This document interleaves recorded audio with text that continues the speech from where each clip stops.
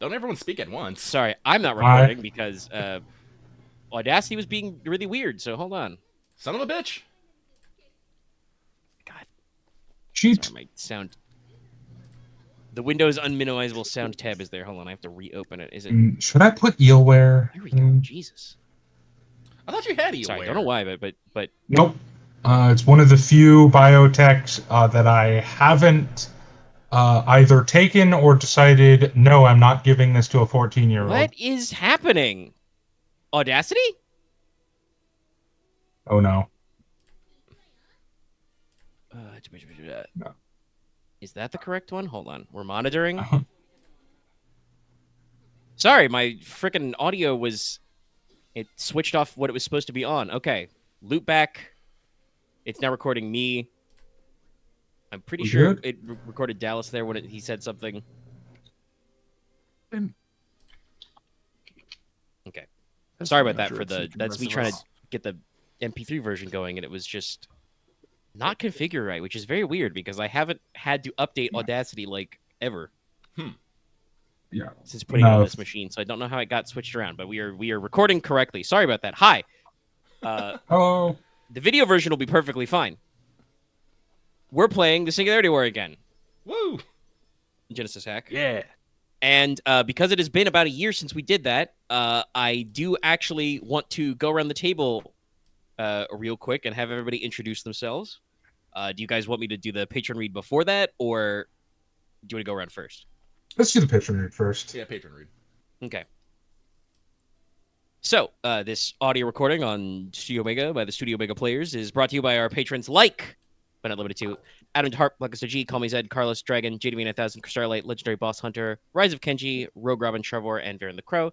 Thank you very much for your support. Patrons, check us out on Patreon. Sorry, my juice was a little flustered there. Okay, all right. So, this is the Singularity War. It's a Genesis hack. I am your game master and majority author, but not the sole one because these guys helped. So I'll be running the game for you. I am Omega. Woo! I guess ladies first.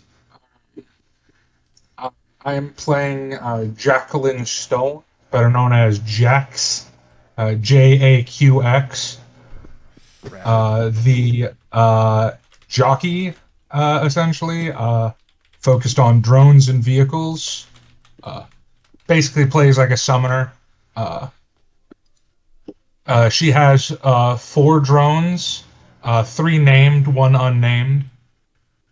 3 named are the Jabberwock model, which is kind of a weird chimera thing that likes to bite and scratch and claw and tail. The Barghest, which is a hunting slash seeking model, which is a doggy, robot doggy. And codenamed Soldier, which is a standard dummy model focused on ranged weaponry and infiltration.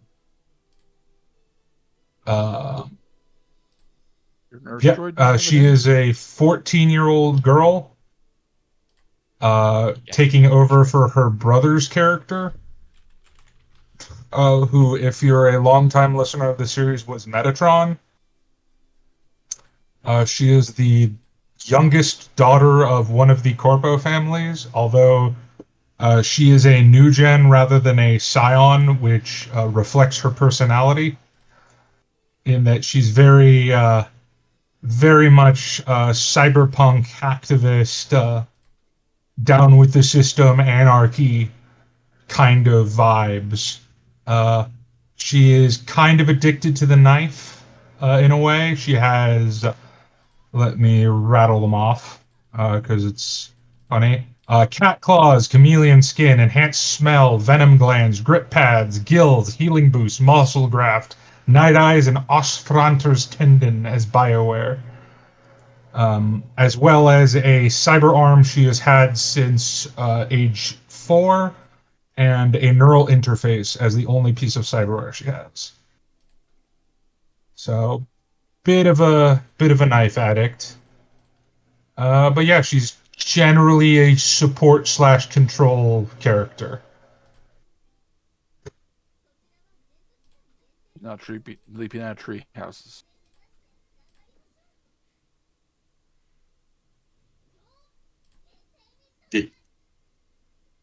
On that note, I am playing Wolf, who is best described as a cyber ninja.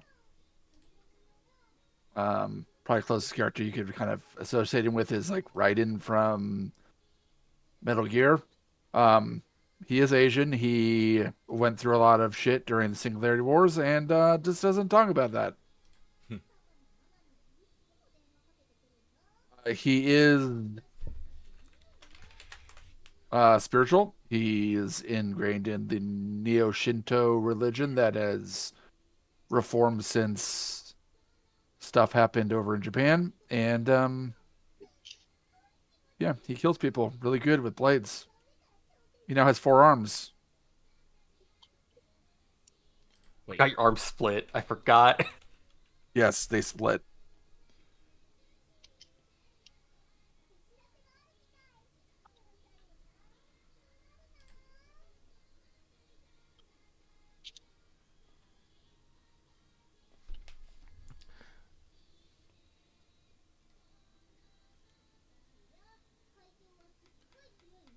Also, I was going to ask. We've settled on the spelling of JaqX with a QX. Well, it's short for Jacqueline, so technically it should be JAQ, but she adds the X because, of course, she does. See, I always thought that was That's fair. We've gone through the spelling a couple of times. I just No, called it Jack should be by the- JAQX. If I ever spell it a different way, it's because I'm dumb, not because. Wait. Let me guess. So it's I like the full did name it is on purpose. Jacqueline on like her birth certificate, but she goes around Yes, it's spelling it Jacqueline. JAQX. Yes, it's Jacqueline Stone. Okay. No. The entire family is French, Creole, Haitian, so Okay. yeah. Very, very proper, but no. She added the X because, like, I mean, I'm in a cyberpunk setting. Why the hell not? She is a 14-year-old Yeah, girl. I yes, your hope that in mom. 20 years she remembers these days and goes, "Oh my god, what was I thinking?" God, I was so cringe. I mean, I think she may be thinking that for other reasons, but that will probably be, in therapy. She makes through that the age. Although she is- PTSD. She is notably. Oh no, she already had PTSD before she started this. That's true. Your She did family, lose her arm at 4. your family is the target Yeah. of terrorist attacks because Because yeah, your mother is one of those CEOs who's not afraid to spend her money to get political work done. It's just that political work involves bombing the Republic of Texas and the new Confederate States of America. as you should. And your dad, I think, is still like the leader of like the terrorist movement in New Orleans. Yes, I believe so. It's yeah. not officially. Okay, Well, off he's the not books. Baker. He's Father. underground in Nolans, I believe. Yeah. Anyway, Aaron, you get everything out about you want to get about Wolf. We racked Yeah. it back to Jax. Okay. Who's next then? Axe, do you want to go or do you want to go last? I'm not going last.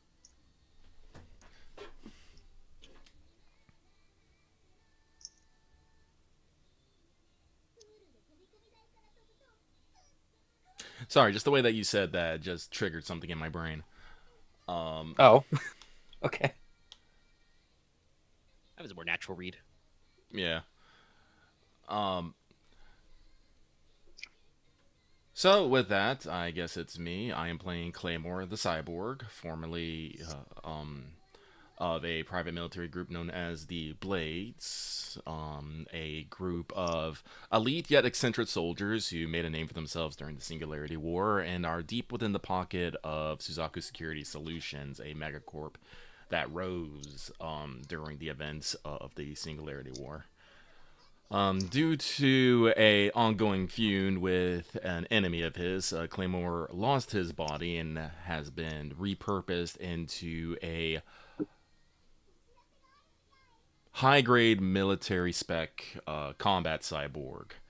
Unfortunately, he does not have much interest in hanging around in a lab and having tests done, so he has escaped slash requested a leave in absence to go leave a swath of destruction in his wake as he looks for the person that has I don't want to say ruined his life. It didn't really ruin his life, but he does not like Dirk. Dirk is a man that needs to be put fucking 6 feet under. Dirk started a war with you, so you're ending it. Yes. Yeah. Claymore specializes in shock troop tactics and explosives. So generally, where he is, something is going to be blown up. Or very, very, very damaged.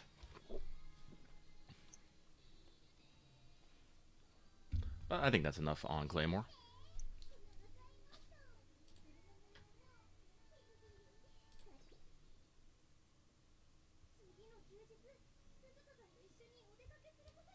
I guess it's my turn. Yeah. Who else? I guess. Sorry. I did want to say last but not least, because I felt like that felt a bit too hammy. Honestly, I think I would have liked Embrace. that a little better. Yeah. Fair? The read was a little stilted no matter what you said. Yeah, fair.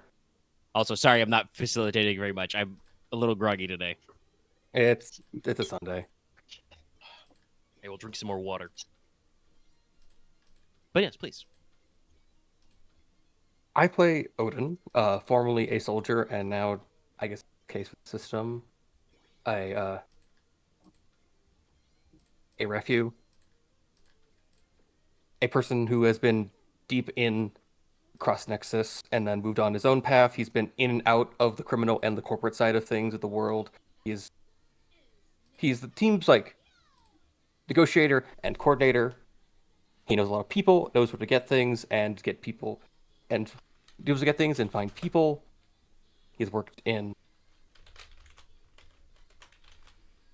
He's tied to the history of the war and mostly the buried past of it. He is mostly a social character with a lot of skills in just group tactics and very basically organized assault.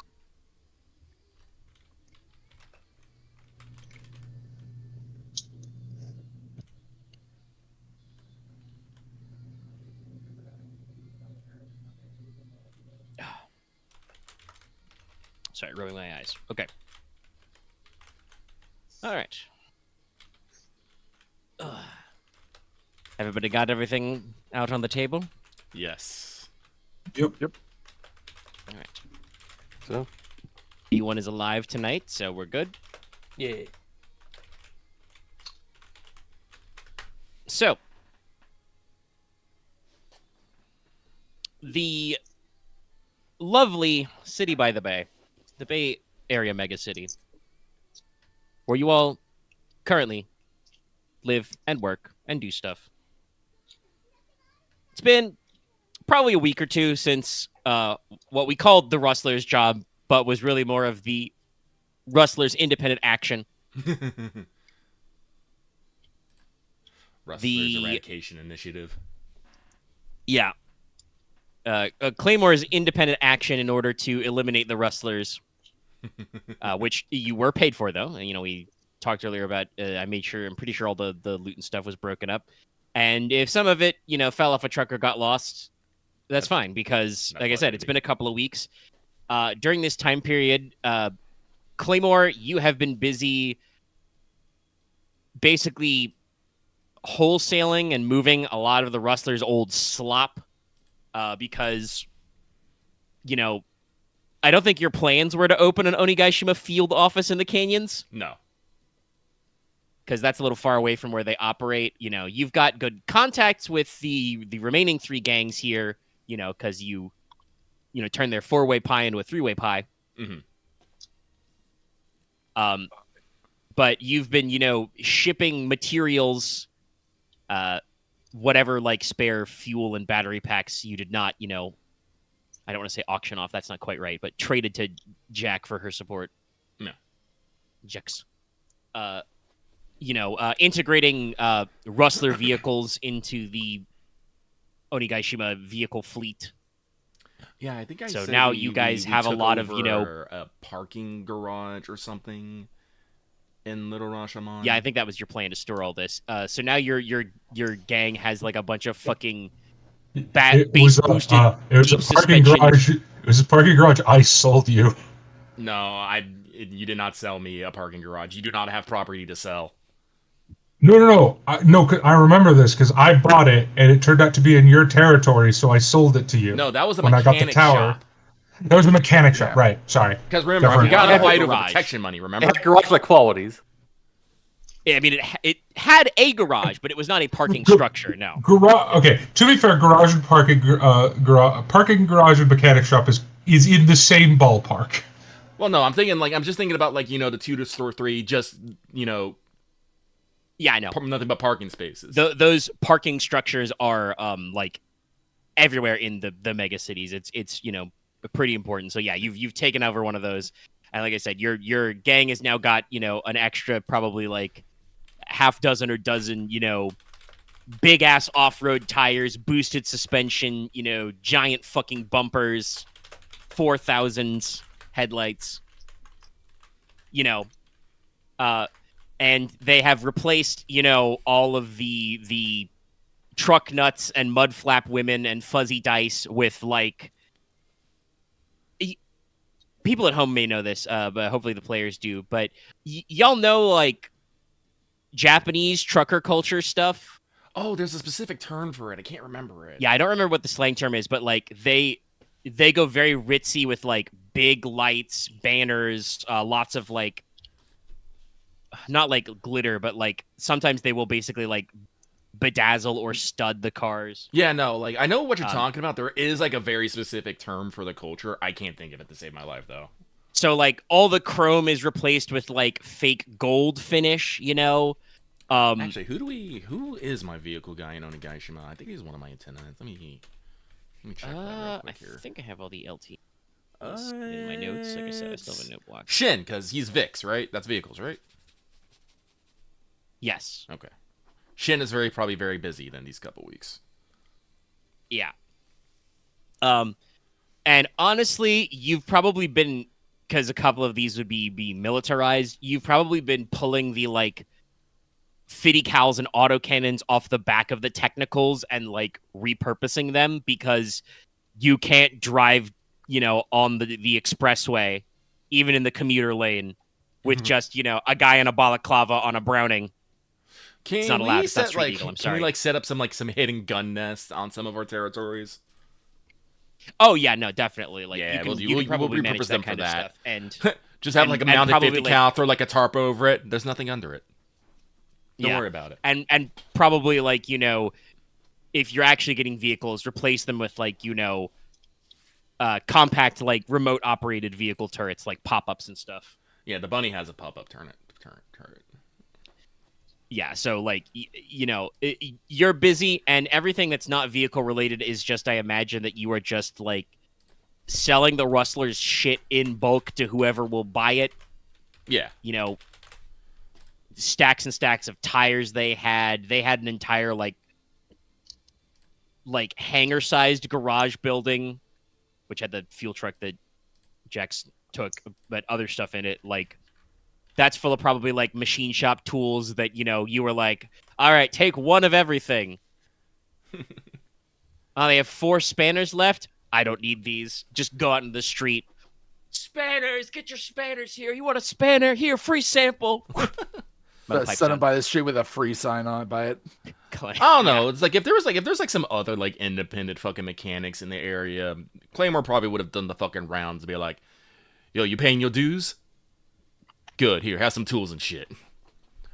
Here at Onigashima, look out for our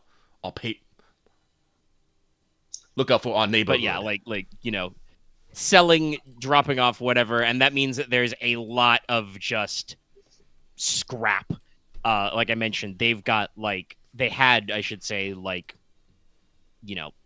storage lockers, scrapped like appliances and shit, and some of that is like, ooh, free water heater still works. others are like, no, that washer dryer, somebody was using that to, store spare bullets. That's not working anymore. So that all just gets either crunched up or you just left it for people to pick over. Do we have like can you just like sell scraps wholesale, even if it's just for it's on like, God, I don't even know what to say. It's like creds on the chip. Well, that's a good analogy. Yeah. Probably. Let's see. Where's commodities? As I was gonna say for recall, pennies on a Jax, dollar, and I was like, wait. We work in basically fucking self-valuing coins now. But it's. I mean, it'll be cheapo. Like one E of basic metals. Oh, Like I it's said, I'm fine. not Yeah, actually it's planning on depending getting on like it's, money like, out of cheap this. ass, Whatever but yeah. like this generates is just going straight back into Onigashima for operating costs and. No, I kind of figured. So Yeah. but that still means that that's all logistics. Yeah.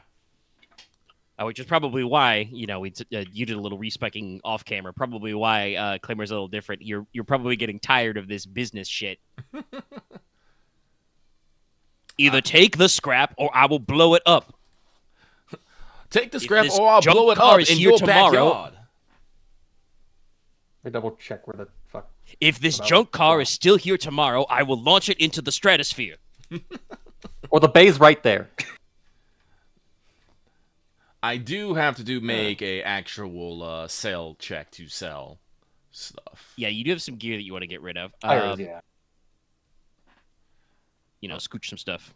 I would like to sell it on the black market because there are some restricted items here. Let's see. The highest thing here is the thermal optic camo, which is rarity 6, and so that means it's 0, 1, 2, 3, 4, 5, 6. That's daunting, right? Because formidable's 5. Something's full. Isn't it? Well, sorry. What's your highest rarity again? 6. Should be 3 then. It's halved, right? Is it? Or is It's it zero- it's it's, 0? 0, 1, Zero, zero, 2, one. 3, 4, 5, 6. 6, 7, 8, 9, and then 10 is... Wait, no. Am I doing this wrong? Oh, I know Zero, why. You're one right. is It's 0. 3. I keep counting the 0, 1 as... Yeah, 0 is a 0. Yeah, those have no difficulties. You're right. It is 3. Yeah, there is. We can do simple checks. Yeah, we start at nothing. I forgot about that. It's like effectively like halved rounded up, but not always. Yeah, so that should be a hard streetwise check. What is my counting? 2? Okay. So, yeah. If you have Loot Goblin, you probably also make it easier on yourself. I do have Luke Goblin. Does he have Loot Goblin? Yeah, it's on my I believe phone. That does give you Add you extra at the Boost? V, so that V. That's a blue. no Okay. free advantage. Okay. Oh, free advantage. Okay. Do I have anything else? Double check. Yes, it's once again, Chad. It's literally been like a year. It's been since like Hey, May of or last June year. of last year of 2024. So Time remembering what based, all of our no. little bits Don't and bobs help do will you. take some Well, time. this is one of the reasons why I decided to severely reduce all the stuff I had, and I was just like looking at it all. I'm all like, Rain has taught Yeah. me. Same. Rain has taught me. Just keep I was what you doing need. too much. Yeah. Just keep like only the I only mean, the things honestly, that I don't- matter. I guess. I don't mind that kind of like because that feels very true to this genre of just like you accrue lots of random little crap because you're like, oh, that's a cool thing I picked up off this dead guy, or I found in a drawer, goes in your back pocket, or you do a job and you're like, we all need grappling hooks for this job, and then 6 months later you're like, why the fuck are we all hauling around grappling hooks? This is why. We This is don't why. need have this a- shit anymore. This is why I It's a have like a. fucking- Do I have a scuba suit? No, Oh, wait. That's important, we're fucking all fucking Bethesda characters. Just like, why the fuck do I have this again? Why do you think Alright, I have a house so and I have a storage shed that has a fucking eye scanner for a reason. Okay, I mean, I have a bigger house than you do. I forget. Is it that we have and we go up by 5, or is it we go like quarters and then by 5 for per success? I forgot. Yo, when you're selling used goods, it starts if you make 1 success, you sell it for 1 quarter. If you make 2 successes, it's half. Oh, okay. 3 would have been 3/4, and then I think it's like Okay, so I got half out of this. That's 50%. still not too bad. I thought you could just wholesale like commodities, but yeah. Well, this isn't commodities. This is actual gear. Oh, okay. He's dumping the stuff Okay. that and hopefully everybody transverse their stuff. Like I know Jack wanted to take your cybernetics shit. I sold 2 railguns I'm trying to think. because I had 3 railguns and I did not know why. Probably salvage. I'm pretty sure at some point you were trying to build a railgun with the talent where you get to just build things, and the other players were like, "Fuck it, just have a railgun. You could just afford them." And you're like, you're right. Yeah. And But so then you ended up with some extras. But But then I can't. sorry, Dallin's finish. I was gonna say, it's like I don't know why maybe I'm using the wrong word. It's not railgun because I'm not thinking of the one mounted on my car. I'm thinking of the handheld one. We might have No, that just would be picked them railgun. up from That'd be somewhere, real and you're rifle. like, I want these. Maybe I If did. you like, because use range light, I think. Well, because one of my drones uses one. But so I know why I had one. I just don't know why I had the other 2. Honestly, you probably just picked them up because you like to hoard things at times. I do that. I mean, so funnily enough, talking Are they meant about to be like the- Jack's they like- inheriting things, I'm pretty sure at some point Claymore literally bought a railgun, fully kitted it out, and then like the next day was like, "I don't want this." Jack, you want this? That's where I got the third one. Okay. Yeah, that's definitely one of them. Did you not? I guess you didn't mark down what challenge you had. Yeah. A 48. It's like I think you guys have the laser. But yeah, pistol, the rest but, of you yeah. obviously have your own, concerns to work with. No, I have an arc pistol. Jack is I custom built it. Jack's is the only one of you that doesn't have what could be called a day job. But I would still, argue she have to does have a spend day your- job now. You have to spend your days, dodging the attention of your family so you have free time. Well, no, I also manage the arcology tower. Well, yeah, that's not an official job. Oh, true. Okay, official job. Yeah. 'cause- No. Yeah, I don't but have an that is where official you day spend a job. lot of your free time. You have taken over and abandoned, our arcology tower. No. The 2 things Jack has been doing in the time skip whatever times is working on the arcology tower, helping her. I don't want to call them a gang because they're more of like employees than a gang. I mean, your employees then.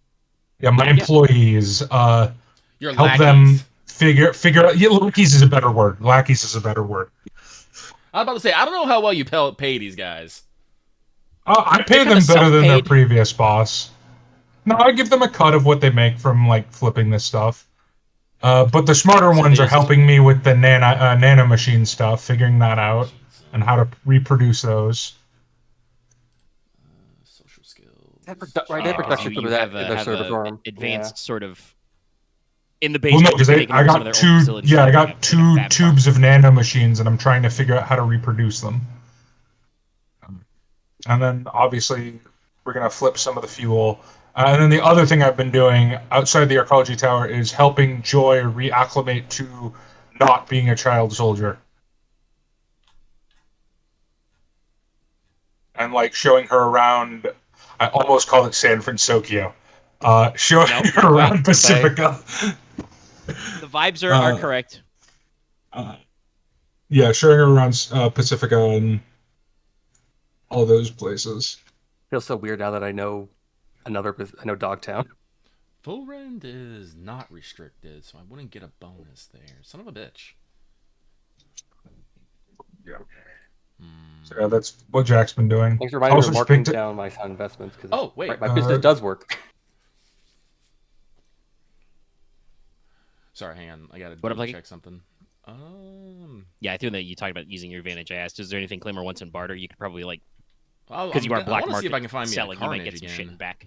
But I was gonna go check the rarity and if it was restricted. Got I'm it. pretty sure it's restricted. It's a fucking Probably restricted. It's yes, no, experimental. it's 8. It's on the- Eight. it's on Yeah, the can I card. get 3 blues on finding a Carnage with my advantage? Or wait, Yeah. no, yeah. See if he'll put me. Yeah, because Carnage is rarity 8. Yeah. Basically, yeah, you like you talk to this guy who buys this shit off you that's black market, and you're like, hey, I'm in the market for a Carnage. Do you know a guy who knows a guy? And he's like, I know some guys who might know some guys. 0, 1, 2, 3, 4, 5, 6, 7, 8. This one is 4. So 1, 2, 3, 4, and then blue. Blue. Claymore's original classic, the Carnage. 2,000 credits, rarity 8. Nice. Did I do that right? Yeah, that's a lot of advantage. Jesus. Well, I guess something All wrong right, with well, it. that's 5% cost reduction. I almost said profit. That's not technically correct, but yeah, 5% reduction for each extra success, each bonus success. So that's and 5 advantage. So you get to shave a little off the 2K, and then actually check the. It'd be 300 off because 15% off 1,000. Do I get the big boy with it? No, I'm trying not to carry too many guns. Encumbrance is still rough. Yeah. Like I wanted a shotgun because I have the heavy secret rifle for my medium engagement. Do you have the Nemesis? No, I do not want the Nemesis. I just sold my air rifle axe. Do you want the Nemesis? I don't have the strength for it, so it's suck for me. I do find hilarious that we have the Nemesis sniper rifle, and then Girlfriend Frontline 2 comes out with the Nemesis sniper rifle. She's It fun. gives me Yeah, giggle. funnily enough, I didn't intend it to line up there, but that's because I named it Nemesis after the Greek deity, because it's a reference to the PGM Hecate, which is very famous, but also people will recognize because it's the anti-material rifle in Fallout. In Vegas, yeah. Basically, Chad, if you ever wonder what a weapon in this game is modeled of, if it's not directly lifted from Cyberpunk, is it a Fallout gun? Is it a Halo gun? Destiny. Is it Outer Worlds I gun? think there's one Destiny gun that I've seen. The fucking. Maybe Borderlands. Sorry. Well, now I have 5 advantage. Is there anything? Yeah, that's what I small? was like. Now do you want to try and tack on the extras that you weren't Oh. budgeting? Explosives, explosivos. Right, you're Because I gonna was buy going to double bombs. check if the Carnage has any special features, but no, it's just anti-personnel grenades, or you can do anti-armor mode. Anti-armor mode, you don't get blast, but you get breach 1, concussive 1. All right. Let's see. Breach, fuck. Plastique. The Carnage was taken directly from what Yep. Claymore's original signature weapon was in the Sprawl, and it was indeed that nasty. It was dangerous and harm 5, so it killed most everyone. Yes. Yeah. That's why. Well, that's So one of the the reasons result why I is want a- it back. a, I missed. you I know- missed it. An auto-fire blast 6 knockdown vicious 2 gun, which is medium range, and like I said, if as an incidental, Claymore can switch it to anti-armor mode, which drops the blast but gives it breach 1, concussive 1. Because it's technically a shotgun, but it does not fire shot shells. It fires proprietary smart micro grenades. Damn. Also, I should say, Terrifying. technically, the thing on my car is not a rail cannon. No, I think you have a particle gun. No, Last it's a check. Gauss. It's a Gauss cannon. Article man. Oh, okay. It's a coil gun. Okay, Yeah, so man. can I get 5 blocks of plastique? They are 50 creds, rarity 6 restricted for those 5 Yes. advantage. All right. Yeah, those are cheap as hell. You could just get them. Claymore goes over to the It is guy, wild. sees he's all like, it's like an guy who really liked explosion. He's a guy who unironically says explosion is an art, not art is an explosion. But yeah, let me add that because was meaning to pick up some explosivos, so that saves me. Plastiques are like rare and restricted. They are not expensive. No. So yes, he's just like, hey, you want to check out some stuff I've made in the tub? Bathtub Semtex. Hell yeah. Do not make Semtex in your bathtub, chat. This guy probably has a fucking faceplate mask just because it's probably like part of it's blown off or something. Don't make Semtex in your bathtub. Do not make I- thermite in your ant farm. I posted the picture of the guy that Yes. Claymore was dealing with. The guy that Yeah, explodes pretty the much. hill.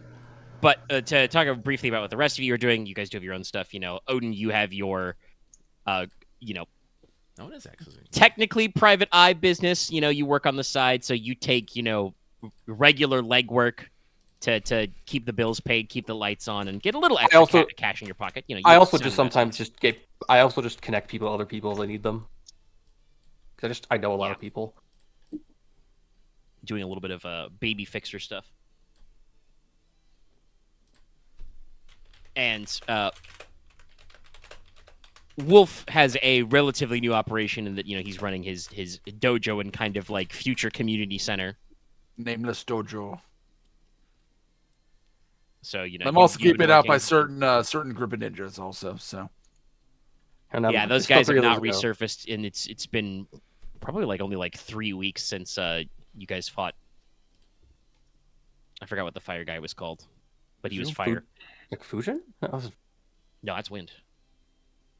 Oh my god. I we have don't Kazi, remember. we have Mizu, The wind we guy. have The wind guy was the Kasi. original one. It's been a couple of months since that. He got Sushi. away, yeah. Yeah, You those sail Rangers for took half? tendons. Fire guy tried was to it, crash Dallas? my fucking party. Is Go ahead. is sail for half? No, it starts at 1/4. Okay. What do I roll to make it more? Negotiation or streetwise if it's illegal. What are you trying to sell? Okay. 2 rail guns. Oh, okay. Do you want me to do it for you? Well, they're restricted, so. What's my streetwise? I got password. Yeah, I'll probably let you handle it. Just because I don't believe I have 1 streetwise, so. Just double check the fines where these are on the... My streetwise roll isn't actually that bad. It's it would be one yellow, 2 green, 2 blue. Oh, this thing is actually pretty heavy. Rail cannon, there it is. The rail cannons, not guns, right? I don't... Yes, rail cannon. Sorry. Alright, cool. Because that changed it. Okay. 8, okay. No, rail gun is the vehicle weapon. Sorry. Sure. Also, not true. Stunted. 8 now. Looks at mass driver railgun. Share between flashlight rifle and seeker pistol. It's right there. Oh, okay. There it is. Okay, they might be rail. Then they're rail guns. Because Dallas, that's what it what says does on the my text sheet. say in your document? It says rail gun, so they're rail guns. Yes. Oh, there they are. Okay. 7. Okay, that's simpler. Okay. Did we set Destiny? We did not, actually. Shit, there was something else. Actually, yeah, Well, that's a good I'll point. have to Set fucking get it later. God damn it, me. story. Let's see. What? There's 4 of you. Yeah. Is that right? Nope. It helps if you spell story correctly, buddy.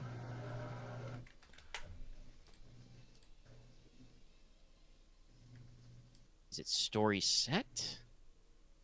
Or is it just Yeah, it set might be. Destiny? It might be story set. Reach out and set your destiny. There we Okay, go. there it is, guy. It is set. Oh, just Destiny. I will wait to use my flip later because I have one of those. But Do a flip. Okay. Oh, Exclamation flip. point story does work, which is shorter. Yeah. And let me double check with the passporter. You upgrades it once, so it'd be 1 red and 2 purple. That doesn't help me. Not the gobbling the. I think I literally know a guy that buy this stuff. Probably. You did actually keep track of most of your. I do, let's see. Contacts. 20. So that's 9 to 6. Oh yeah, I do have Azakar, but I don't know if he actually. He's usually more like actual like custom shit. I do have like railguns, but whatever. Well, I guess I'll carry the carnage on me, and I'll keep the plastique in my drop box where people will not be able to I get to double it check. without my say-so. a lot of bullshit. It's cute that you Imagine think I Claymore need carrying your. the symbiote carnage.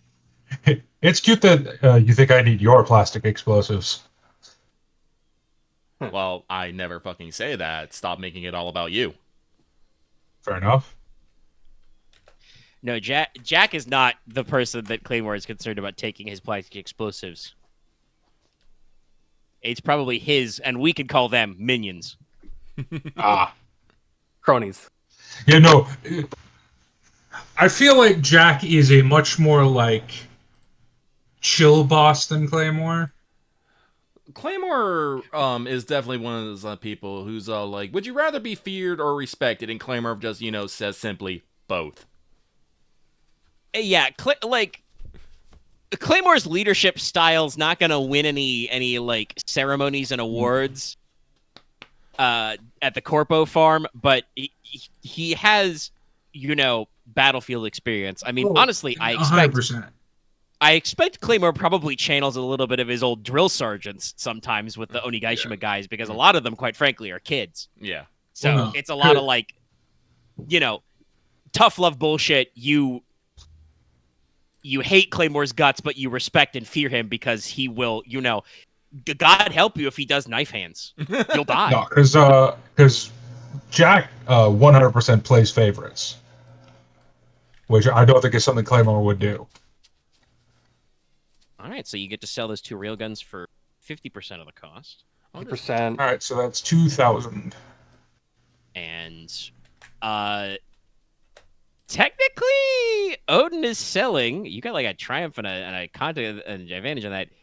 Is there anything that in lieu of like creds, Odin would like in barter back? Let's see. Preferably something that's less expensive than the rail guns were. But there's the black market's all kinds of weird. There's many oddball things you can pick up. I think in the actual gun department, no, but let me check around. At least that saves me having to pay Odin.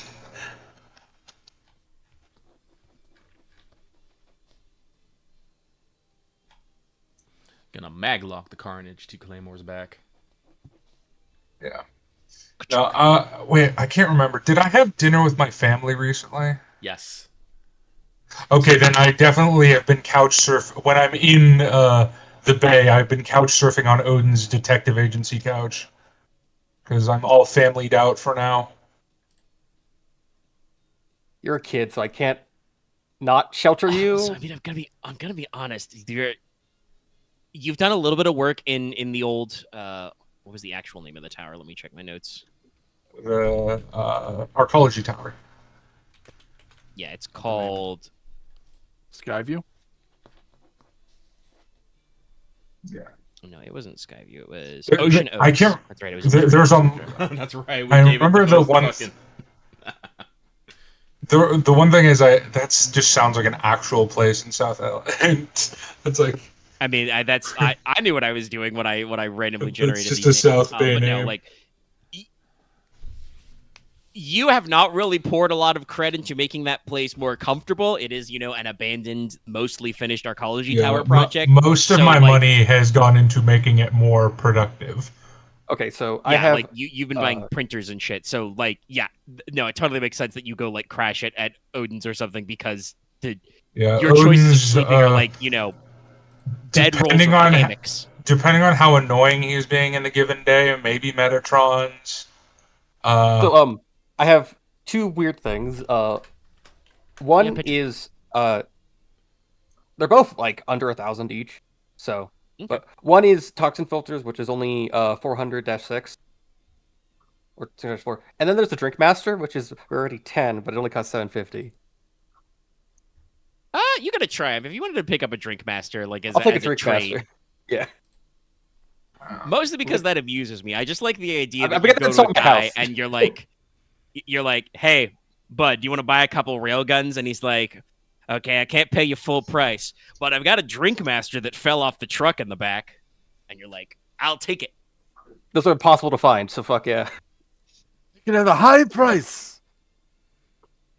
And Like this the is how the barter yeah. works. But so let us actually, we're still getting the vibes, but And obviously, you guys Yeah. will think about spending and earning money. But the main thing is, Claymore, like I said, after a couple of these weeks, you get a call from Granny Coyote. Mhm. And she basically says, well, thanks so much for your help with the place and the stuff. You guys did recover a Nomad vehicle during the Rustler job.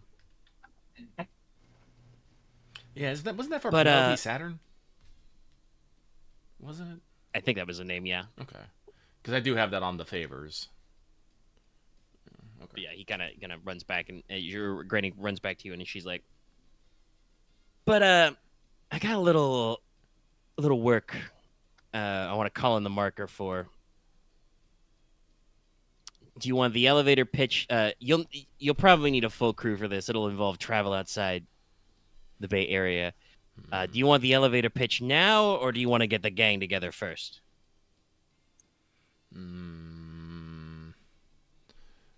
Nah, give it to me now. All right. The short version is, it's a little messy, I know, but this is why we go to the best. It involves family for me. Gonna run I guess we'll call it a courier and extraction job.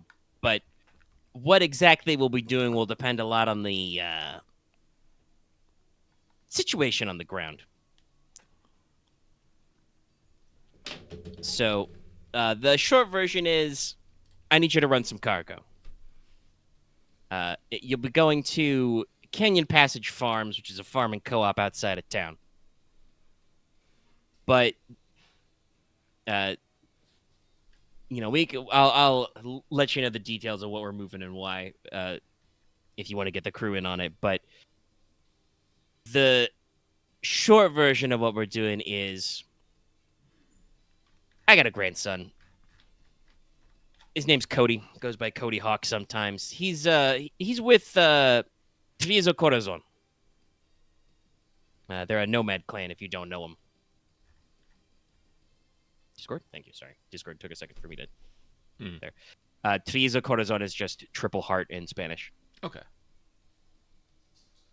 They run the old I-5 route, hitting up Bay Area, Sacramento, Angeles. Sometimes they go as far as Diego, Tijuana. But she kind of, pauses in I imagine like the little, head view you get Cyberpunk 2077 style. She kind of scratches her chin and says, but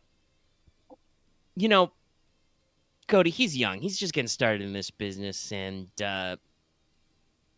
well, the clan's parked in a rester called Wesley. It's about 45 miles as the drone flies out of here.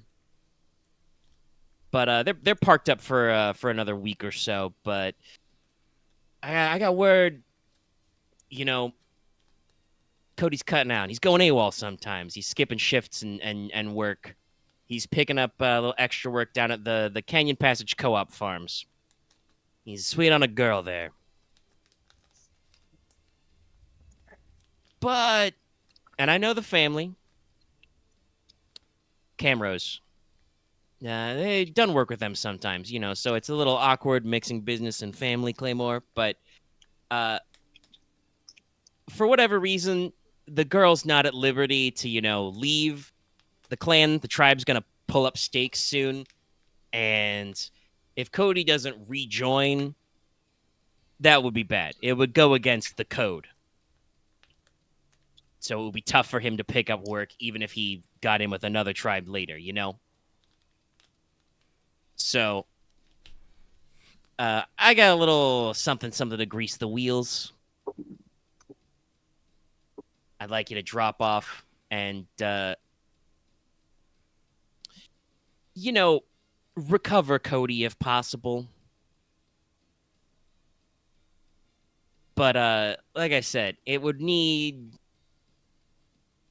tactical flexibility, which is why I know I'm calling in a favor, but you're gonna need a group for this, so we're gonna be paying market rate 5,500.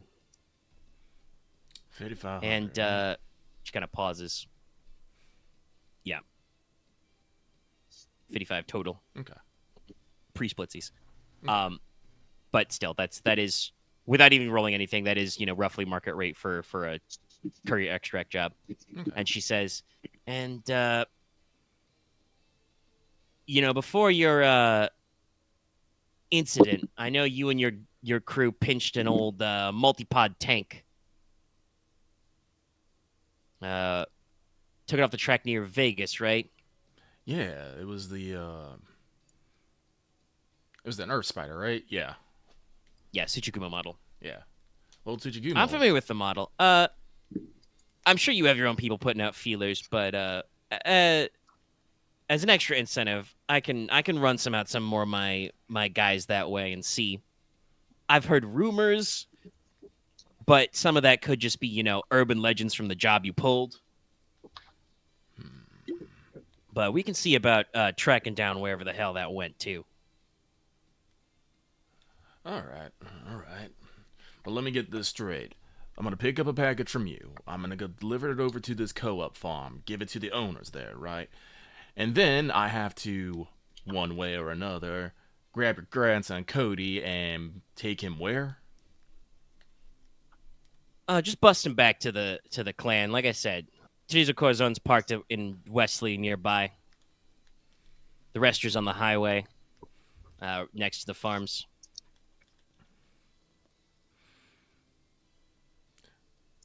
Like I said, I got intel and a whole pitch. If you want to bring the crew in. Yeah, it's like, Claymore basically, agrees, saying, he won't take any of the cut since he's doing it as a favor to, he'll do it as a favor to her, so the cut will go to the crew for their fees, and he would like if she would look into the Tsuchigumo that, was lost in Vegas. But with that, though, he'll ask Granny Coyote to hold one and see if he can ring up the rest of the guys and, patch him into this call. Yeah, you can make a conference call. Yeah, make it a conference call. So, Claymore will ring everyone up with, I don't know, maybe he'll probably send out a text message first. It's like, hey, got a job from Granny. Pick up the phone in like a minute if you want in. And see Jack will pick up immediately. Yeah. We'll pick up. Okay, so that's Wolf and Jack. I answer the phone once I get a chair. Okay. Yep. And then right.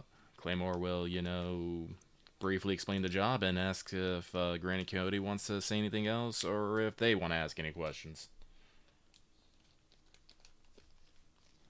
Granny kind of takes an inhale and says, like I said, I got a physical package for you to pick up, so we can harsh out any in-person particulars when you come up here.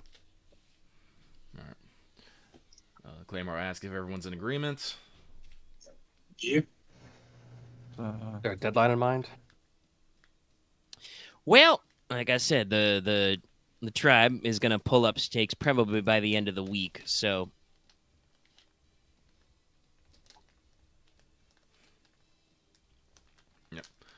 Alright, so that's our deadline. But if we have nothing else, Claymore says we'll probably be down to pick out the package. Wait, what time is it? Early day? Probably like a morning when she calls you, yeah. Morning. And she says end of the week. What day is it during the week? Early week, middle of the week? We'll say it's probably like a Monday or Tuesday. It's the start of a week. Then we'll probably say tomorrow. We'll be by tomorrow then. Not too soon, but not too late.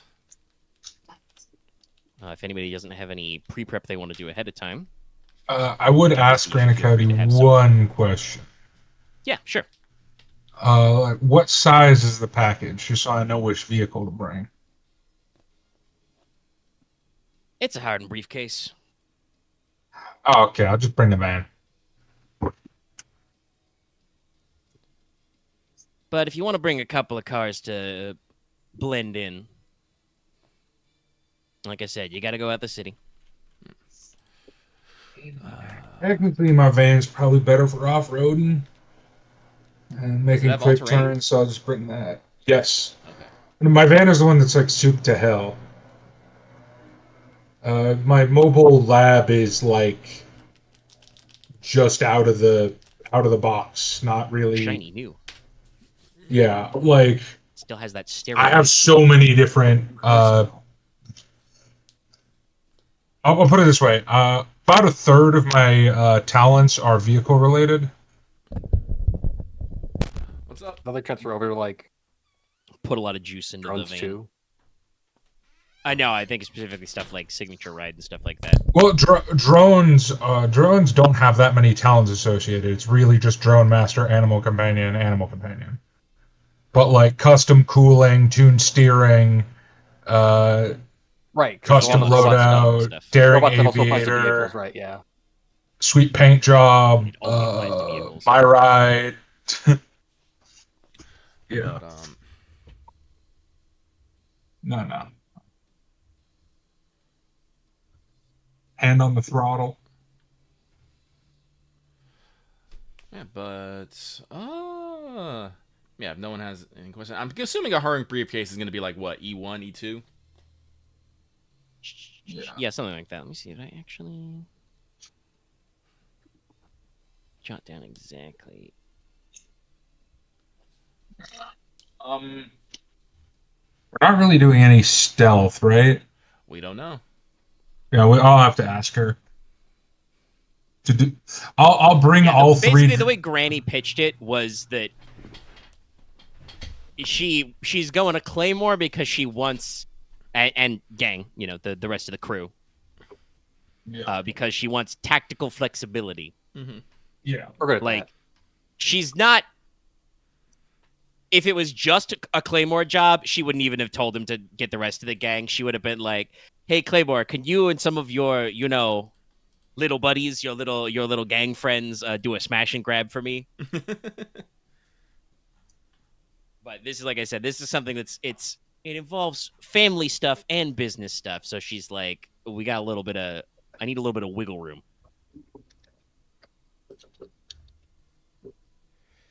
You might not want to drive your company car, but you might want to. I don't know. It depends on if everyone needs a vehicle. I assume Wolf can take his off-road bike. I'll bring soldier, and I'll figure out which other drone I want to bring after we talk with Granny Coyote. All right. Yeah, like I said, the actual job site is you're going to be driving probably because you have to go up through the road out to the mountains. You got to drive a couple hours probably. Well, soldier's more of the all-purpose like drone, like it's infiltrator slash fighter. Whereas if I want to go more stealth, I'll bring Barghest to Doggo, and if she wants us to just kill a bunch of shit, I forgot about Barghest. if she wants us to go kill stuff, I bring Jabberwocky. I remember Jabberwocky. I forgot about Barghest. Yeah, I remember your dog with the shotgun mouth. But Oh, no, that was to pause this and step away for a sec. I'll be right back, and then we'll Okay. get to the meeting. The meeting. So you guys group back up. You know, the next day, after probably a little preamble and making sure, you know, you've got all your kit, your like everyday carry they call it, you know, and go out to where Granny Coyote is right now. She's, you know, parked out in a lot somewhere, and actually you get invited up to a trailer.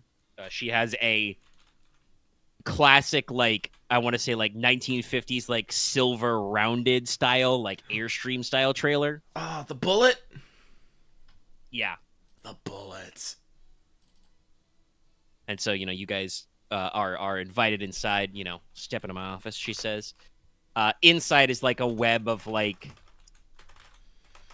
you know, modern like LED lighting in a couple of different colors and tones just stuck in random places.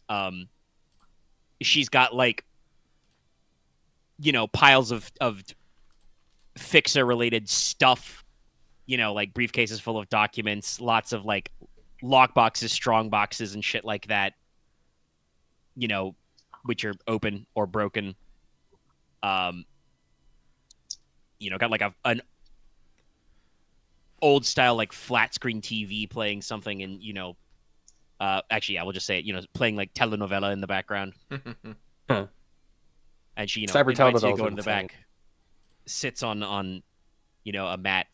She actually busts out a bong full of hash, lights it up, takes a drag, offers it first to Claymore. Claymore will pass. All right, he's good. Feel free to take a hitter if you want to sit in the circle.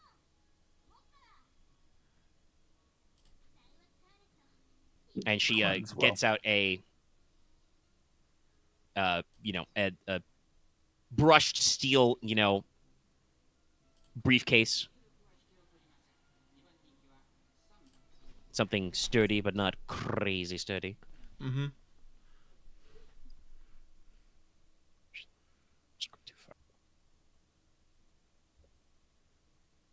Yeah, it'd be E2. E2, okay.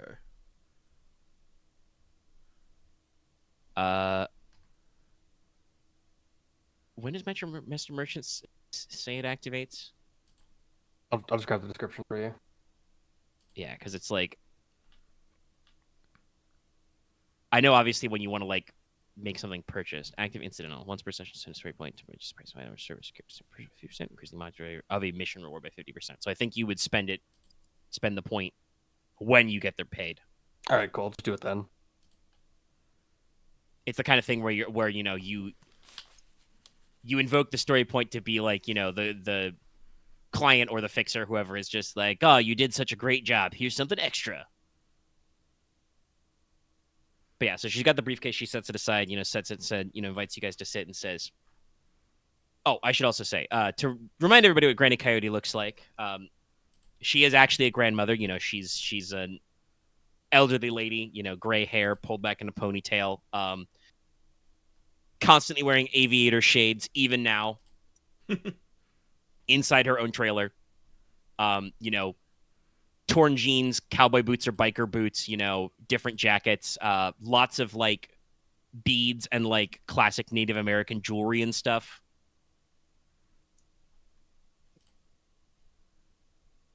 Mm-hmm. She has a couple of coy dogs that are in the trailer with her. Borkers. You've seen them before, so they just give you guys a casual, canine side eye, just like, Got my eye on. all right, will you're give them- inside, but no funny business. I will I'll give have them to ear. barbecue. I will give them ear scratches. They're like, yes, we remember this one. This one is allowed to do that. She's part of the team. Well, considering the history I have with Granny Coyote, yes. Yeah, because again, your mother and her are, I don't want to say pals, Yeah. but old business partners. Yeah. Also, canonically, she's the one who taught Jack how to drive. Because I feel like my mother would not teach a 14-year-old how to drive. No, probably not. But yeah, so Granny has you sit down. She pulls up her hologram projector. She probably has hard copy to distribute if you would prefer that way. But she's like I said, this business is a little awkward because it involves family, but it involves clients. So we'd like a little flexibility.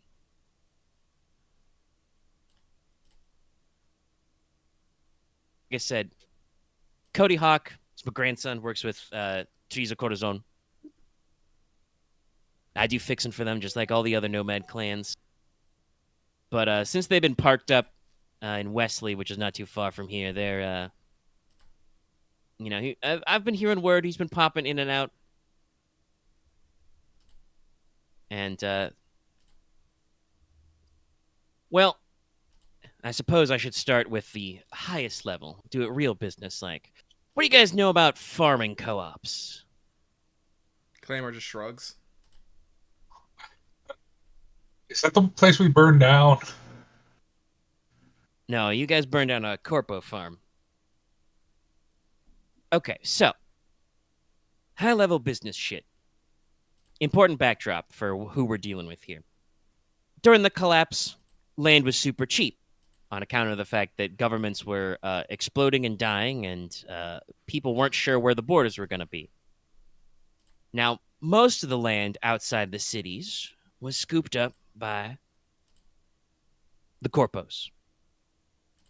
She gestures vaguely out in the direction you would be going to drive to Wesley. She's like, you go back out east that way. That's all Northwest farms, maybe a little bit of investment properties by Blue Star Pacifica. Near Wesley, there is actually an RGC granite quarry and blacktop factory, but it's all corporate holdings, except for the couple of dead towns. But some people use the advantage of the fact that land was cheap to prepare for the future. Canyon Passage Farms is one of those. They were run by a bunch of civilians who pooled all their money together and bought a bunch of land and turned it into an agriculture co-op. They're all shareholders in this business, and they run different plots of land, but they pool their crop together, and they have communal vehicles and stuff. And so they each get shares of the profit. So they're shareholders.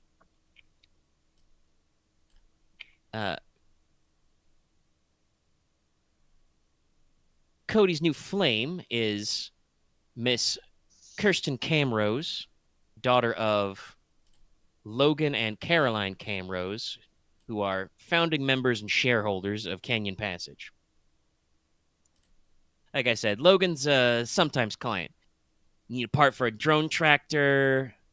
You need some fertilizer, and you don't want to ask where it came from. Stuff happens. Nomads are fast. But as far as I know, I don't get out there much. So if you guys want to take the temperature yourselves, that's your business. But as far as I know, cute couple, classing as it could be. The problem, the farm's a mom and pop. Kirsten's their oldest daughter. I think they got a son, but he's still in his early teens. Parents are getting older. They don't want the girl to leave the farm. And hopefully that's where it stops, because if, there's objections about the quality of having a nomad for a son-in-law, well, Granny Coyote waggles her aviators. Mm-hmm. Menacingly. But like I said, that's for you guys to take the temperature on. So,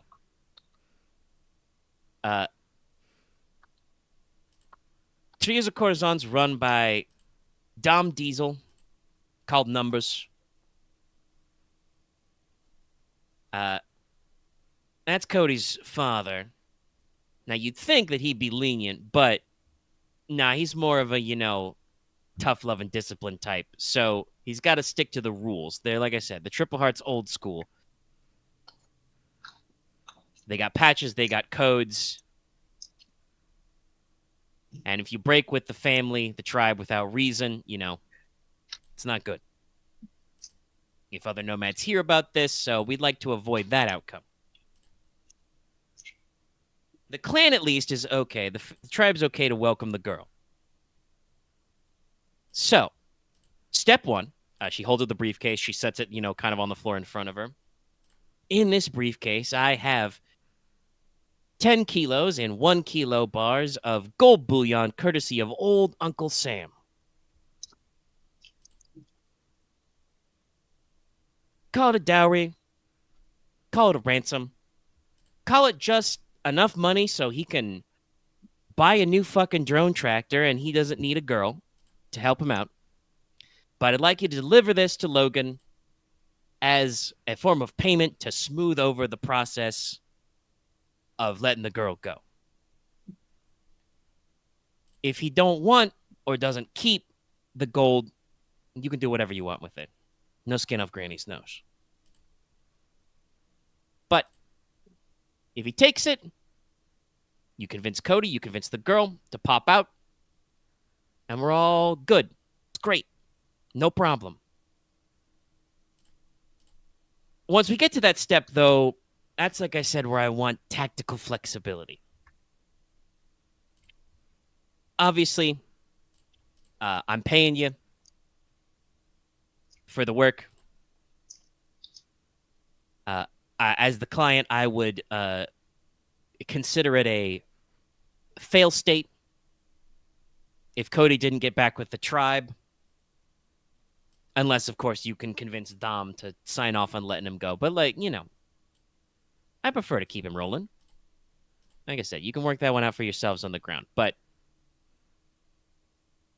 Cody's got to be secure. Whether he's secure staying or secure going, he's got to be Gucci. And if the girl wants to come, that's great. If the girl wants to come and the father don't want her to go and he won't take the money, well, you know, like I said, tactical flexibility. Obviously, Cody is my blood, so I would prefer if we didn't do anything permanent. Pointed look at all of you into her, you know, mirrored area shades. And with Logan, you know, you'll be on the ground. You got to call the ball.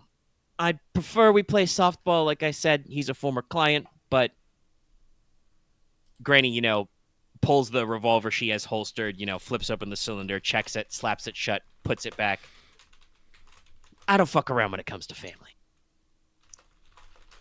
Cody's my family. The girl's on her way to being family. You know, so like I said, I would prefer if we could resolve this without too much shooting and hooping and hollering, but she gestures at Claymore. I would like shooting, hooping, and hollering to be on the table. Claymore just, you know, stoically nods. And I will say, you're going to want to be careful about going too hard too fast, though. Again, not from me, but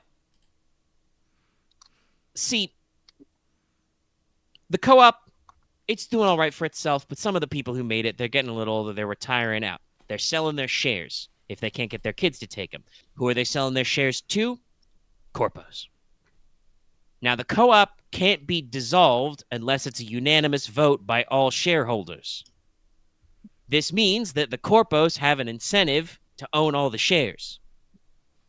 Now, I haven't heard any stories of things going wrong, but I have heard rumblings that there may be some leaning involved with the bigwigs. Nobody's broken any legs yet, but, you know, well, y'all know how corpos operate. And because of, she adds the air quotes here, criminal activity, which is no nomad tribes like my kin rolling out on the roads out there, some of the shareholders at Canyon Passage have hired a private security outfit. I think they're called Redbone Security. They're kind of small in the scene. I think they got less than 50 permanent employees, but Claymore, I'm sure you know what it's like. When you're doing Merc tours, you roll up to your nearest bar, you can find dozens of guys who are willing to do 6 to 12 months to, you know, hold a gun and sit in a tent and get paid. So could be a little more bodies on the ground. And these assholes are being paid to secure the farm. So, you know, not the saying that you couldn't handle it, but if you guys roll up guns blazing and just black bag everybody, somebody who's a third party is going to take this as an opportunity to get some hot shit shooting done. On the plus side, I don't give a fuck about Redbone Security. So whatever you want to handle that one, that's you guys. Any other questions about the job as I have presented it? No, Claymore has none. Claymore is thinking that we will deliver the thing. He will have fucking Odin handle like meetings and negotiation. If that goes wrong, he's gonna start blowing up farming equipment until the point is made. Agreed. If not, Wolf's good at kidnapping people. That's also an option. Well, no, Wolf can kidnap people while I'm blowing up farm equipment. Yeah. Fair. No, Claymore is very good at being the distraction. Yes. We still have that illegal music video. It's true. That's a great way to phrase it. It is a very illegal. Yes, music video. I mean, it was played some music. And not a snuff fucking film. he did. That also, I mean, it is also a live leak, basically. Yeah. But yeah, Granny says, if you want to get a word on the ground, you can check in with Cortisone. They're parked just up the mountain from, like I said, the rest are at Wesley. It's a little spot on the old I-5. It's an actual former rest stop, but they got spaces to park, sleep overnight, fueled up. Got a couple businesses where you can get some stuff. And if you want to check the word on the street, as it were, about Redbone or anything, it's as good a place to start as any. She's like, all right. She just, picks up the case, holds it out for somebody to take. Claymore grabs it. All right. It's probably not a big deal to you, but it is literally loaded with gold. It's like E2. Mm-hmm. Gold. I like gold. I'm glad that nobody blinked when Granny said that she's got 10 USA stamped gold bars. Owen thought like, oh, I know how to think of the question, Granny Coyote. I'm not gonna question a fixer and what they fucking got. It's like, oh, I'm not gonna question how she got it. I just like, oh wow, I didn't know Also people. wondering who this uncle is. Ain't mine. Uncle Sam. so I don't have any uncles. Uncle Sam dead and buried. All right, but you guys Feels weird, can like, load up. Oh, Claymore would know. All right. Well. So who? Honestly, since Odin's our negotiator, Odin should probably carry the briefcase. It adds to the aura. But who was Odin riding with? He was riding with Jack, I believe. Jack's... Okay. Yeah. Probably with Jack, you should bring your own thing, and you're probably going to be in the middle of a fight, and I can manage otherwise. I'll just bring a Jackbox of all my other utilities items. Yeah. Okay. Yeah, we'll So that means it's. I'll be on CompCon, will be fine. That means it's Claymore and Sarugi in the Gun Bunny, Jack and Odin in the van, and Wolf on his company. bike. So all those drones. I'm sorry, what was that? Plus all those drones in the van too. All the drones in the van too. I'm sorry, I Jack don't know and all Well, the fucking Jack's I'm drones. probably not bringing Jabberwock in that case. If this is not a for sure combat mission, Jabberwock is the least useful.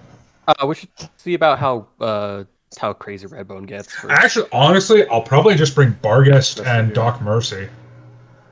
I probably won't bring Soldier. Because, yeah, Doc Mercy seems like it could be more useful. I mean, you might want to bring Soldier. Like, Granny Coyote knows what's up. She wouldn't have contacted us as a group. Yeah, she wouldn't have. There wasn't. She wouldn't have gone to a Claymore first. decent possibility of yeah, I'll extreme bring violence. Soldier. TM. Yeah, I'll bring Soldier just in case. But Jabberwock is not a. That is not a negotiation mission drone. No. It looks like a fucking demon. True. Demon.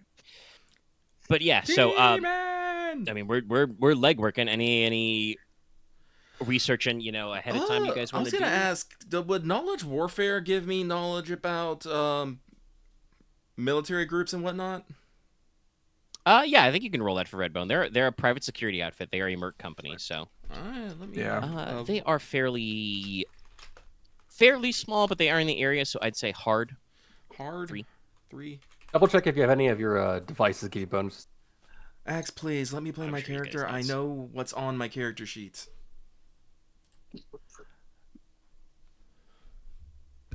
Otherwise, I'm going to literally start saying every time you start doing a thing, I'm going to remind you incessantly of every little possible thing you can do. And you'll appreciate it at first, then you'll start to hate it. It'll probably any depend on my other memory loss rolls? and your tone. Yeah. I'm going to roll. Basically, I have two things I want to look up.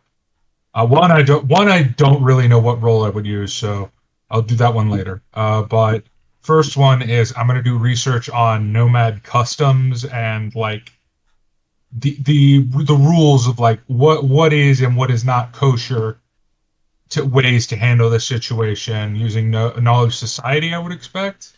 Yes, Real that would be quick, are we non-society. still hooked up? Are we still on the grid out here? Right now with Granny, yeah. Okay. Then I Yeah, can I'm use doing my this in my holophone. I can use my holophone and yeah. smartwatch. Yeah. Pull up my stat book for this because I'm gonna go look up any of the corporate One ties success. to like this farm. What difficulty would it be? So literally, without that extra average. success, I would have gotten fucking blank. Even the blue dice I got was blank. Hilarious. Yeah. Damn. Okay, let me make sure none of my Well, things... it makes sense. They are pretty small. So, Claymore, you just, hit up Soldier of Fortune forums and shit. Ask some of your old buddies. So, Redbone Security is a small Pricex private security agency. They're a little bigger than like a for-hire militia gang or a Freela crew, but they're not like big enough that like Suzaku's gonna buy them out anytime type shit, right? Mhm. They're a small independent organization. Claymore, these kinds of guys. They're a dime a dozen. Corpos love to use them because they're great cutouts. Because if they blow up 1,000 civilians, you're just like, oh, whoa, private contractors, my bad. They were crazy. We were hired to kill those people. No, you weren't. It's right here in It's our in the contract. How Yeah, dare exactly. you? We will. Don't worry. We will penalize them to the full extent of the law. We are very sorry. Their logo is a bright red bulldog with a bone. Sorry. So they work a couple of security contracts in the valley. There is, I mentioned before, there's a Rio Grande Combine plant where they mine granite and other stuff and produce blacktop, Blacktop. which is a trademarked product. They are also on call. One of the other things that is in this valley area are enclaves, so gated communities that commute to like San Fran and the like. So they work, independent security for some of that. They also do bounty hunting.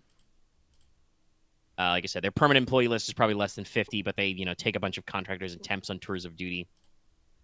You don't have a lot of detail, Claymore, but like looking through like their like staff photos and stuff, it looks like generally they pay well enough that their soldiers can buy their own like body armor and combat rifles type stuff. Okay. Occasionally afford, new chrome if they got like injuries. All right. Yeah, the two notes that I want to give, on just a successful check is their official mission statement in the region is they're here to provide quote-unquote boots on ground security for yellow zone areas. And this was in my backstory stuff I did for Outside, definitely not just stealing from Girls Frontline. I called them red zones before Girls Frontline too. But there are also yellow and green zones because, that naturally responds it. So they're here to provide yellow zone security. Canyon Passage technically is considered a yellow zone because it is not wholly corporate owned and it doesn't have like, government oversight, security contracts and shit. So they're also there to provide a rapid tactical response. Looks like they do checkpoints or vehicle searches, on access roads into the co-op. But also they are authorized to serve reciprocal warrants under the posse laws, the bounty hunting laws that you guys have collected bounties on under, and make arrests on suspects and wanted criminals from neighboring jurisdictions, including Corpo for Enclave security. Mm-hmm. That mainly seems to be that means that Redbone has been, there's a couple of like forum rumors that not only is Redbone doing like checkpoints and vehicle searches, but also they are like checking IDs of people who come into their security sphere because they're just, just doing our due diligence, checking to see if anybody's got a warrant. So obviously, if you guys got tagged and bagged by that would not be great. Some of you are associated with things. Yeah. And the other bit you get is, and this could technically be a separate role, is their current CO in the field is, I mean, they're mercs, so ranks don't matter, but she is styling herself as Major Reva Gale.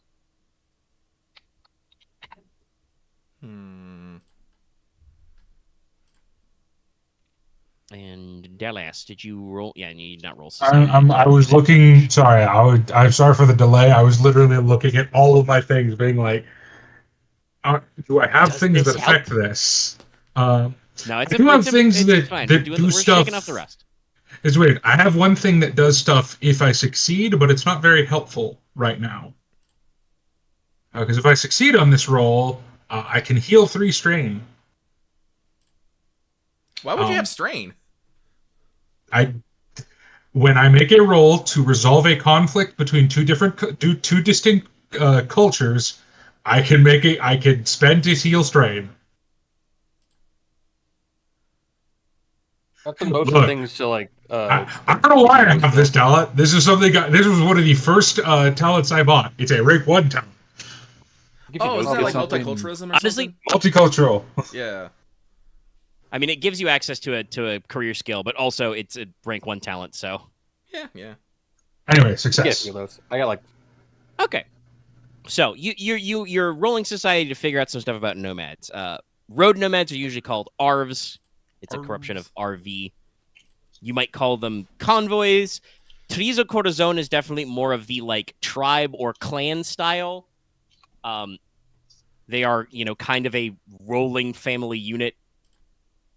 They're, you would say, medium-sized, and doing some research, they are kind of traditional for ARV culture. So you can make some kind of broad group comparisons there. Yeah, this would have been a society role. So they got their start, like they got their name and their stylings from a pre-collapse motorcycle club. So a majority of their fleet is in cycles. Okay. Got a lot of bikes. And even have like a flatbed vehicle carrier that's got a bunch of custom bikes on it. You can identify fully blooded members because they'll be wearing some sort of biker jacket with the triple heart patch on it and a bunch of other patches and markers to let you know, like, effectively their rank. Okay. As you do work for the tribe, you get more patches. These are your tribe colors.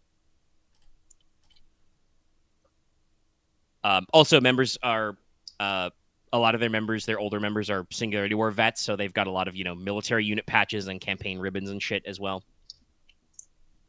in their colors. Normally, ARVs are carrying stuff like off-road vehicles, milsurp jeeks, dune buggies. Utes are Uves, utility vehicles that are good for off-roading. They have a lot of mobile homes. Whether those are like trailers being towed or like actual RVs, kind of depends. The culture of Chizo Corazon's a little different than some nomads, though. Like, obviously, like they are still doing like, they live a maker lifestyle, lots of like self-reliance type stuff, fab your own stuff, live off the land if you can, barter with other passing nomads or resters to get there. Don't be afraid to take from the corpse if you need to. But also, they're not like career criminals and they're not like political activists, so they don't go out of their way to fight corpos either. Mm-hmm. It's just the kind of thing where, like, if you can get away with it, you can do that sort of thing. But as a nomad group, they, like I said, they got their colors and kind of their culture from a motorcycle club, an MCC. So that is kind of why it seems like they're a little diehard about the code. You're supposed to be, in it, ride or die type stuff. But also their organization was known for charity work before the collapse, especially, doing motorcycle rides for veterans, doing drives for medical supplies and services in rural areas. So their makeup involves a lot of vets, handfuls of EMTs, nurses, and rural doctors and stuff. They even have a mobile base that's a field hospital. So, they've got a long history of working with people, being charitable, and access to some different, supplies that go around. basically, you're looking for like what would be the best way to resolve this peacefully is just like so. You don't know, Granny did not describe it to you straight out, and you're not like talking to them in person, so you don't know exactly. But depending on like how, I should say, you would have gotten ages. Cody Hawk and Kirsten are both 19. Universal emancipation from your parents is 25 in Pacifica. Usually, you can get it earlier at like 18 or 21 or common ages to apply for like universal basic income and stuff. Yeah. But you're not forcibly cut off from your parents until 25. It's like renting a car. Yep. Although you can apply for universal emancipation beforehand if there are extenuating circumstances. Yeah. So I assume they didn't change that.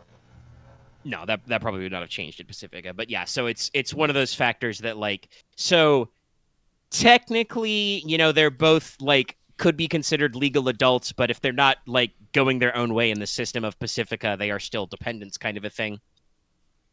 They're young adults, But like I said, Jax, you don't know exactly like how Cody stands with the tribe. Like, Okay. Does he have his own vehicle? Does he have his own crew? It didn't sound like he has his own crew, but like, nomads, especially ARVs, are really big on pooling resources and doing lots of jobs together. So that's going to represent like how much resources are invested in him by the convoy and how much he's supposed to like give back. So that's kind of the thing that like could be out there.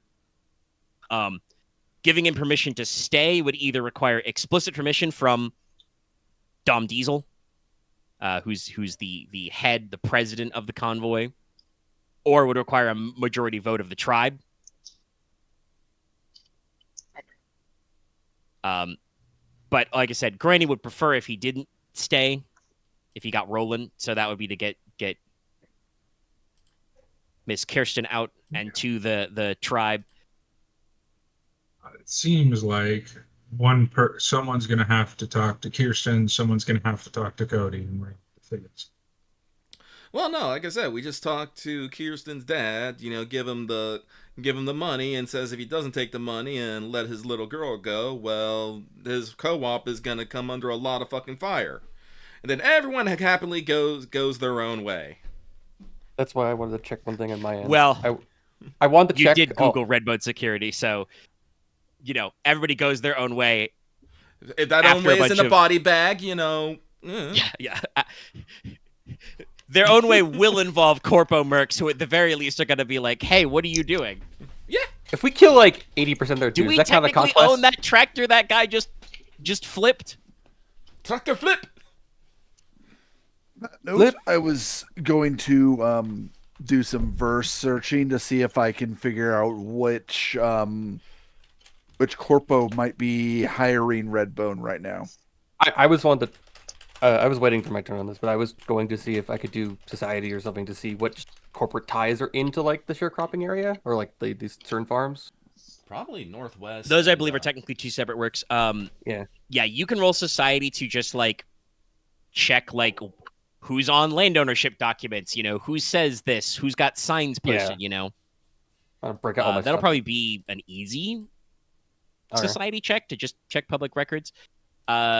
And Wolf, you want to hit the verse and like dig into knowledge on the net about Redbone and like who might be backing them. Yeah, that'd be what I was looking for. All right, make that an average verse check. All right, double check. I got. I do want to say that I don't want to sound like I'm fucking, by warning Claymore that, if he causes a fight, gaggles of mercenaries will show up. That's something I know that usually Claymore enjoys. Oh no, it'll be horrible for negotiations and, present a clear threat to, the relationships between the co-op and the tribes and, endanger, the young Cody and his love, but I'm not gonna say that Claymore doesn't care, but it's kind of Claymore doesn't care. You have like lists, I you mean, have tiers of priority. I technically only have a Tuesday. problem with one. I technically only have a problem with one of those things. As like, as long as like, As long as you don't put them in danger, I don't care. yeah, no. Well, it's kind of like, Because I don't want and Great this is why Academy you guys to are be doing your OPSEC disappointed in me. research on Redbone. It would be less more like if you got, you know, if you start a scrap without knowing, is there going to be collateral kind of a thing? Mm-hmm. Yeah. Let me actually check. I was going to think we could try and, before we start a ruckus, because I'm not opposed to starting a ruckus, but if we can convince the young miss to go with us, Well, we can keep them safe while the ruckus is started. Well, like, now I don't know if you've necessarily like understood, but we're not going there to start a ruckus. First, we're taking the gold bullion. We're giving it to the farming co-op's dad. Be like, hey, this is a dowry. Let your daughter go with the guy and, you know, join the tribe. The tribe is already, I don't know, well, willing. I'm about to say happy. I was like, I don't know if they're happy. Willing to receive her. And with bringing the girl, Cody comes back with us, and, you know, everyone's happy. You know, co-op gets a new fucking tractor or whatever with the money. We have young love, and Cody's back in the tribe. Everyone's happy. The problem happens is if the dad doesn't want to accept the gold, then we have to start, you know, applying pressure. This is when Claymore is going to come in and, you know, start doing subtle threats. If the settle threats doesn't actually work, well, guess what? Claymore is a man of his word, and he is going to start trashing farming equipment. Once he starts trashing farming equipment, that's when the Red Bones mercenaries are going to get involved, and then we have a shootout.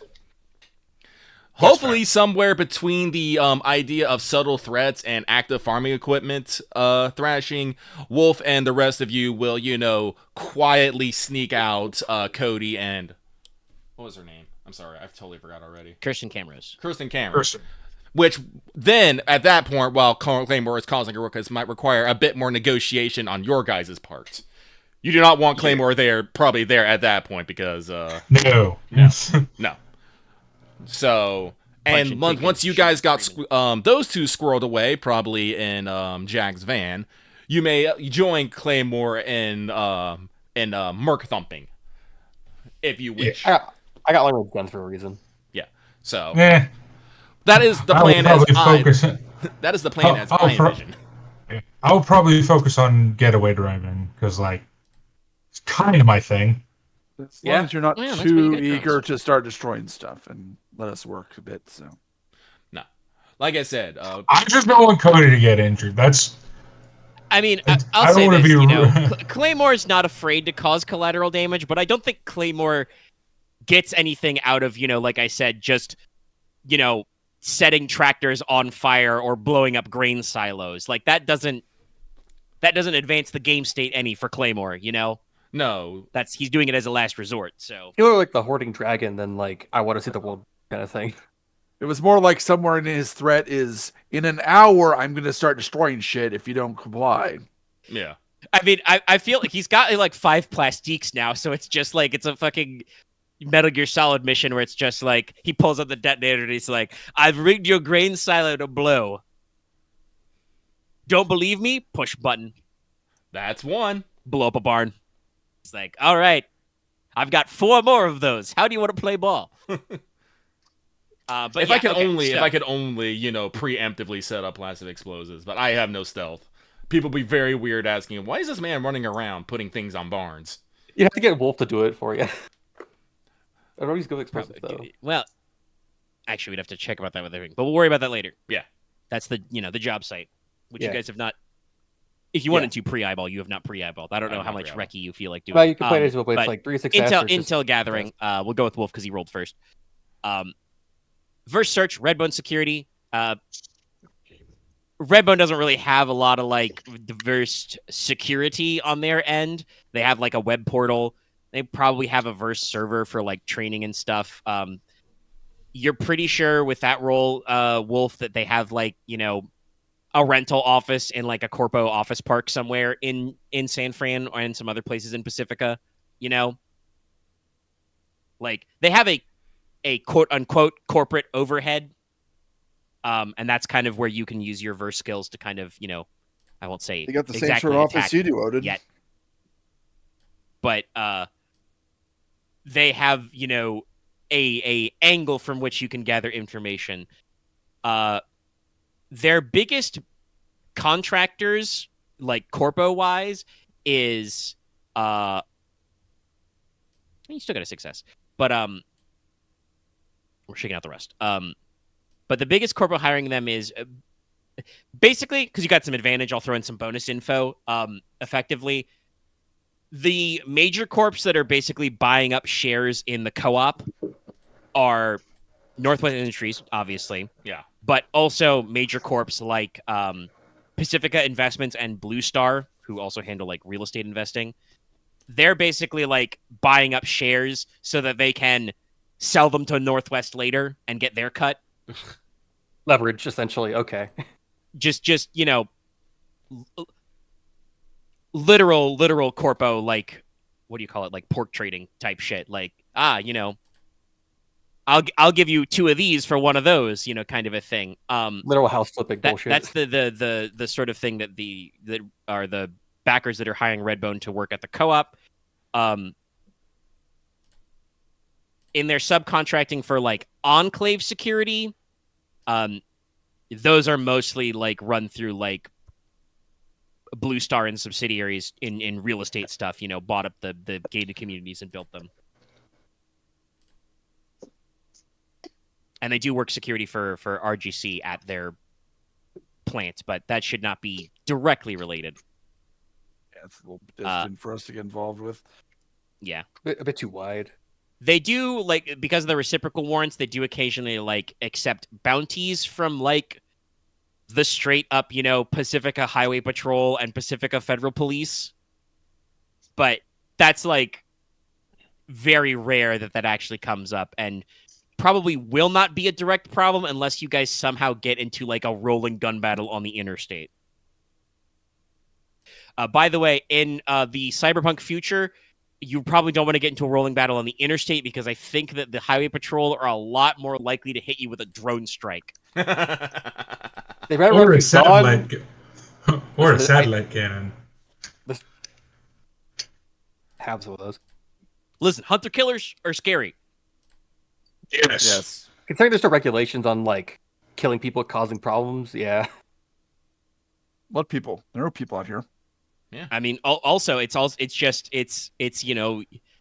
there was the government collapsed and reformed, and you guys had a territorial war with Texas and Deseret. So it's like those guys are terrorists. They could be Texan agents. True, that is the excuse they could say. Blow them up. The fucking Texans kill them. Ship it. But yeah, so that seems to be the kind of corporate ties that Redbone has. Be sure to relay that to people for those interested. And so double checking because you talk about like not using. I'd add did you get verse in, 2 so successes or it's just 2 successes. I don't need the threat of the third. okay.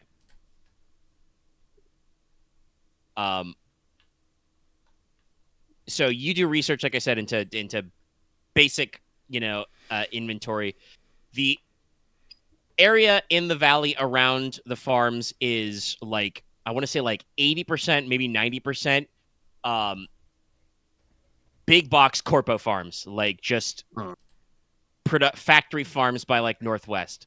The hills are full of super wheat and hyper oats. Hyper oats. Yeah. Just genetically engineered super crops. Even Canyon Passage does that. They're like almost all super wheat, which is, modified so that you can grow it literally year round. So like half the fields are like, on one crop rotation, half the fields are on the other. So you're not always waiting until autumn harvest. Some of these have spring harvests. Which also, because I believe Singularity War was previously somewhere in the spring block, means that despite it being spring, there are going to be neck higher or taller fields of wheat, by the way. Cool. Perfect to hide in. Yeah, exactly. Yeah, I engineered them that way because That's really cool. And if Stoke it. Claymore goes into the corn and consumes some guys, that's fine. Now I'm tempted to bring Jabberwocky because just Was the that coming image of from the- him from in the- the cornfield. In the grass. Burp.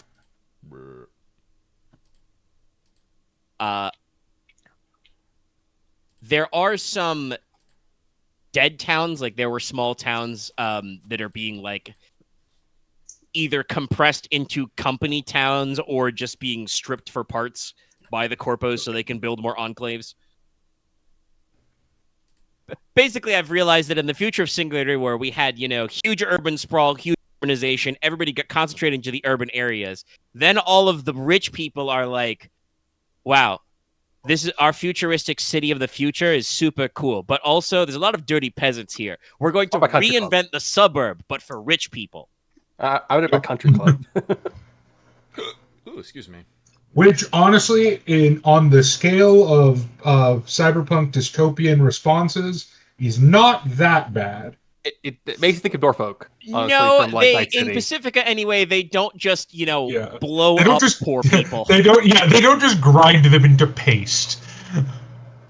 They don't just 40K. go, You don't have this corpse neighborhood is an starch. eyesore, thermite airstrike. Yeah. There's still actual Not laws. all of them, too. technically. Though I think the word laws are only problems to the poor is very applicable here. Be sure Well, for that's just- remembering that that's a just couple real life. corporations have teams that get rid of people. Oh, I mean, yes, actually. I'm pretty sure we talked about Blue Star. They literally have the like demo team, I think they're called, which is officially they're there to do, demolitions and other and sensitive waste disposal work, but aren't afraid to, blow up buildings full of squatters and just be like, whoops, there were squatters, didn't know. Water rights don't exist anymore, Pacifica. If I remember correctly, the one for Stone and Sons is just my sister. You guys have the security / Black Ops wing of Stone and Sons, I'm pretty sure is mostly just you call the Pacifica government because, Stone and Sons built all their fucking network infrastructure. And are just like, hi, these guys are a problem. Can they go away? And they'll be like, the men in black are on their way now. Probably true. Paramilitary security. Sorry, I was double checking what some of the enclaves are. I had some names. Where did I actually jot that down in my notes?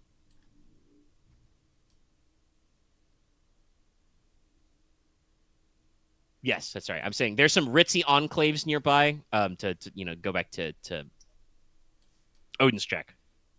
Sorry, I gotta reteach my brain everybody's character names. Address the characters. But like I said, there are a couple of ritzy enclaves in the hills nearby the farms. Mostly run through Blue Star type organizations or their subsidiaries. They have names like Coral Hollow, Tracy Hills, Mountain House.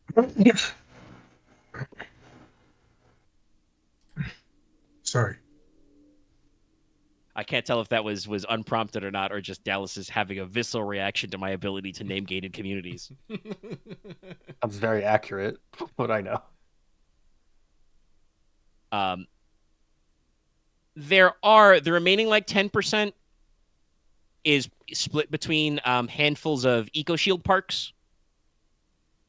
The great environmental clawback, and there's a handful of private plots of land owned by like aristos and oligarchs, but they're kind of spread out, very few and far between, and so shouldn't be a direct problem for you guys.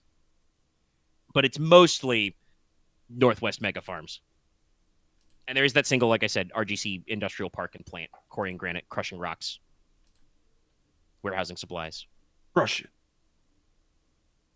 We love crushing rocks. Yeah, you didn't get any advantage, but I'll just say as an aside, Westley is a rester that was a actual, Caltrans rest area. But since the state of California no longer exists, it became Pacifica. Basically, a bunch of people moved in, and they live there now, and, It's how it is. It's how it is. Any other intel gathering, or do you guys want to load up and roll out? I'm done with any off-site intelligence gathering. So Oh, sorry, I was muted. I do have Yes. one more because I yeah. remembered we're dealing with teenagers in the Teenagers. in the internet age. We're post-internet So age. I'm gonna social media stalk and try and see if I can find information on Cody and Kirsten. That will be a no verse check. No verse. I'm pretty sure for social media shit.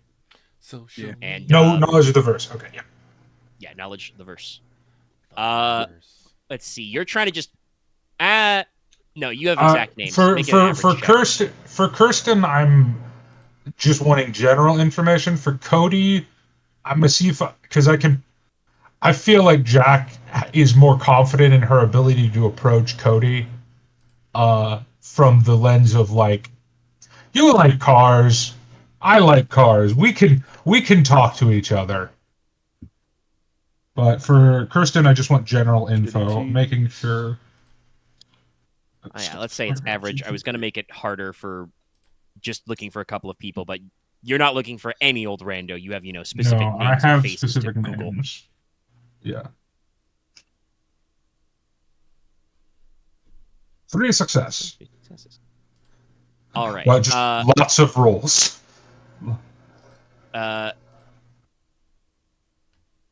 Kirsten Camrose, like, honestly, it's a little shocking to you, Jax, because you're Jax.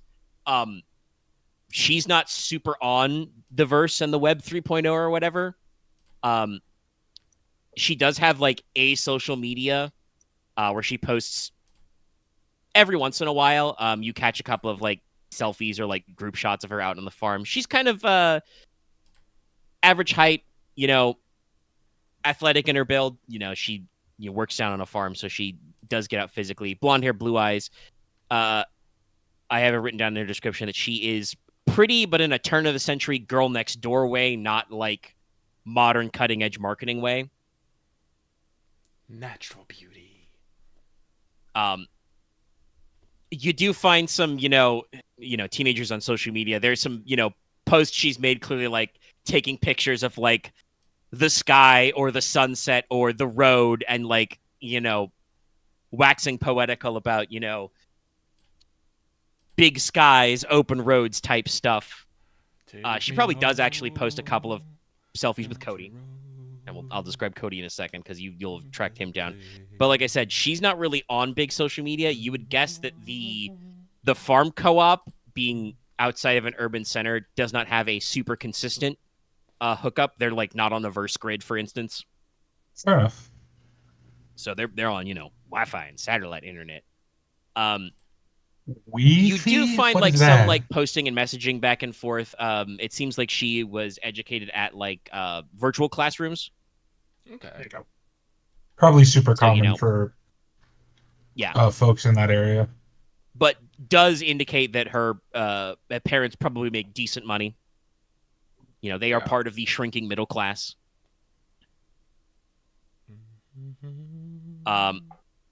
Cody, though, first of all, you had images already obviously provided by Granny Coyote because he's the quote-unquote target. But to let everybody know, actually, I should say, he's, tall, gangly, mixed racial background, short hair, fits under a helmet type stuff.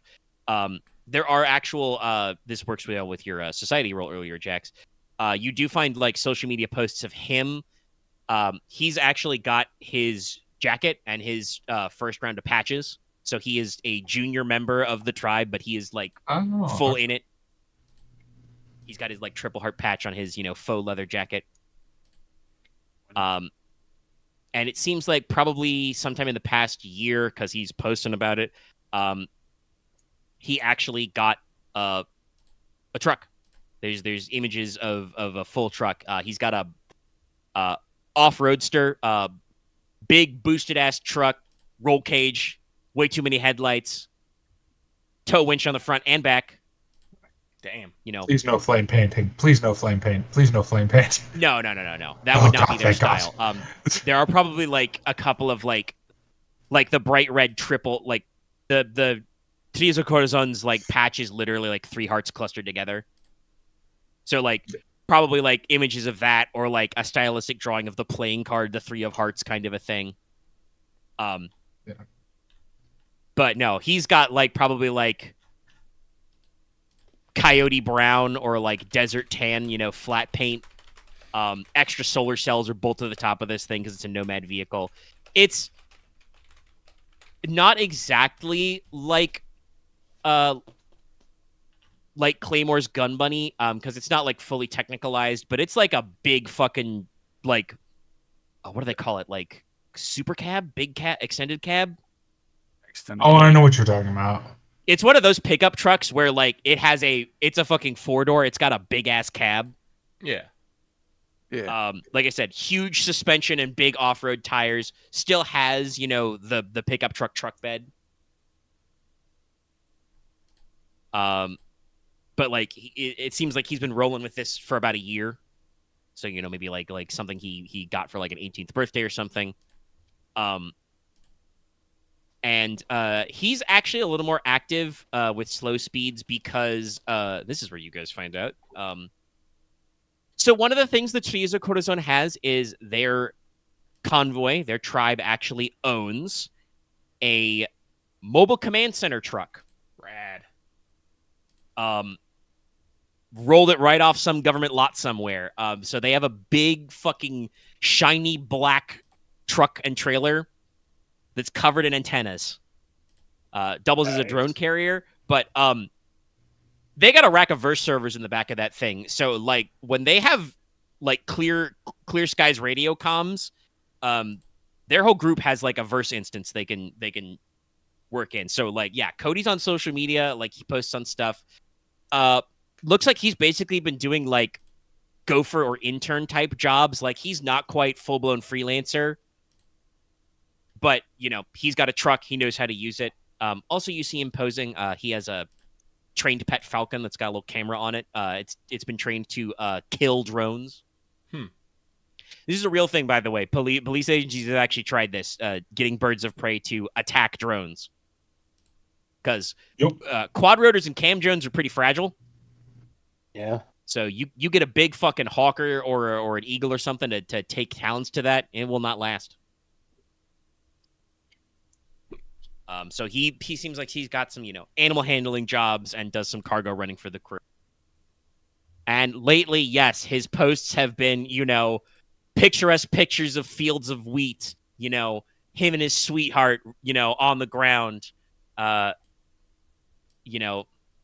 his girl coming to watch him play shirts versus skins volleyball with the rest of the Nomad tribe type stuff. Like, just, I would make myself sick to go into detail, but just like real classic saccharine posting, Oh, Jesus Fucking Christ. country, fucking country music boys. This is his first serious girlfriend. We're going steady, man. Oh, God. Whatever the fucking equivalent of Nicholas Sparks is in this fucking age.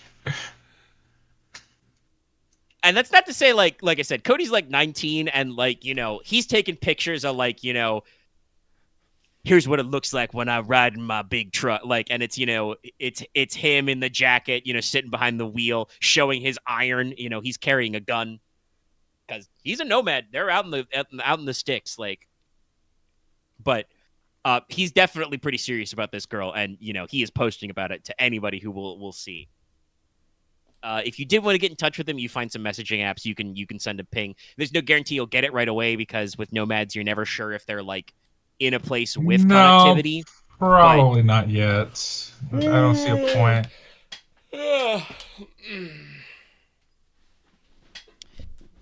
But all right, it sounds like you guys are ready to head out. Sorry, I accidentally bought 150 materia. Oops. Good job. Well, I have no money anymore. Wait, what are you playing? Too many materials. 14. Oh, Yeah. How much did you spend on materia? Well, they were 2,000 a pop, so 300,000. 300,000. Well, sell them back. Just split them in different stacks. Whoopsie. I only needed 2. All right, so let's.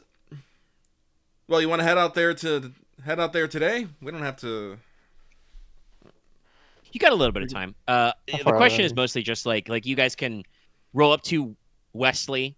You can go behind there to actually check out Visa Core Zone and like take their temperature on some stuff. If you did actually want to speak to anybody like Dom Numbers Diesel.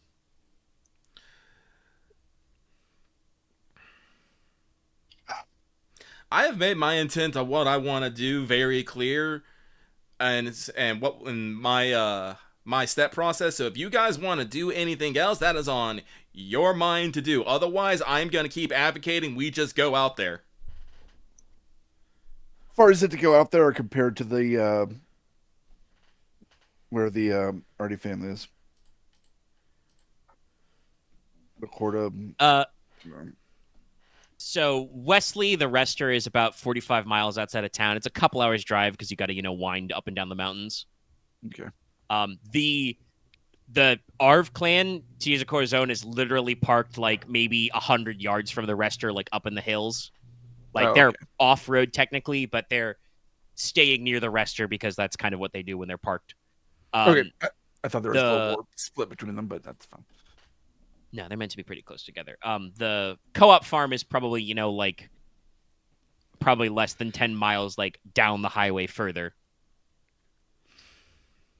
I figure since it's on the way, we might as well stop at the rester and just see if there's any other information. Maybe learn if the red bones are cracking down or whatever. Okay. Claymore will probably not be asking any questions, but he'll stand around looking cool. Never know. Claymore might see something interesting. But okay, head out to Wesley first. I think I've got the vehicles picked out, but so you're gonna roll out in Jack's van, the gun bunny, and Wolf's gonna take his bike. Yep. All right. Nobody said that sounds wrong, so okay. Nope. All right, so I you pull up to Wesley first. Good. I said I will probably, just so they don't get the wrong impression, I'll probably have the tent covered. Yeah, it's important. I think we've mentioned you specifically have a tarp for this reason. Yep. So Wesley is a rester. It lies on the former Interstate 5, the former I-5. It has a different highway code in Pacifica that nobody bothers to remember.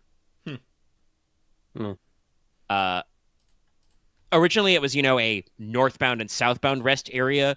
2 rickety prefab pedestrian bridges have been built over the highway. So you can walk from the northbound side to the southbound side.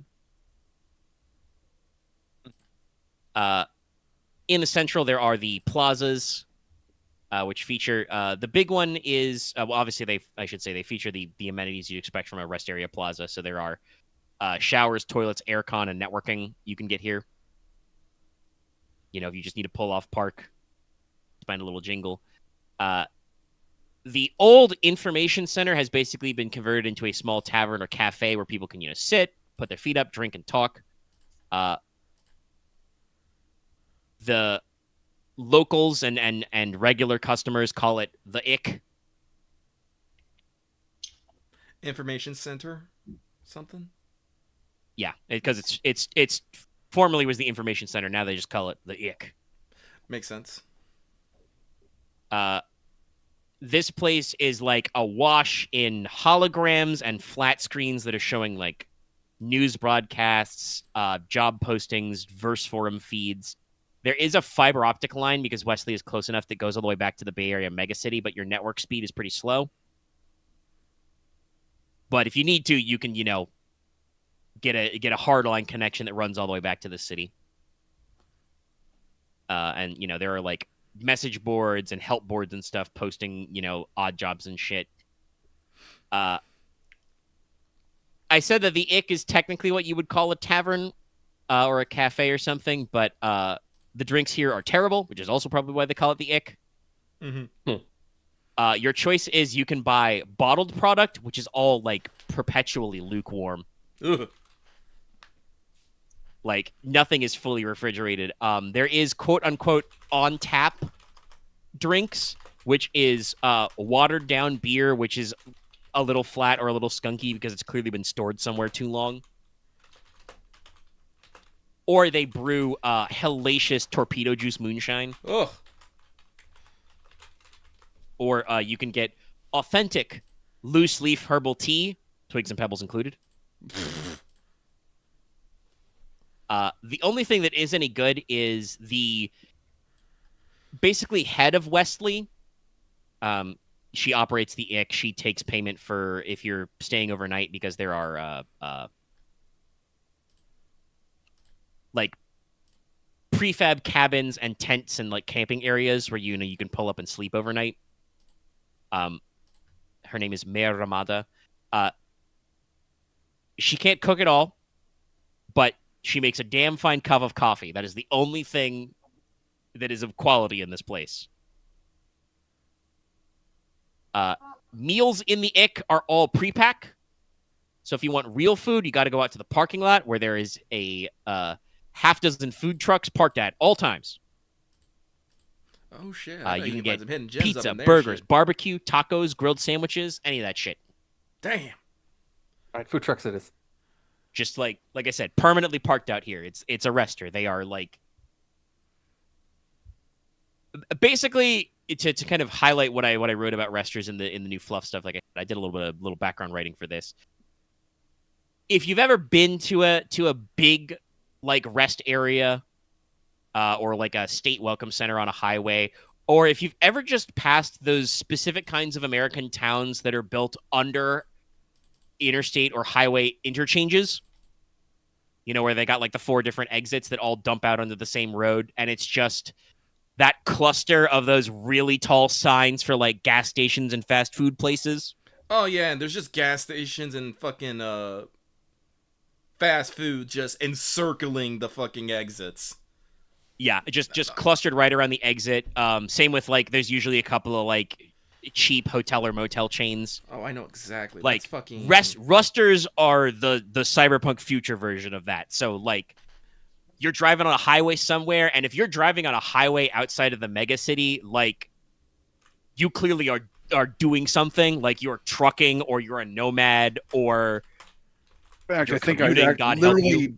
drove through this place when I went to Sacramento last month. Yeah, no, this is like I'm just imagining the Palm Springs like exits. Oh, Just like I literally named this after there is actually a rest area called Westley that I believe Google Maps says is temporarily closed, but it's like literally due east of San Fran and San Jose and shit. So there's a real life analog to where we're going. But yes, Lucky has the meme image, which is like, yeah, I know. That's like, there's even a gifts and souvenir shop in the back. Which, by the way, there are here. There are several like prefab trailer businesses and just tents set up. There's a guy closed now. dressed like a Buddhist monk, but he's selling like junk and scav. Material possessions are temporary. Please consider trading for these items. And it's like he's got like a lucky cat, a hula dancer girl, toaster oven. Like I said, he lives out in a yurt in the back. But there's food trucks if you want to get there. Mobile offices or shop trailers. There was a highway patrol station here. So they've converted that into a clink, which is just like basically a drunk tank. Like they've got a couple of cells to stick unruly visitors or patrons. They have a sheriff. He's just nicknamed Mule. Sheriff's a short, heavyset, bald man. He's got a pair of cowboy revolvers on his hips. Clip-on sunglasses. He actually used to be a small-town sheriff before the collapse, and he was in the Great Exodus. Oh, it is permanently closed. Damn. Or the southbound side is, anyway. There's the northbound. It's only temporary close. That's some turf war shit. Very funny. Especially because, like, I've seen the fucking, like, sat map style Google view. It's just, as you can see from the fact that it's all tan, this is just desert. This is just desert and highway. Like, there are farms, but they're like a rock's throw over. Makes sense. But yeah, so like, if you guys did want to do a little shopping or a little business handling, there's, guys producing, selling souvenirs and knickknacks and handicrafts. There's, general goods produced via 3D printers. But there's like, a guy running, what's labeled as an Indian trading post. There's another guy who's got like, trucker hat, bright red or bright orange safety vest, who's like, guns and ammo, kind of a thing. There is, like half a dozen deputies to the sheriff, which are like, security volunteers. Because this did used to be a public transit area. There's a nest of CCTV cameras everywhere. But they have pumps for fuel, so if you guys do want to, park your vehicles and top up your consumables, you can get, battery plug-in for solar cells. There's biofuel refinery, and there's a small hydrogen setup they get by splitting water. The hydrogen tanks are like behind like a chain link fence with spools of monofilament wire over them, though, because hydrogen is super volatile. You do not want to fuck with the hydrogen tanks. And they have like a little retaining pond that's got like a water filtration, something that's like dumping water back into a reservoir that gets pumped out for fresh water, kind of a thing. Yeah. And there's a little like garage shop here where they like do vehicle repairs and stuff. So, there's some colorful characters you might find around, and there's, like I said, if you did want to make any purchases, there are some businesses where you can still find some basic freelancing shit even out here. Claymore will probably go top off his truck and go get himself some food from the food truck area. Easy accomplished. Yeah, but other than that, I don't think Claymore needs much. I got guns, I got ammo, I got explosives.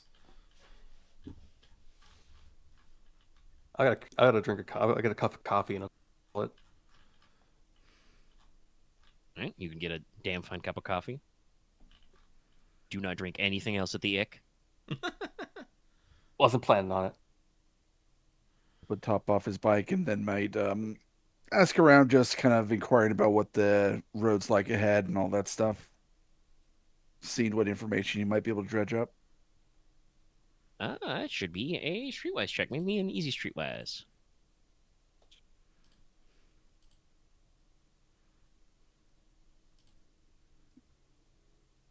Actually, I am gonna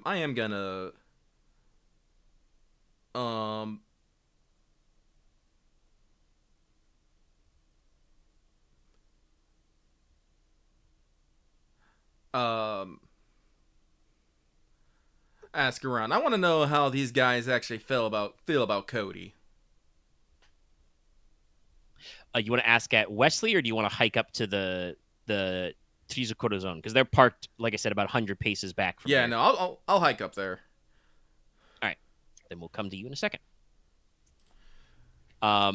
Streetwise,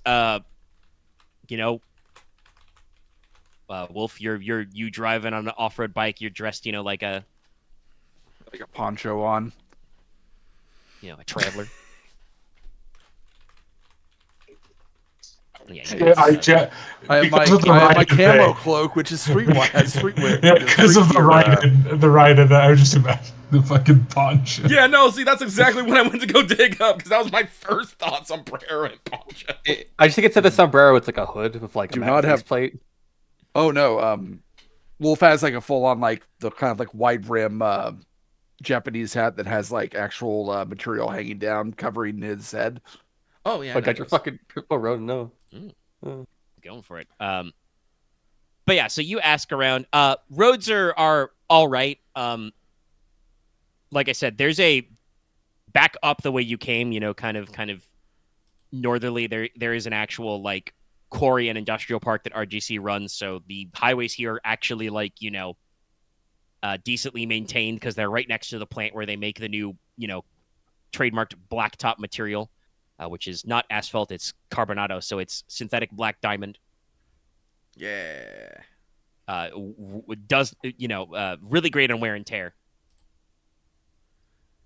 Probably if it does actually like crack or frangible or start to like degrade, you probably do not want to breathe that shit in. Shred thy But lungs. we'll worry about that in a class action lawsuit in 20 years. Class action lawsuits at this age. Welcome to America. We're letting you put asbestos back in buildings. Truly, we live in clown world. But honestly, I will say this setting's a little more uncomfortable considering how much closer we are to it. It turned out to be shockingly prescient, which you don't. It's always Why? funny when your future tech writing gets that way, but also, man, it's different. Okay, all right. I feel like there's a little more hope in the world, comparatively. Singularity War at least has like gotten to a point where, like I said, there was a clawback where like we blew everything up, but then we were like, shit, we have to live here. We got to start patching shit. Oh. But yeah, no. So like I said, the roads actually, are decent. Depending on what kind of questions you're asking, like, nobody in the Rester claims to have any problems with like nomads. They don't have like, cycle gangs or like land pirate type shit. Yar. He might slip in. Might Go slip in mentioning Redbone at some point. Slipping in. Yeah, I was gonna say you got a couple advantage. Yeah, you are told. If you mention them explicitly, you're told by a couple of people, probably including some of the, like I said, some of the volunteer deputies they have, of like, if you swing by Canyon Passage or cut too close to a couple of the enclaves, they're like, hey, be careful now, friend. You might get stopped by those Redbone fuckers.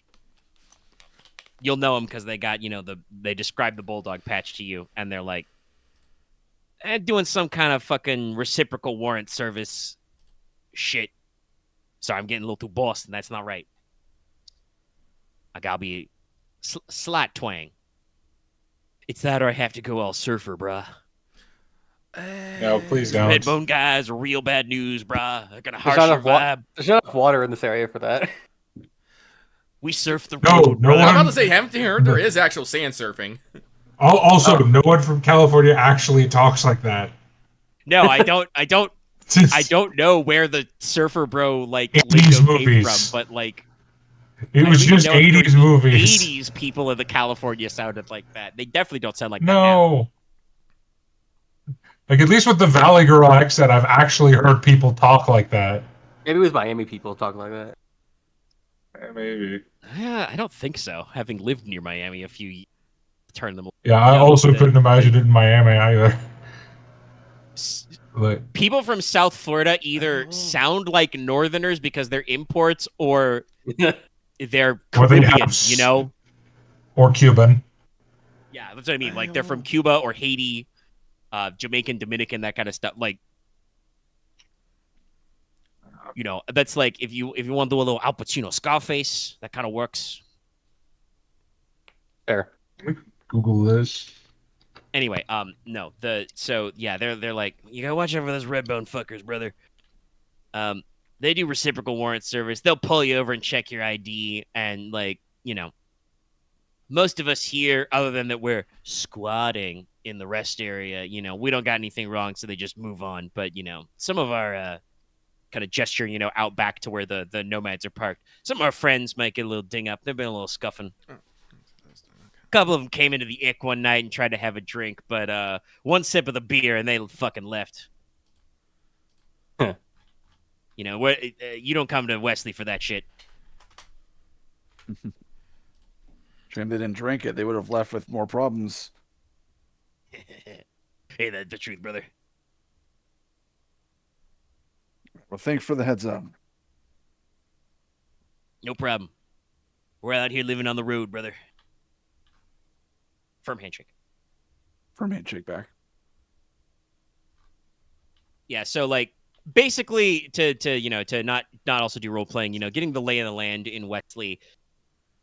So Wesley, like some resters are kind of like standoffish, almost in like a cold war with corpos, because the corpos want the land back. In Wesley, they're in a piece of shit rest stop, you know, like, yeah, they've got like a semi-independent off the grid setup, but they're close enough to corporate territory that they know better than to, like, you know, start any shit. And I mentioned, you know, some of those ritzy enclaves here. So residents of the enclaves, like suburbanites, will come down to places like Wesley to like slum it or just get a change of pace. But it also means that like part of their business is from basically tourists, so they keep their noses pretty clean. But, you know, there are guys who come down from the RGC park, you know, who, you know, are in the quarrying or rock crushing business, who will just like come off shit to like rest and relax rather than commute all the way back to the mega city and the bay. Shit like that. So like, it's not a little shady and rickety, a little slapdash, but like I said, this is not straight up the crime zone where crime happens. Though you are told that if you want to get some good stuff, the guy running that Indian trading post is nicknamed Iron Horse. He's an actual. First of all, he is of native descent, and he's actually an ex-nomad. He became what's called a break or a static, where he stopped actually rolling because he has a lot of cyberware. Been a few vehicular accidents, so his chrome was expensive. But not only does he sell like handicrafts and trade goods from nomads who pass through Wesley, but he has over-the-counter medication and authentic homegrown tobacco products. Nice. You know, which can be pretty premium. But if you want some firepower, the guy doing guns and ammo, Ed with 2 Ds, he was an ex-survivalist militia type guy. He's got a full gunsmith and ammo bench set up in the back. I will pick up. Definitely relay through comms that information to the rest of the group. Mm-hmm. What objects? Oh.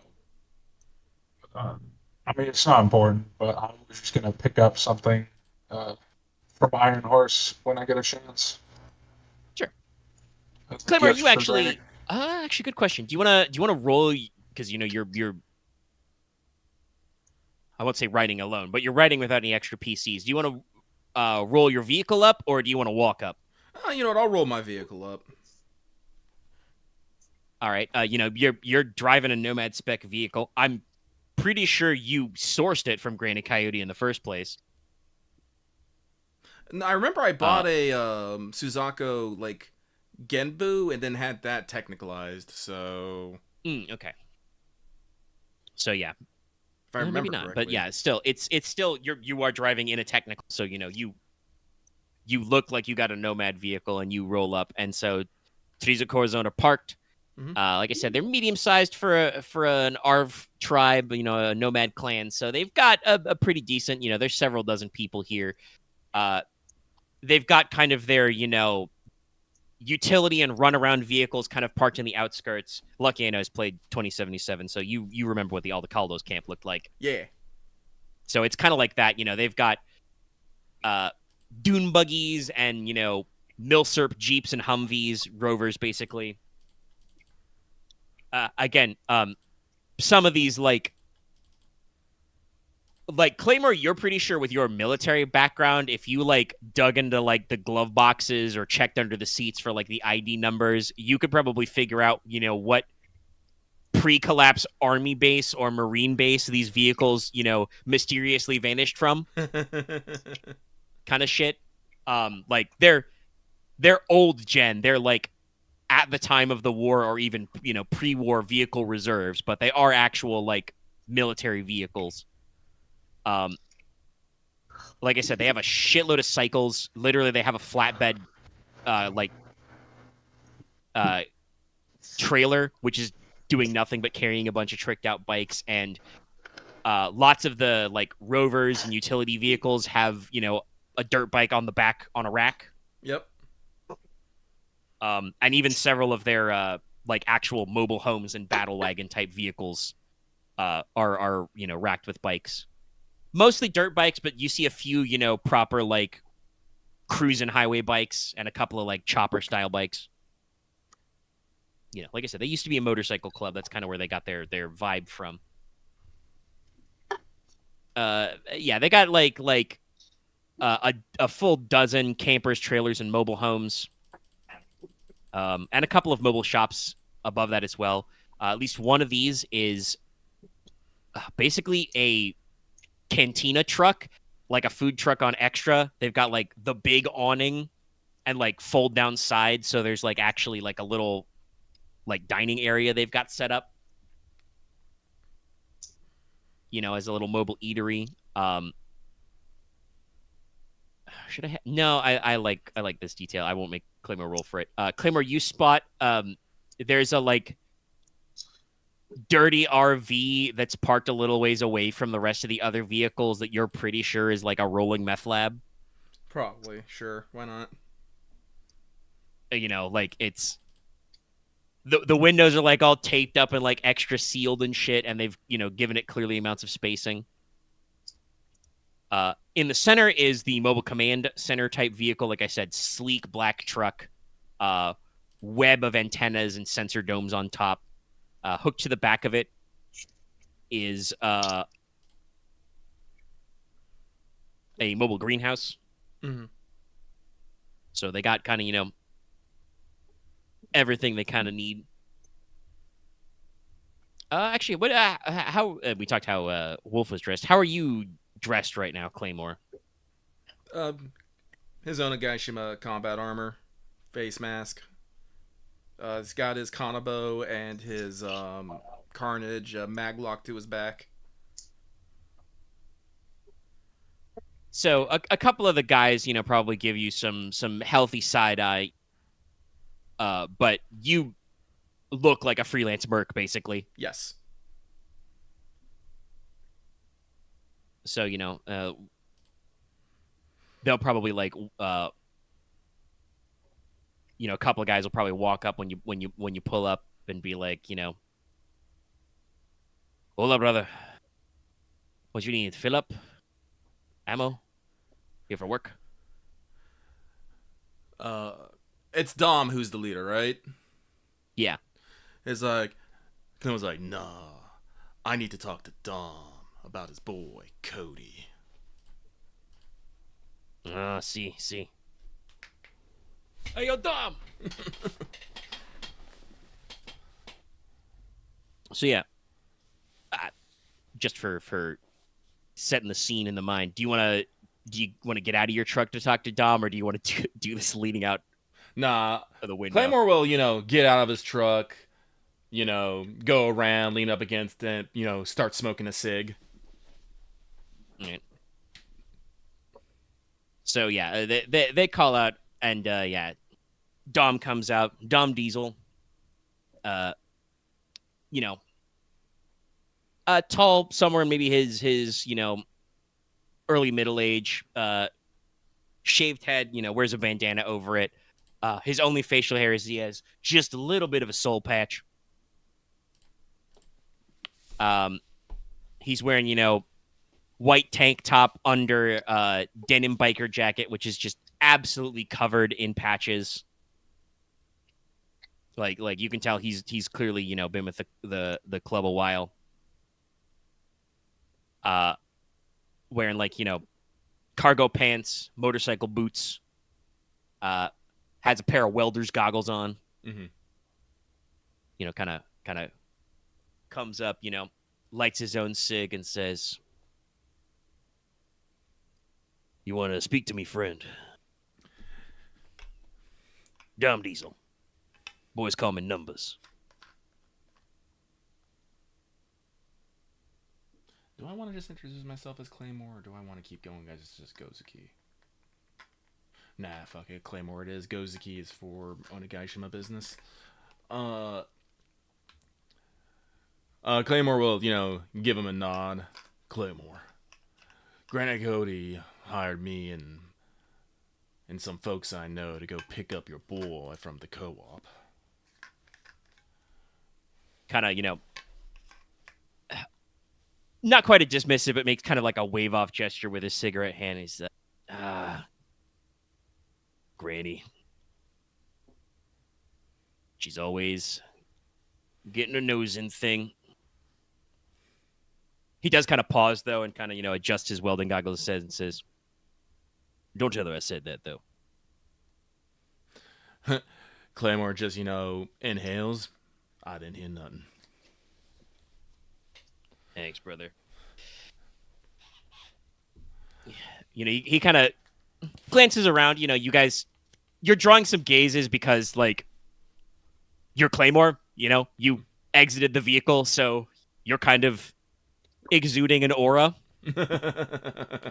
But otherwise, honestly, the way like ARVs and nomads work in general is just like it's not that weird for freelancers to roll up and just talk shop. Mm-hmm.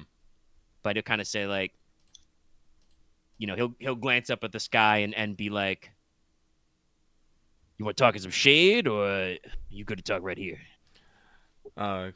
Claymore's like, nah, he is fine. I just want to get the lowdown on Cody. And how important it is for you to have him back here.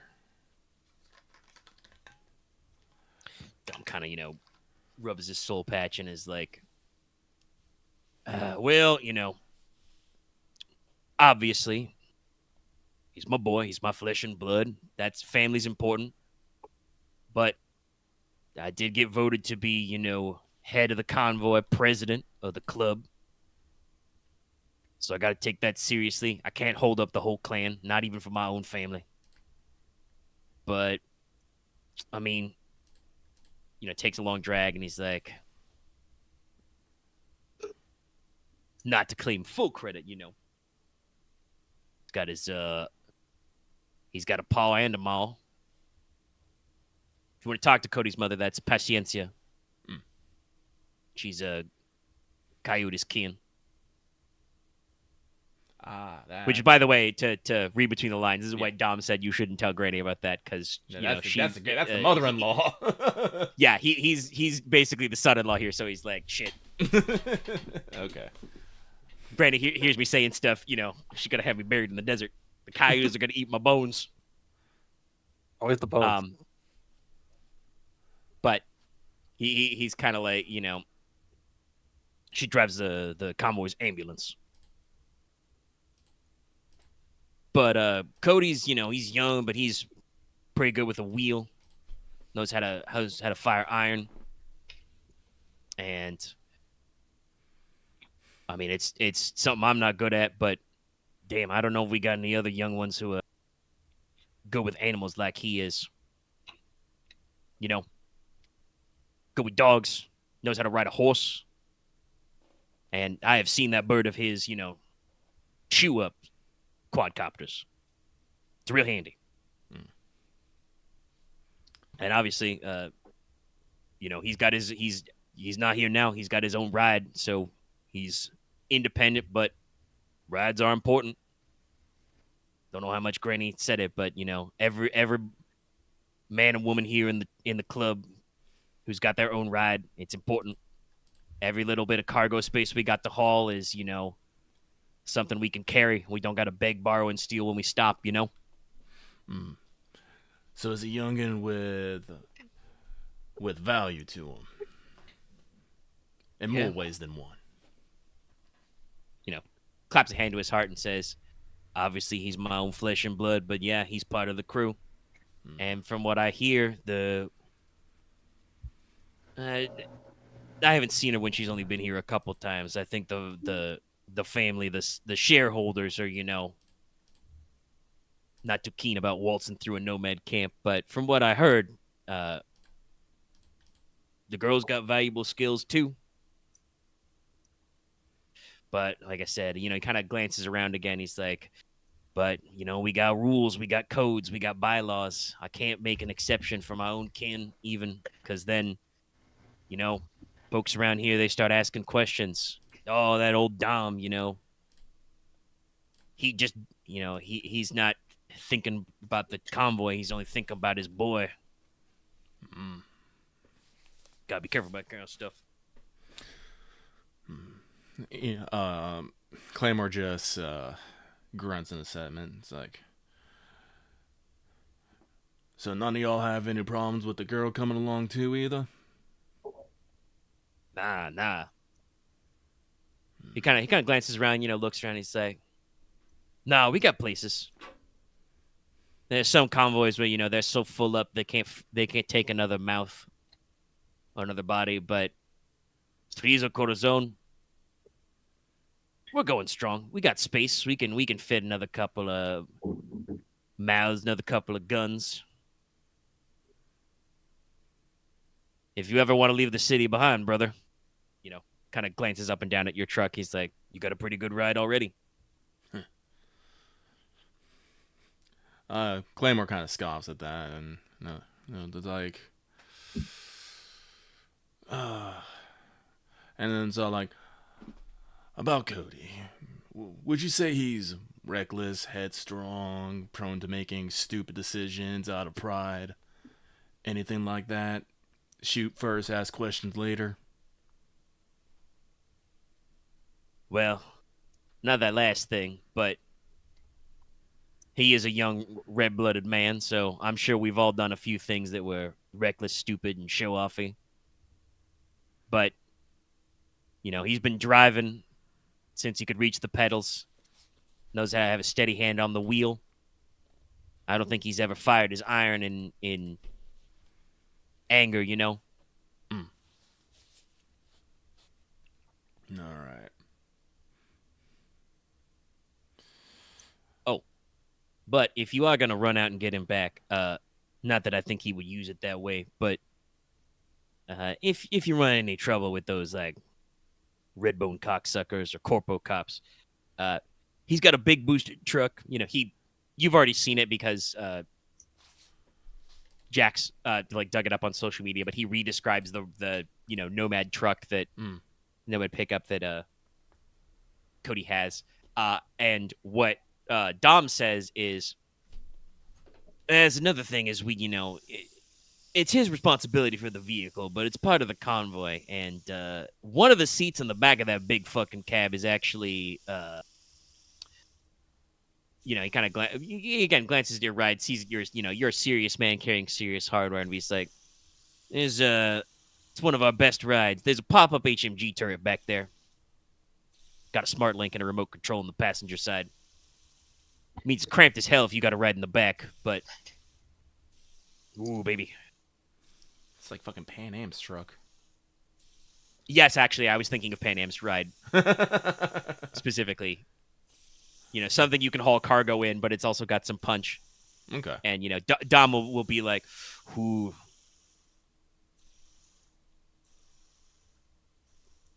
You a vet, Claymore?" And it's all like, Claymore, just nod. Yeah, we got some boys. We got some people in the ride. I wasn't in the war, but I rode Treasurer with the club, when we were just a motorcycle club. We did a lot of fundraising for vets and people coming home. One day we just got on our bikes and we never stopped. But we got a few out there, and, the old boys are right when they say it. There's nothing quite like the purr of a big old fitty.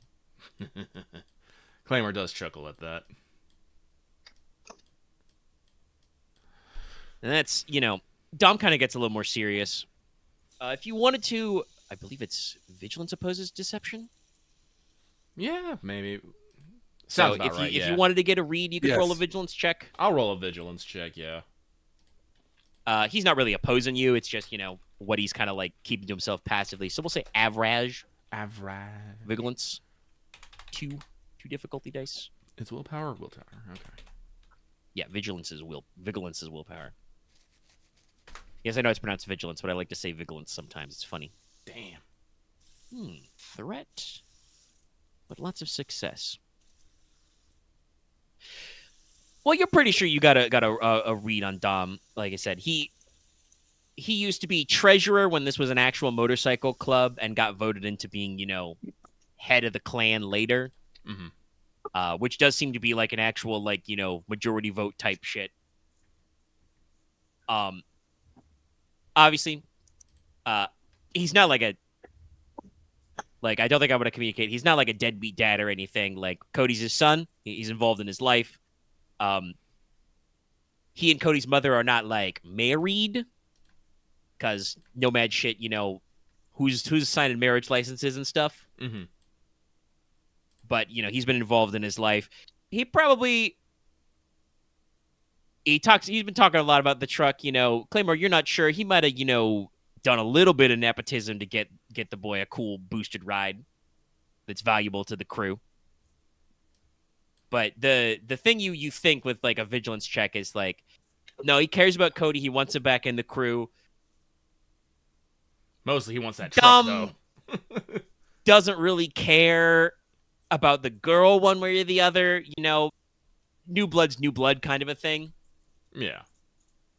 But that's business between the boy and the girl.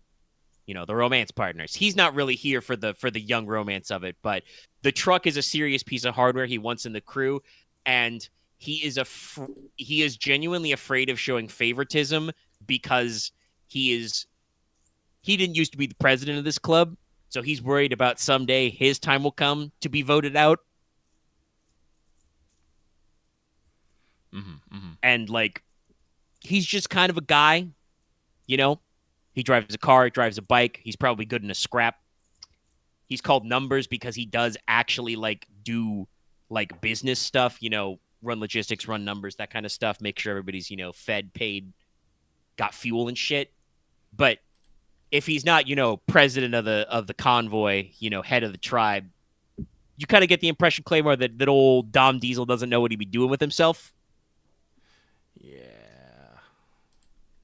So, like, there's a real politic angle. Unfortunately, your Claymore eyes are not so sharp that you can, like, magically detect who his political opponents are psychically.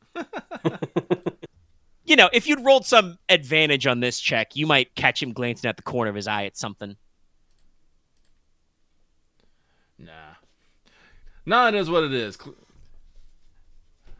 His clan needs him. His clan wants him. His clan does not care if the girl comes. But most importantly, his clan needs that goddamn vehicle.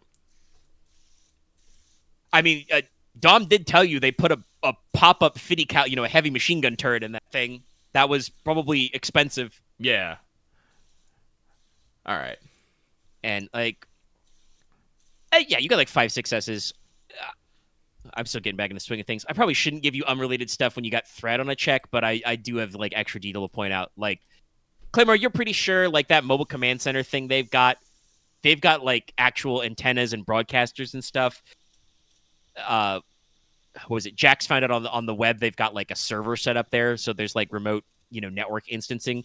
You're pretty sure that they can, if they drive that thing up, like, under a Corpo drone or behind a corporate auto truck, they can probably do E-War out of there. And just, like, hack, trucks and drones and take them in if they need to. Which is, like, less violent, but does mean that, like, obviously they're probably doing narcotics in here, but, like, they're an ARV clan, so they do crimes. It's just kind of what you do when you're living outside the cities. And sometimes that means you need firepower. Mhm. So, a truck is, like Dom said, a truck is cargo space. That's chairs to carry people. It's armed. So it's all part of the infrastructure, the body of the convoy. Okay. And this is the kind of thing that Claymore probably notes, because I know you've talked before about, Claymore might have a dream about one day becoming his own nomad convoy, rolling on the roads. Yeah, once everything's done, because Claymore really can't see himself getting himself like a fucking apartment to live out of. Be a little weird. I'm just imagining, Claymore imagines that he's going to retire to an enclave. He's going to go, suburban. Just this giant ass cyborg and fucking like a polo shirt and khakis. Like, waving to the neighbors. Howdy, neighbor. While mowing the lawn. Wearing the kiss the cook apron and just grilling burgers and dogs. My problem is I can only ever see him doing that, but then you zoom out and then he just runs the entire suburb by force. I mean, I think I've watched shows like that. But no, Claymore that's will that, be that the kind of HOA. That kind of stuff isn't for Claymore, so. No. Claymore either has to go retire to live on a fucking island, or he's gonna have to own a fucking convoy where he can just roll around. Those are the only two options for Anything Claymore's else you want to check out at the place? Literal Parade 100 Demons. No. I just wanted to, like, get an idea of, like how important, like, getting Cody back and all that stuff was. I really didn't want to do it, but, I mean, I really didn't have to, but, I mean, I was going to go do it if you hadn't, so. Oh. But you did it, so. Granny told you to, take your own temperature on stuff. Yeah. So, you're doing your due diligence. Yeah, so, Claymore will do, stoic nods, put out a cigarette, get back in his truck, and, just amble back down to the rest stop. Dom just kind of gives you, like, the wave as you go off. Mm-hmm.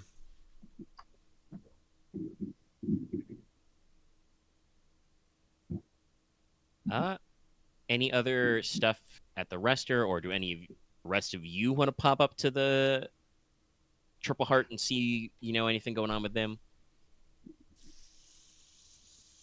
I got nothing in mind to ask. Good. I think Claymore covered pretty much everything, so.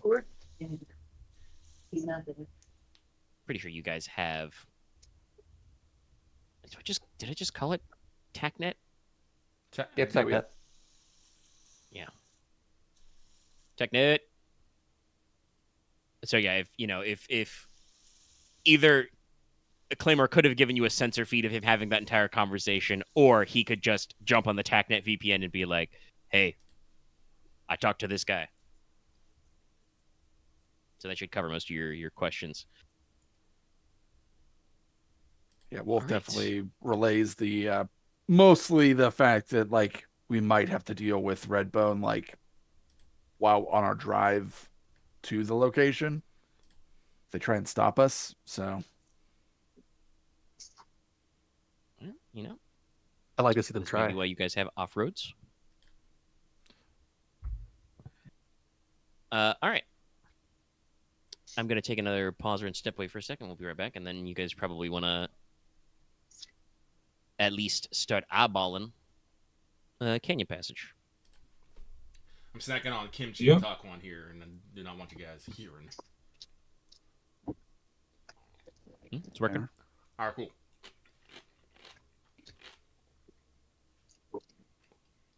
All right. Okay. Sorry, I sounded a little distant because I was readjusting in my chair. It's getting a little chilly in here now. It's like getting cool. It's weird. All right, but I've refilled my water. I'm ready to go. All right, so, okay. Except wait, but he came back. Okay, we're good then. Sorry, I completely blanked on where I was going for a second. Canyon Road?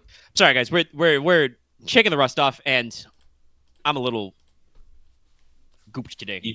Goop. While I was finalizing my notes today, I had to fight a headache all day. It's gone, but I'm still like a little like out of it. Well, it can't be as bad as last week, so.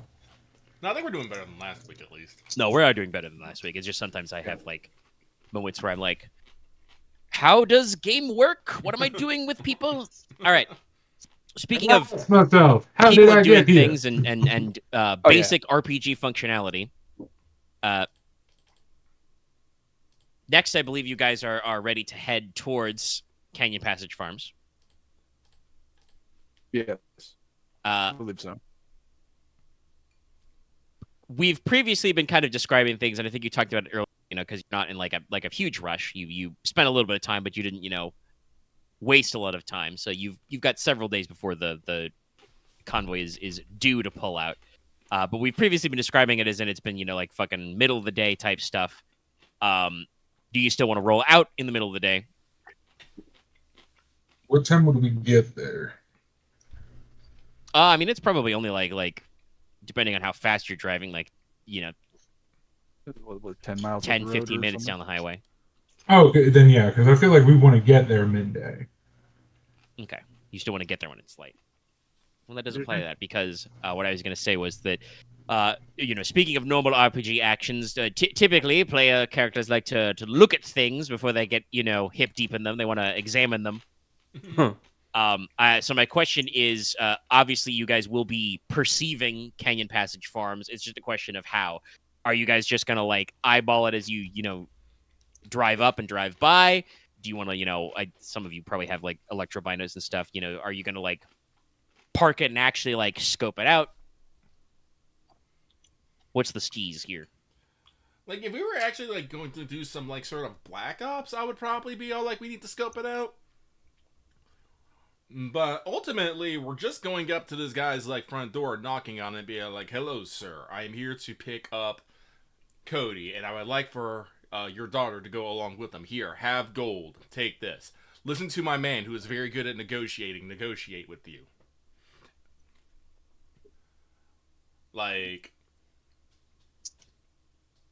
Normally I would not say this is a situation that requires a lot of reconnoitering and tactical planning. Normally.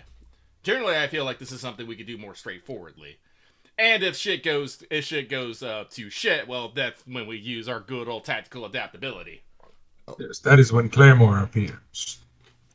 So the only thing that we'll bring up is there was kind of hinted at the possibility of the Red Bones be watching that road for people to pull over. Do we want to try and avoid make sure we avoid that, or do we not care? I would like to go with not care. We're not gonna I don't know what the speed limit here is, but I'm not trying to break any goddamn laws. If they want to pull me over, I'm gonna be all for what reason did you pull me over? And if they try to start some shit, well then I'm going to start some shit. It's fine. I just wanted to ask that question first. So I do want to scope out the canyon a little bit with my I guess I essentially would be using the scope on my weapon to do it. That sounds like a horrible idea. I have smart binocs here. Just fucking use them. Well, I mean, also I would say you should probably use them because Jag is driving. Yeah, but that's what I'm saying. In order to do it while driving, I would have to interface with the car because I do have a neural link with it. Ooh, kimchi is spicy. That's what I'm saying. Some telescopes and sights. Anyway, yeah, we probably shouldn't glaze the place with your gun sight. So, you're all tech-knitted in, so hypothetically, whatever. Oh yeah, I'll just stick my heart. I'll go pursue names. But so it sounds like we're going for the look at it as you drive towards it kind of perception. Yeah, yes. Because I don't want to be well, you didn't say you were looking at it while you drove up. So everybody who is looking at the Canyon Passage Farms area, whether you're keeping an eye out for Redbone security checkpoints or just need something to look at, go ahead and make me an average cunning perception check. Or perception fine. Up to 3. Sure what this is. Okay, what do cyber eyes give me? Give you an extra rank in perception that's separate than the one you pay for. Oh, because you I have to do something with this.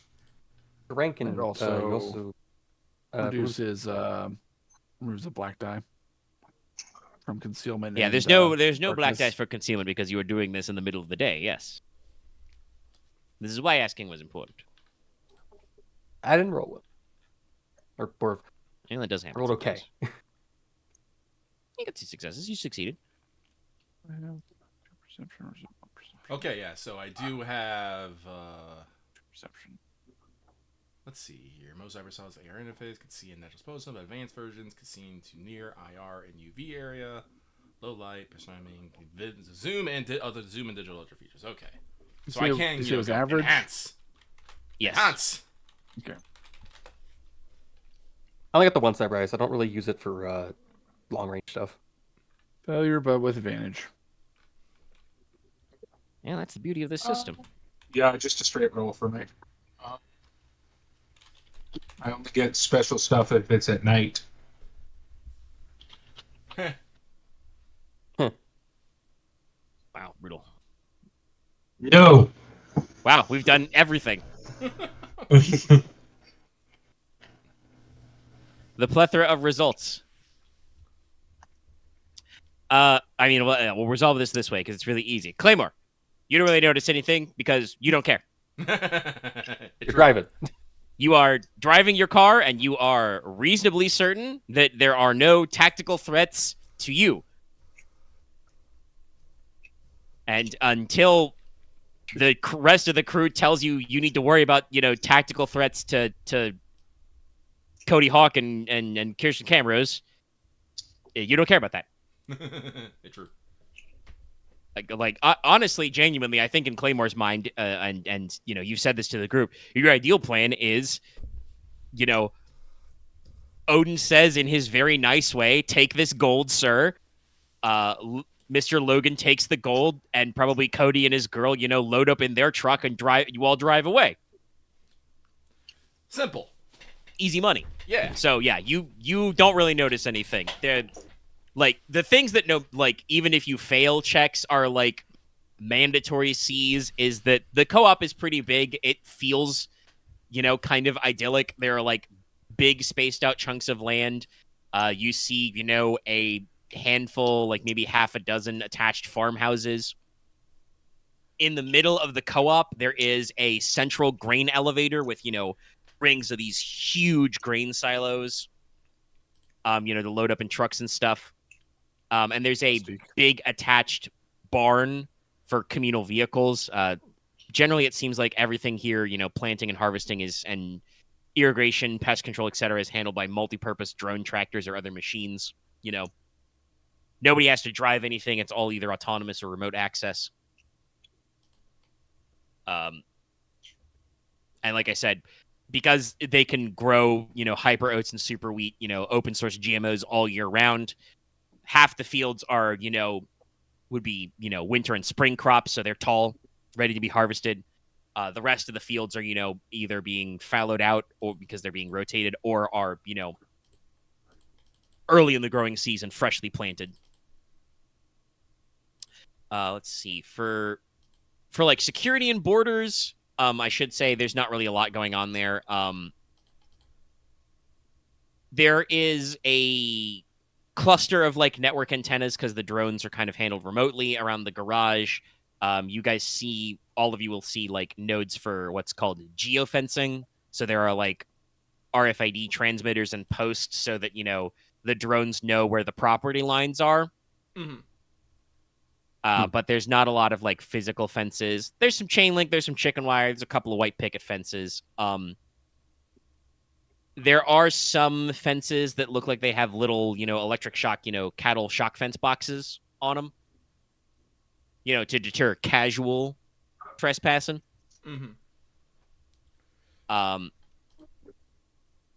And yeah, no, that's definitely we'll save that for specifics. Actually, no, that works great for failure with advantage. Wolf, you don't really take in any details of like the farmland and the people and the vehicles or anything like that. You just realize that you can't turn off your second story man brain. So you are just like, all right, entrances are here, exits are here. If I needed to, we could escape through the irrigation ditch in the culvert. Get into the drainage. From there, discombobulate. Yeah. Every place is just a Metal Gear map to Wolf. These like detached farmhouses, and they have like stables and barns are like, would probably be super easy to break into for somebody like Wolf. They're not hardened targets. You do notice there are some security measures. Like I said, there are cattle fences with electric shocks. You do notice mounted a couple of these. There are what are called anti-predator arrays. There are like automated directional microwave arrays. Basically, they are automated equivalents to the what is the microwave thing actually called?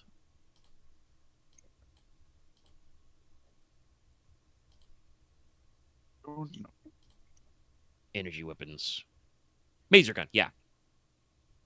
So just like I said, just like remote operated masers, dual stun damage, have a little burn. They're the kind of thing that like it's unpleasant for a person to be hit with. And if you're like a coyote or a coy dog, coy wolf, or a grizzlar, you probably don't want to be microwaved either. But they very rarely cause lasting injury. Microwave arrays.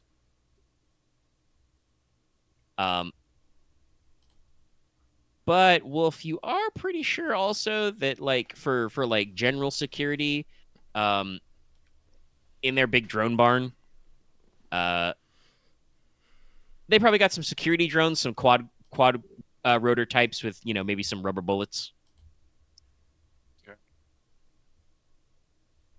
So, like I said, you spot some stuff like that. There's some fences to worry about. If you guys did want to cross off-road, you'd have to be careful because you would probably not want to get macered. Except for Claymore. I think he can walk through, anti-riot microwave guns, all day. Like, let me check even... Soaked as he got. Is there a heavy version of it? Yes, there's the Maser cannon. That wouldn't bother. Claymore has currently 10 soak in his current gear. Right, Arbor 1. The Maser is Breach 1. Oh, well, then it would take it. I mean... The like, vehicle version, the actual, like, vehicle-mounted shit, the normal, like, Maser gun is Pierce 2. You're fine. It even, I think, doesn't get its Pierce against metal armor. Because that's how microwaves work. I don't know if well, I don't know. I'm not gonna. You're in an exoskeleton. That would be mostly metallic composites.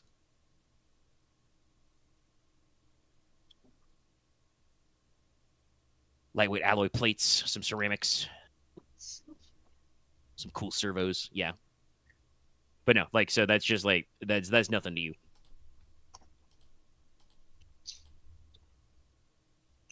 But for the rest of you, for most of you, it would be a painful mishap. Yeah, not great. Odin, you're actually eyeballing. You actually keep track, of where you're going. You've got the case, so I assume that Jack is driving you. Jax is driving you as like the front vehicle. Yeah. So you spot the general layout stuff I said. Are you guys like you're not trying to avoid anybody by like going off road, but are we trying to drive sneaky like? Are we trying to be subtle in our driving? Subtle. I would definitely say subtle, but not like inconspicuous, probably. More. You can't really drive sneaky. Inconspicuous driving is fine. Yeah, inconspicuous is definitely like because you can definitely drive conspicuously. Oh yeah, no, hell you can. Drive with purpose. No, we're following the speed limit. We're not, driving in a new sort of formation. Probably all our windows are rolled up, so people can't just see all the guns we're toting. Yeah. I brought like 2 guns and a power fist. So like I have so many guns in this car. the Redbone guys aren't like running out to flag you down, because you're not like speeding or anything. You're not obviously militarized. You do see with 2 successes, there are a couple spots in like the access roads, these like dirt roads and gravel paths cross-cutting all the co-ops where they're just kind of set up in like, Jeeps, basically, Rovers. Do include LMG mounts. So like they have gun Rovers. Owen's taking a picture of a Cyber Eye and probably marking them on the TAC map of the TACnet. But you see them and they're just kind of like what was described when Claymore, looked them up earlier. They're guys in, actual body armor carrying, combat rifles, but nothing crazy fancy. They do rate vehicles so they can motor, but mostly they seem to just be, sitting at roads and intersections, smoking, shooting the shit, playing virtual cards. There are definitely guys like who are supposed to be like sitting in the machine gun nest on the back of their like Humvee type Jeeps and just he's playing on his phone and he is not actually looking down the road. That's happened for weeks probably. They're mercs. They're private security. They don't they don't really cause too much of a ruckus. But with 2 success, you don't make out any extra detail, but you do think you see one of these farmhouses is clearly what Redbone uses as like a base because it's got a farmhouse, 2 stories, wraparound veranda. They've got like a storage barn, which has some stuff in it. But also they've got like, a big military style like tent pitched in the backyard. So clearly that's what Redbone is using as like a CP. Gonna mark that down. Yeah. You do not have to drive like right by it, but it is, out there and you see some guys, off-duty looking guys, smoking, doing basic PT, shooting some hoops, cleaning guns, that kind of stuff. Okay. I'm not gonna ask for a head count because I don't think it's something I can do as I'm driving by. No, you'd probably have to stop and look to do a proper head count. But That's fine. You guys rolling up to the farm that it's got the name. It's got a little nameplate, I should say. It's got cameras on it. Oh, actually, yeah, I should say. Jack, take 1 strain. Okay. You try not to run over a rabbit in the road. It would be incredibly ironic. So you take a strain because you have to stop a little short on the seatbelt. And that's because Jack was looking instead of driving, trying to looky-loo. Never rubberneck.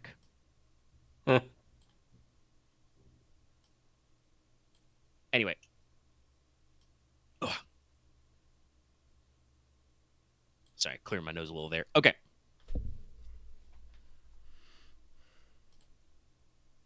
But JaqX and Odin in the front vehicle. Pull up to the farmhouse marked Camrose. You see in the driveway there's a like I want to say like a normal style pickup truck, the kind of thing you'd see advertised in Truck Month, in Truck Timber, or Trucktober. Truck. And they've got a little like sub barn set up for like storing supplies and stuff for their own co-op work. But there is also very clearly an ARV garage like truck, like I've described before. Big ass off-road tires, boosted suspension, to go off-roading. Big fucking bumpers, roll cage around the cab. Got like the fucking high beam floodlights, lighting rig shit. Winch on the front and the back. Can never have enough tow winches. The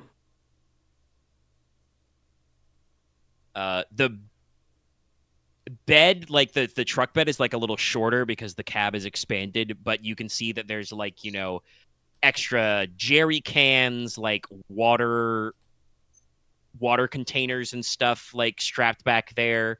There's like some jump seats in the back, so you can fit extra passengers back there.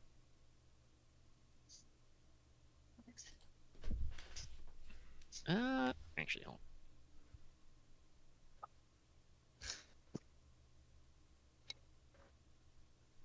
B for boost or B for black? Oh, I did poly anyway. Doesn't matter. I actually did the reverse, chat. B for Hey, blue? we did that for a long time. I believe it's K for black. Yeah, I actually probably should have grabbed out my Genesis dice so I could freeball roll if I needed, but I did not because D1 is working. So I usually just roll a booster setback die as like a random modifier. As you guys pull up, you do actually see one, faux leather biker jacket, patches, jeans, boots. There's a guy resembling Cody's description, and he's actually like, working on the truck right now.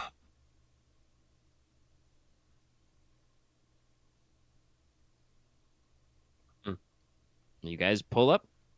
Mm-hmm. Odin, you have the briefcase, by the way. I do. Would I get the wrong impression if I also carried one of my other cases on me? What? What, like one of your hard cases? Probably not. Yeah. All right. You can sling. Those are meant to be like slung over a shoulder. All right. Cool.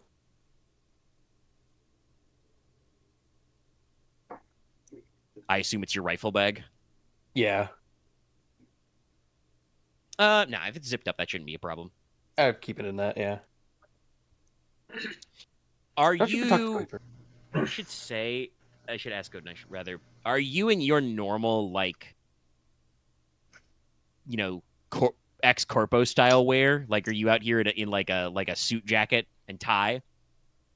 Not the suit jacket. I have the tie and the dress shirt, but it's under a duster, like the cyber Okay. inlay. Okay. That's a little like not quite this fashion, but is not as out of place if, like I said, you showed up in a full like sport coat. No, it's just Type that that duster is back when he was a law dog, so it's just a personal. You beat up old, probably faux leather, but faux leather duster. But you roll up, you get out, you got the case.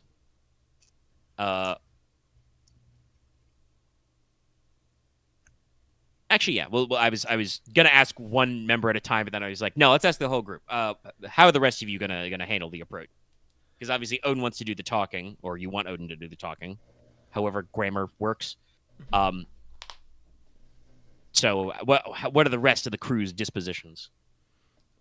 Claymore will bring up the rear, but he is going to get out. He's gonna have his carnage in his hands, and he's just gonna be on Overwatch. Just calmly looking around.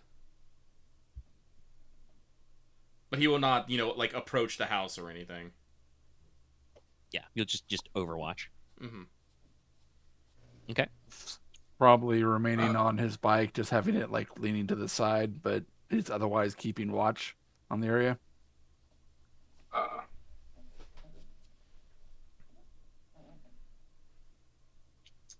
Jack will, with her appearance having changed over the drive, her hair has grown out and is now a different color. Yay, follicle control. Yep. I mean, I'm not just gonna walk up as my normal self. No, yeah. But I'm gonna stay in the car for now. But I'm just kind of gonna lean on the windshield. I will not have my combat armor on yet. So yeah, hey, Odin, guess what? You're flying alone. I mean, you're overwatched as hell, so you're very safe. But Yeah.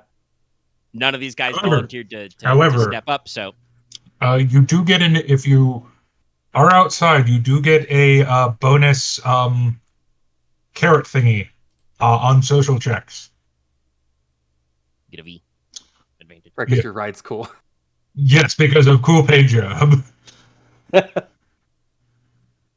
right, so Well, then I it's going to guess, be up to you, before Odin, we if do you want this, to. we should ask, Odin, do you want anyone to go with you? Nope, I know what I'll do. I know what I'll do. Oh boy. Behind Odin, out will trot a very good boy.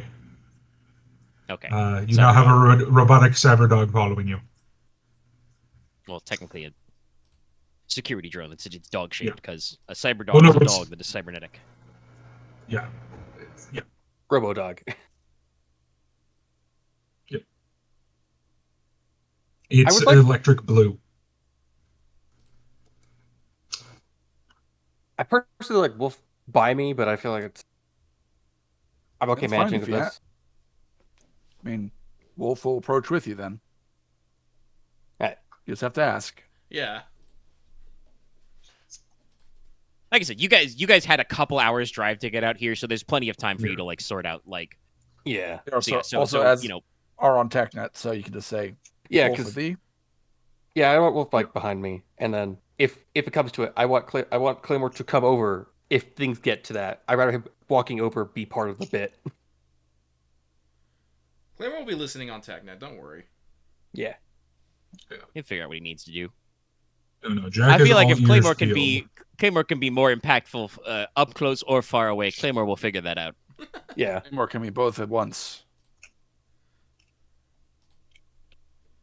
Well, I don't. Claymore's wearing his power armor, so he gets like +1 brawn. So what's I'm your not in my like power armor. athletics I'm in the pool? combat armor.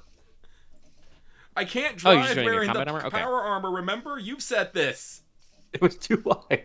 I mean, it was like a year ago, so I probably It was don't not remember a year it, ago. but no. It was like in the last week.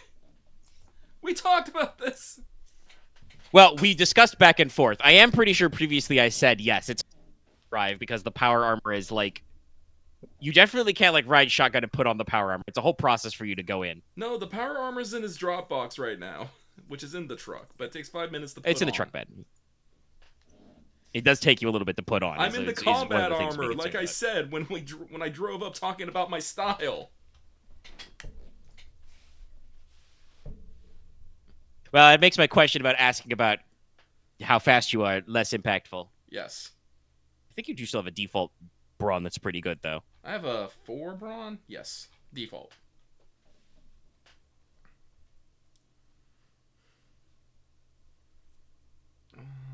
I will say, I was, because we were confused about this, I'm pretty sure in the conversation we had earlier, like yesterday, actually, or maybe earlier in the week, I was thinking about the hard suit, not the power armor. But like I said, we got that cleared up.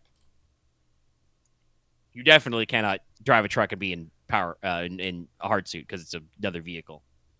Yeah. No. The cab of a technical also, I think you are probably a little like. Yeah. I mean, so could you technically do that if you were driving via Neuralink?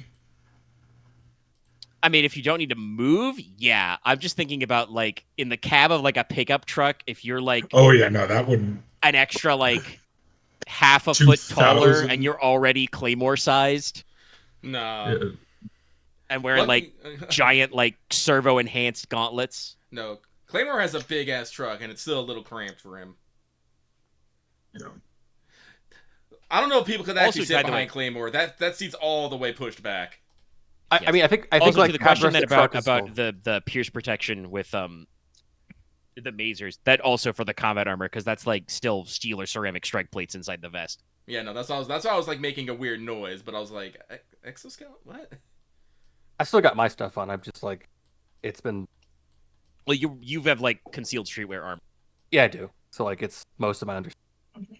Like Claymore doesn't even necessarily if he's wearing his combat armor because we also had a conversation about that's got the streetwear and intimidating paint job effect. So that doesn't even necessarily look like combat gear. He looks like, a demon. A scary man. Yeah. A gang leader. Anyway, sorry. We got distracted about that. Yeah. I wanted to ask Claymore can still sprint up pretty fast if he needs to. Yeah. So not a furry. Then let's roll it to Odin. Wolf, like pulls his bike up next to the van and like parks it, throws it the kickstand, so he's following along behind. Did you want to talk to Cody first, or do you want to just run in? Well, not run in, but I you know wanted what to ask everyone else how they felt about that. You can leave Cody to Claymore if you want. Yeah, because I don't really think to say to him right now. That's like helpful. No, that's fine. You go handle negotiations. Yeah. Well, how that goes, well, that's when I'll need to talk to him. But we'll see. Yeah, we'll figure stuff out. I'm probably just gonna go get to the front. I'm probably just gonna go to the front porch, knock on the door, and then I guess say hello and tell him, hey, like I feel like we should say we're just from Granny Coyote and to talk about a few things.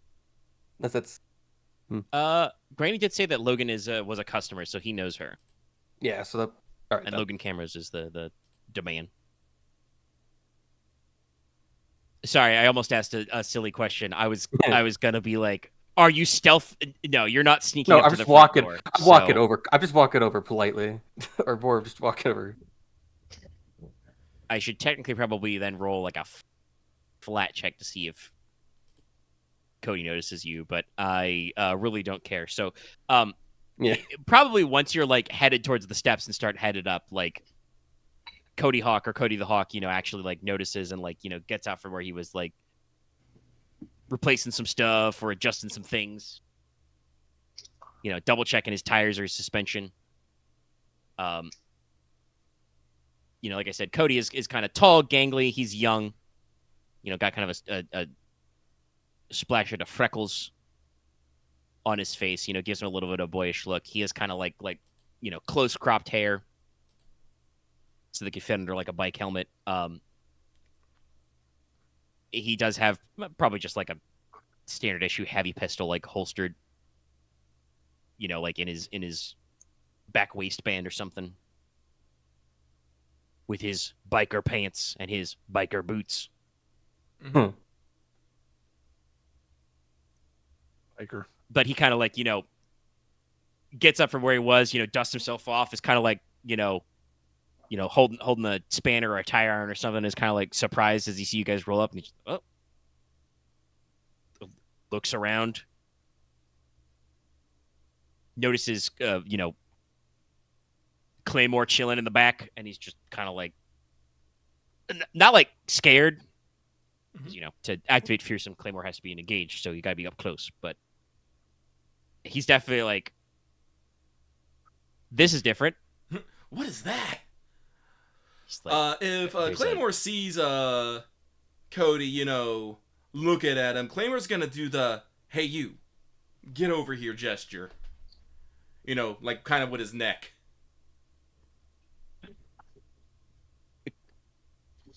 Cody will kind of like side eye, like Odin Wolf going up to the door. If you guys don't really, or if those two, I should say, don't really acknowledge him, he will actually kind of like, stuff his like I said, the wrench or spanner he has back into like a tool bag or something, throw it back in the cab of the truck, and mosey on over to Claymore. Mm-hmm. That's fine. All right. So I would like to have a conversation with Cody at some point, but I don't want to ruin necessarily the negotiations. All right. So we'll say that he doesn't like run over. He strides with purpose down to Claymore, who is at the back of the line. Mm-hmm. So we'll do Odin and Co first. You bing bong, read the doorbell. Mm-hmm. It's a future doorbell, so there's a tiny camera with a little ID scanner that like,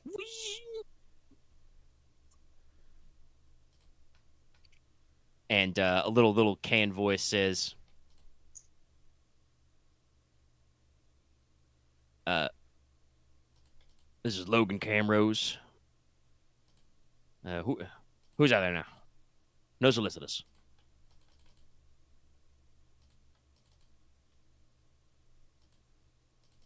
I'm Odin, and I'm an associate of Lady Coyote. Granny Coyote. You can call it. I'm an associate of Granny Coyote. I came here to talk about a few things.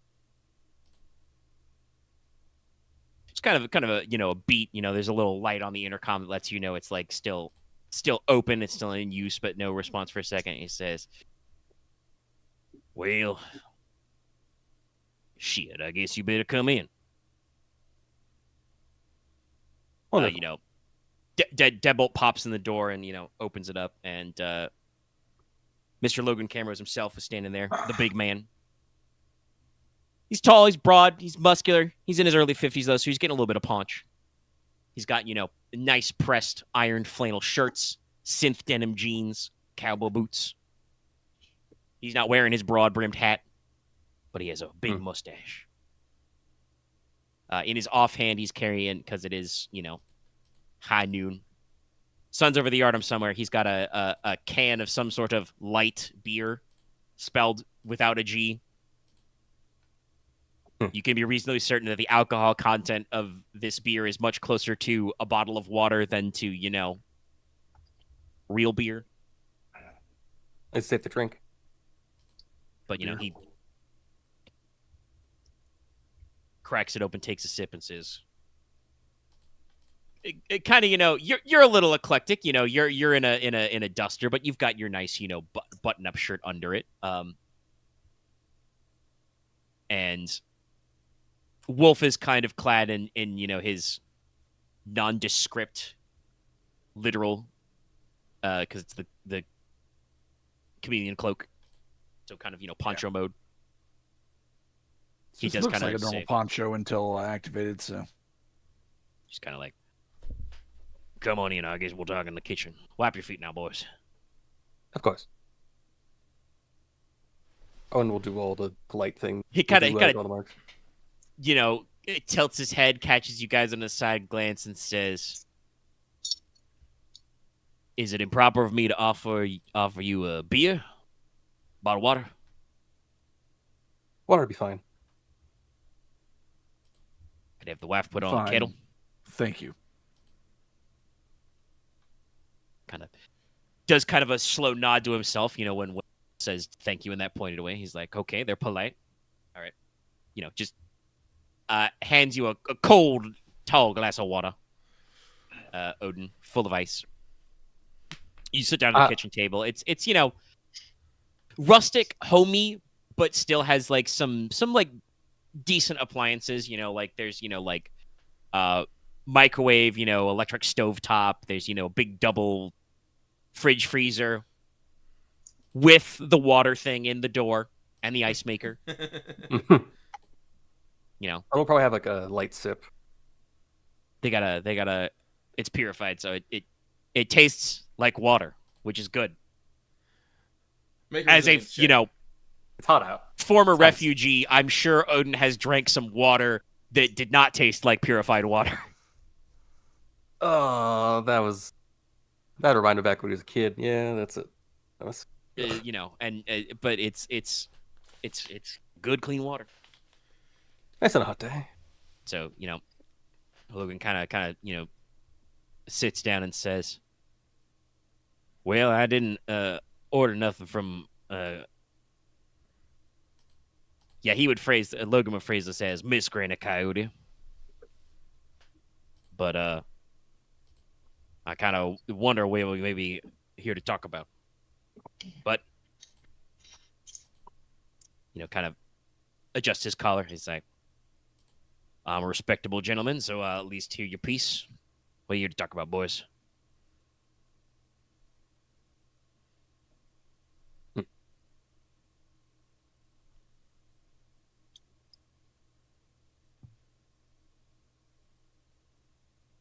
Do you need a moment, Axe? I'm thinking, because it's like I had a thing to say that I blanked, and I was like, ah. All right. It's okay. Take a second. That's fine. Well, I also, like, several same. times tonight have just, like, blue screened. Yeah, that's like, fine, Axe. Just remember, you got to say, hey, guys, I need a moment. Oh, yeah, I need a moment, because it's like... Yeah. We can't just have dead air. I get you. No, you're right, because I would at least just, like, say this out loud, just so, like, I'm on the right page, because I did make sure I'm, like, thinking it wrong. Feel free to walk through it, yeah. Yeah. Because I was going to bring up that Greg Cody would, like, discuss about Cody Hawk and your daughter. And I'm not sure that's how we open it. I don't think that's how we open it. Oh. Or bring up if, like, as you know, there's been previous discussions about Cody Hawk and your daughter involving the plan. I don't know if there has been previous discussions. We are here to discuss the union between I'm trying to avoid that immediately. Like, if you don't mind my 2 cents, you would probably just bring it up in a business-like manner that Cody Hawk is a member of a particular group, and they would they would like him back as he provides valuable skills and service to them. But your Cody seems to be quite enamored with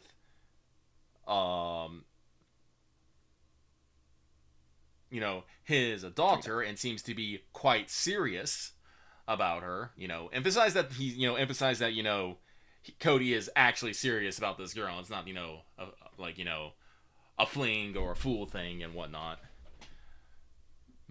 That at least because you haven't spoken to Cody or Christian yet, but JaqX did social media stalk him, so they're like, they're at least just for real as 19-year-olds can be. It's like, there's a 50% chance this could work out. It's a nomad thing, so if it doesn't work out, it's still gonna be a long-term thing. But she can just park. Yep. But you understand that no father just wants to give his daughter away, or lose a valuable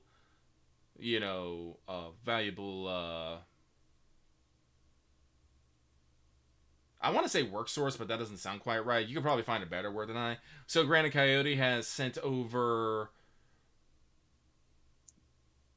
I don't want to say a bribe, and I don't want to say a payment. As for the generosity of Coyote, take this as a dowry take this as dowry as I then softly open the case. Open the fucking case. But like I said, be polite, be businesslike, but be direct. Try not to use any words that give a negative connotation, and lay it to him straight.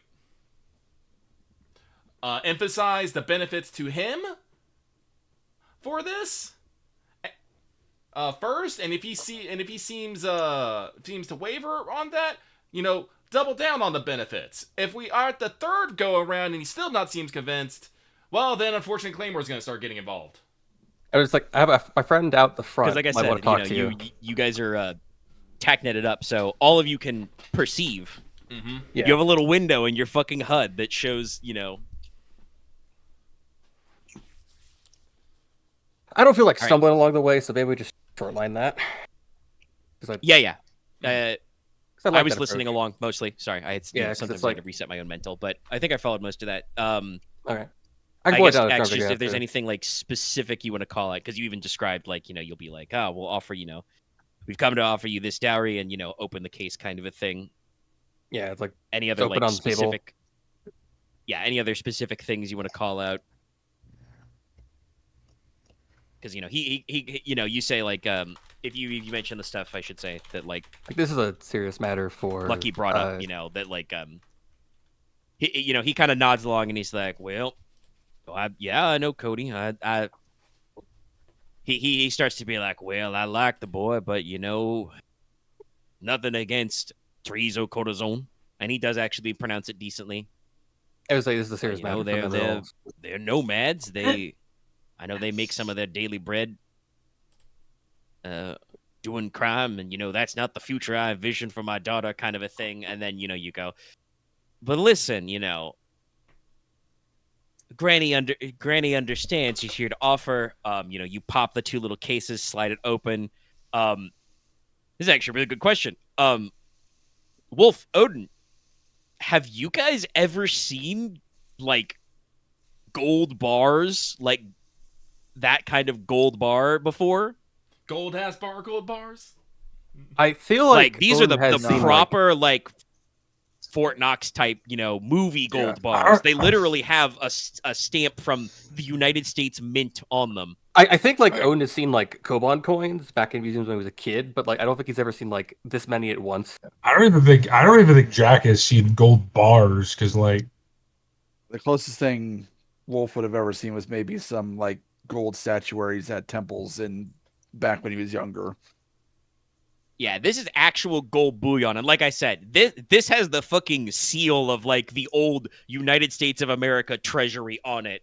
So like, you guys don't know how Granny got these. You did not ask her, but she like somebody When the anyway ended suitcase up with, like a repository. when the suitcase opens, it whistles Dixie. I feel like Odin says I know. I just imagined the gentle like, old world money. You'll wouldn't have any problem finding a buyer. Go ahead and roll me a. Oh, he's a little hard ass about that, but I don't think he's that hard ass about it. Roll me an average negotiation check. Please add a boost die because you went through the whole theater of open up the case, show him the gold. Yeah, I'm not lying when I say you probably won't have trouble finding a buyer. I was fucking Polly again. Like, this is just pure ass gold. Now it's roll. Now we gotta reset our brains. We have to uncondition ourselves. For like a month, yeah. Thing I got. Sorry, I'm yawning a little. I'm a little sleepy. That's okay. We're We're gonna. I think actually this is gonna be interesting because you guys are pretty smooth rolling this job, pretty much taking it under effort, and then we'll probably leave off with a little cliffhanger with the complication, the hitch, because y'all know every job hitch. We still gotta take them. No, we still gotta take them. We still gotta take them back. So that's the whole thing. Yeah. That's Someone's gonna come to get even with us or some shit. Oh no, there's some like corporate buyout conspiracy that's about to fucking happen. We're gonna get in the middle. Right? Yeah. No. Like someone's gonna like. They're gonna try. Well, and, wouldn't they technically? they're gonna try and like. They're going to be the What- last one holding out against the corpse or something. And this is enough money to Wouldn't- probably rebuy back the shares. You guys did not research it, but I can tell you right now, he is actually one of the like he. Yeah, he's If holding you out. talk to this guy about it, he does not seem interested in selling. Yeah, no, I'm in it for the love of the land. no. I like, founded didn't- this like, I didn't co-op dig and into met it my because, future you know, wife as here. as a character, I wouldn't think there'd be suddenly a corporate attack. But me as a player being go like, oh, there might be a corporate attack on this fucking place. The legend return. Omega, what was gonna the be honest, again? Here's the only reason. Here's the only reason I wouldn't think there'd be a corporate attack, because if anything, wouldn't the corporate? Damn. Okay. I guess they couldn't know what we're doing. So yeah. That's like 3 blanks. I don't have a reroll for that. I don't.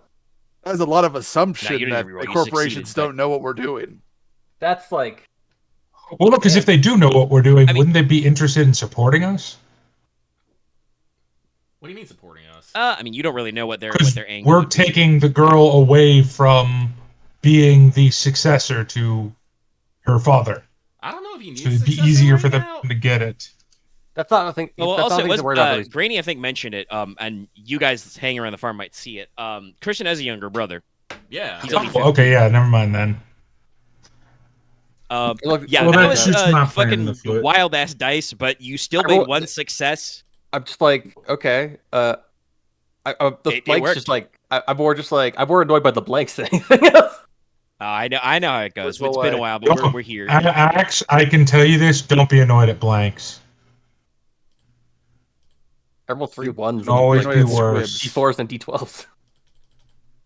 Let's just continue. I mean, I The- do the believe dice there's have only supposed to be happened. one blank face on each yellow die, but it's a probability thing. There's But yeah, let's just keep going. nothing actually that stops you from rolling multiple blanks in the same set. It's just unlikely. Anyway, you've succeeded. Actually, we're good. We're moving forward. Yeah. Actually, that reminds me earlier, because you BRB like right after. Dallas, did you catch that I said for your failure with threat earlier, Jax took a strain? No, I haven't marked down. That may be relevant later. I mean, I can regain 12 strain at will, so True, you do have that because you're fucking full of implants, you freak. one for every cyber and You bio PH implant. freak. Honestly, Yup. I should probably just get natural for fucking negotiation and charm at some point. I thought you did. Natural's a fun one. I thought I you don't, were but it's on my planning a list. So natural. You Oh. don't- I think I was, but I was working up to it because I was like, I had to grasp other. Okay, yeah. Which- Talent pyramid stuff means that that's another funny thing about. Yeah, so comparative I had to buy Blade another is, like tier Genesis 2 with the for it. pyramid. You got to like actually figure out what you're doing. Yeah. You gotta think ahead a little. Anyway, I kind of sorry, like it we're- more. We're vamping, so it doesn't matter. Like you show him the gold, the fucking golden glow fills his eyes, and like Mr. Logan Cameras is not a greedy man. He is a humble, landowning man. He saw a business opportunity and got in, but like I should you probably have add to That's be a a lot of gold. strong soul to stand up to Yeah.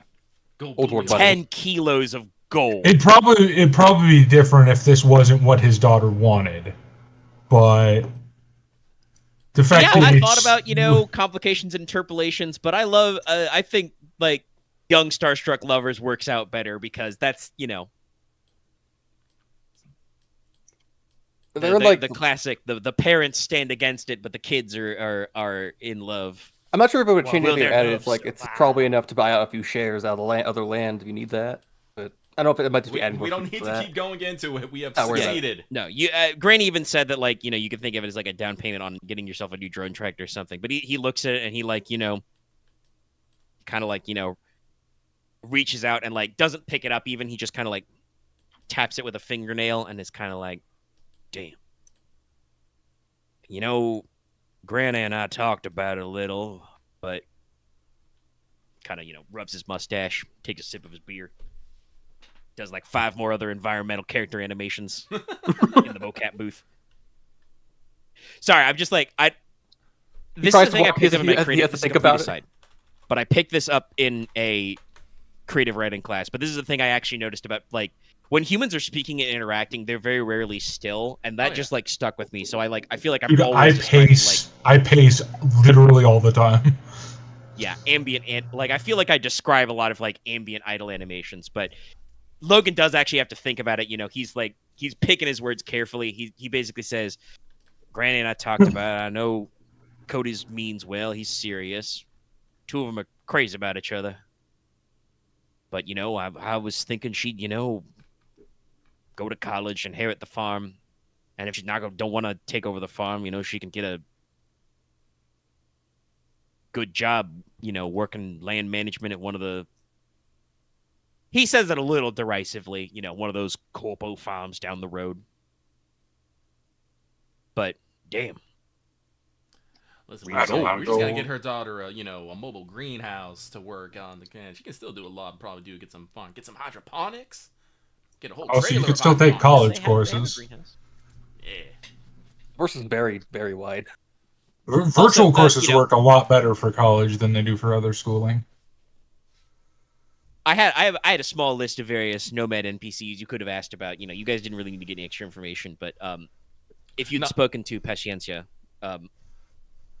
she's like not really head doctor, but she is a medical professional in the Arv clan, and she drives their ambulance. Yeah.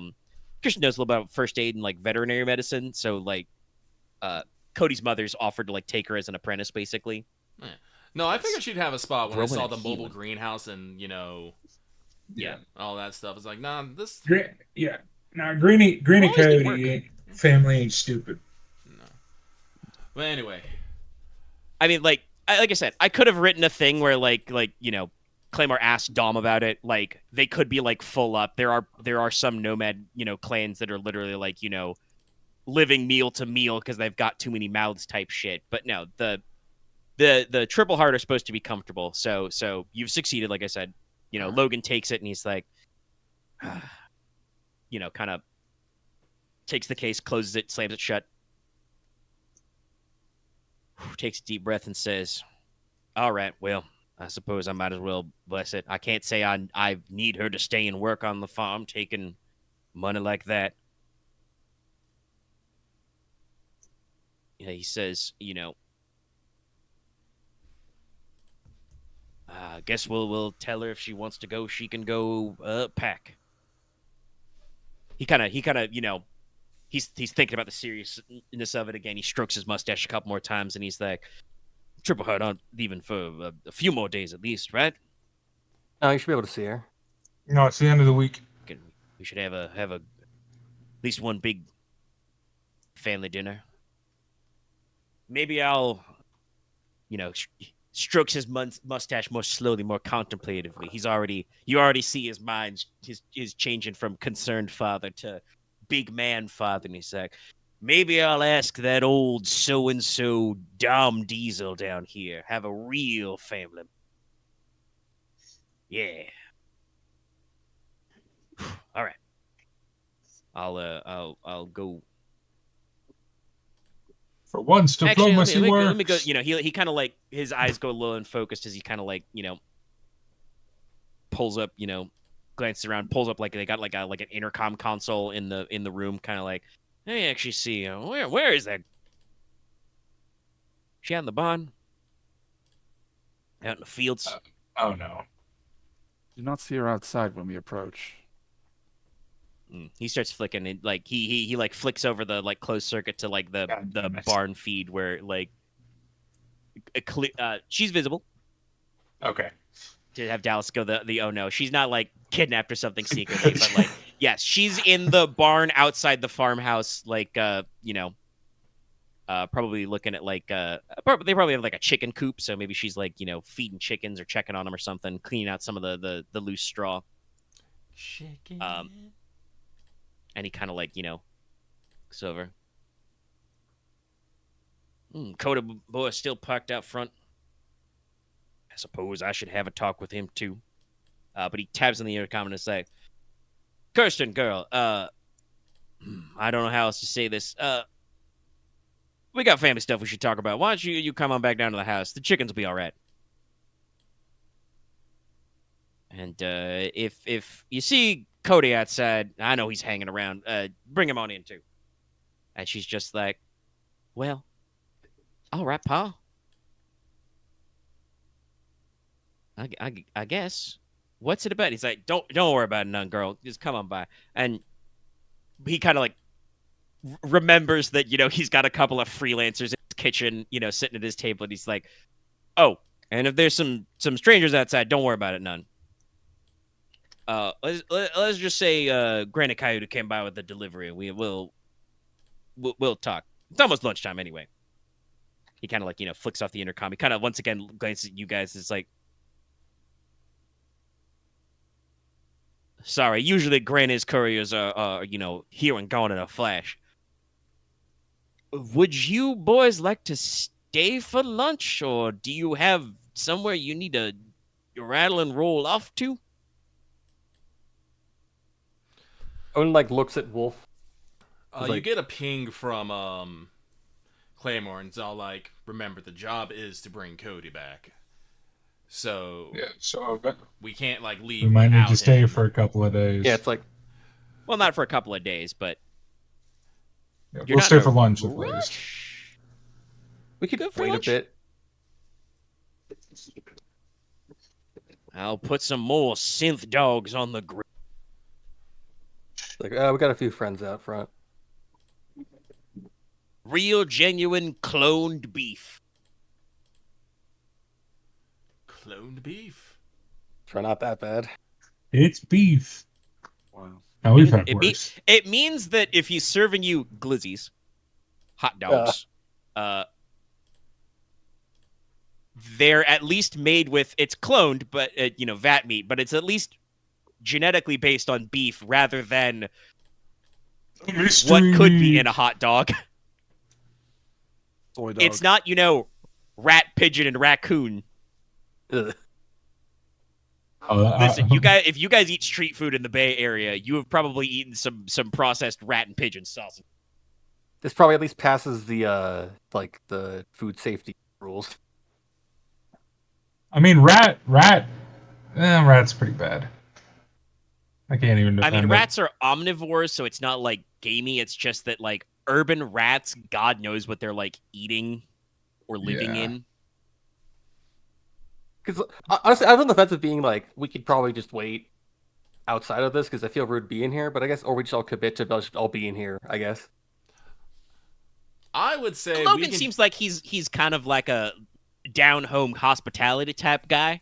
Yeah. I think you can turn him down politely, and because personally, Claymore's not gonna feel actually like we have done the job unless we park Cody's butt in front of fucking Dom, and Oh, you're say, right. and to get Dom and get fucking Cody to say I'm sorry for trying to up and leave.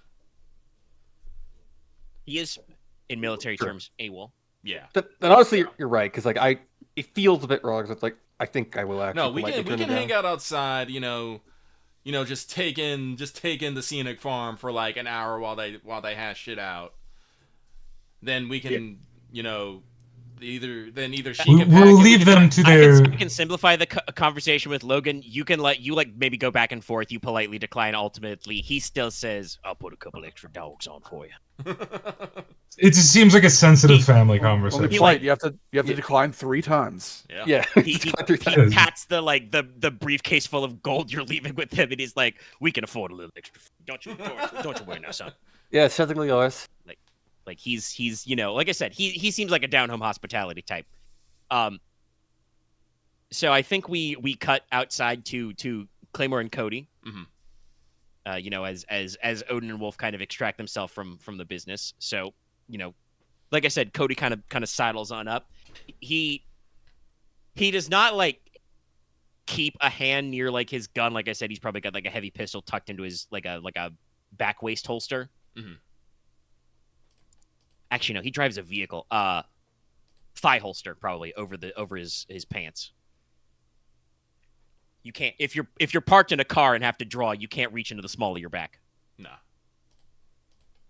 But traditional hip holsters and like belt clip holsters can sometimes fall off. So yeah, he's got a thigh rig. So he doesn't like keep a hand down there, but he definitely like lets his hands hang loose a little. And he's kind of like tries to play it cool. He's like, yeah. Claymore, talk something, brother? just looks down through the. What are these things called again? The fucking masks we wear to hide our identity. Face blocker. Face blocker. Face yeah. blockers? Yeah. Yeah, face blocker. It's like, you're Dom's boy, Cody, right? He kind of rolls his shoulders a little, and he's like, he starts to form the who's asking, but you just keep the Claymore stone face, and he just kind of pivots mid-sentence. Yeah. Claymore nods and Claymore nods and just says, we're here to pick you up and your girl and return you to your clan. You might want to start packing.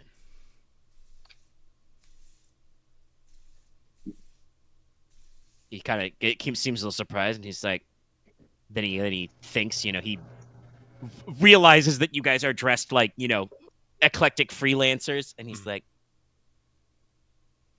man, kind of, rubs his nose a little and kind of like adjusts to, he's got like probably like driving gloves on. He kind of like, tugs at him, and he's like, man, I told Granny she didn't need to get involved. Well, I guess that means things are getting resolved one way or another. He kind of like, because you're sitting with your Carnage, Mm-hmm. Actually, good question. Are you kind of like two-handed Carnage, kind of like at rest across your chest, or are you going for like a cool guy, like, one arm pointed straight up? Yeah, let's go with the one arm, guns like up resting against the shoulder kind of look. So one hand free. Yeah. He kind of, eyeballs you, and he's kind of like, well, I hope you're not gonna need all that. And so Claymore will just respond, you never know what you're gonna need on a job. Shit, ain't that the truth, brother? Some of those Redbone guys, I gotta... Well, it's bad enough, the man in the house don't want me, take my girl, have a rad shotgun, but I gotta drive overland on this Redbone affairs. And so, man, shit, just because I was, he phrases it as, born free, born with wheels, wear the colors, kind of adjust his jacket a little offendedly about some guys who aren't even here. It's like, well, don't worry, my big baby will be ready to roll. It's like, Claymore just, just nods and says, good. My fellows are probably inside right now negotiating with the father, so you have nothing to worry about there. Just be ready to move. It's all like, Claymore pauses and kind of says, "Your clan really wants you back."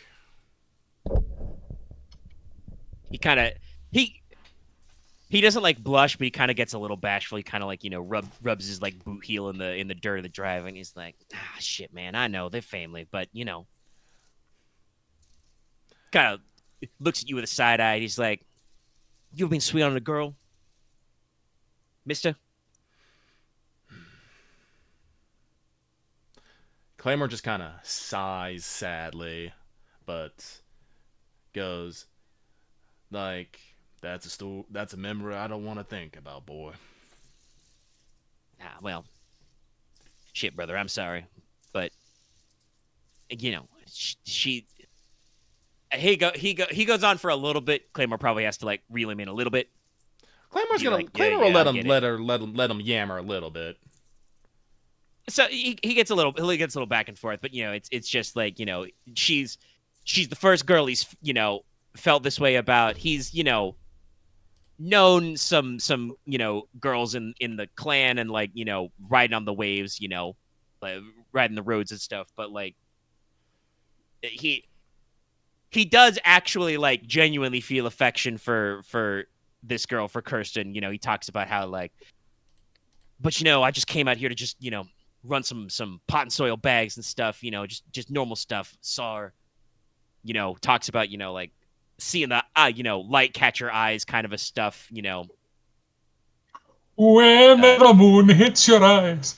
Yeah, he's feeling like, I mean, the they don't really have like a dedicated like ethnic makeup, so saying they're like Italian is not right, but like they've got small town people, they've got some people of different Latin backgrounds and some other stuff of like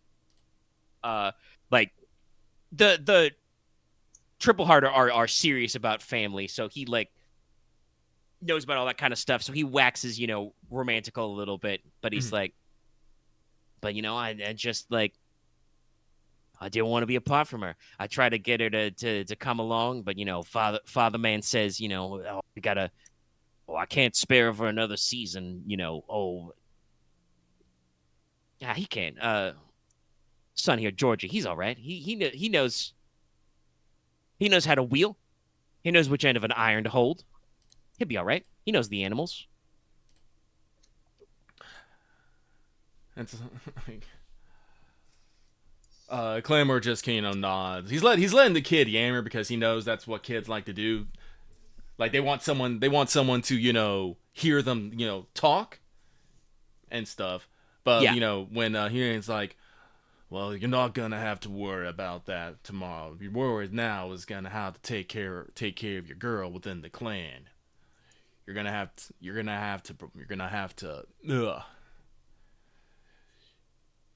to help provide for her, help her find work, make sure she pulls her weight, make sure you pull your weight along with that. He kind of claps a hand to his chest and he's like, oh man, brother, I know about that. My mother, Paciencia, she's got to let Kirsten ride in the ambulance. She's taken a couple of courses in first aid and stuff, knows a thing about veterinary medicine. And as always, work needs done with the greenhouse or driving vehicles. We don't much call for drone tractors, but we don't got a lot of people who are classically educated. We do got Alex the Mole Man though, but he's weird. Man, like I said, I had some colorful characters. Maybe you'll talk to them after the job. You could find Alex the Mole Man. I'm thinking more like Moliere from Atlantis: The Lost Empire. Look at this. What's his deal? You don't want to know. You should have told me, but you did, and now I'm telling you, you don't want to know. Atlantis is so cool. Welcome to your requisite 5 minutes of everybody in the crew going Atlantis rocks, thumbs up, like, but yeah, he like I said, he kind of taps his chest and says, "Got a place? I got a rig that can hold us. Got some farm space, or got some riding space. Be headed out to Sacramento next. We'll be aight. We'll be aight. Kind of nods to himself. And then kind of like turns back and is like, right, shit, I should get ready. He kind of turns back to you over his shoulder, Claymore, and he's like, your pals are negotiating. Is gonna be a hot exit? A hot getaway, if you will? Claymore, pauses to look at his messages, check the feeds, and is just like, nah, everything's all right. All right. And I think I would like for this point for for fucking the girl to come out the bar and asking for Cody and stuff. Yeah. She'll come down the road. Cody walks back. They talk a little. Go inside.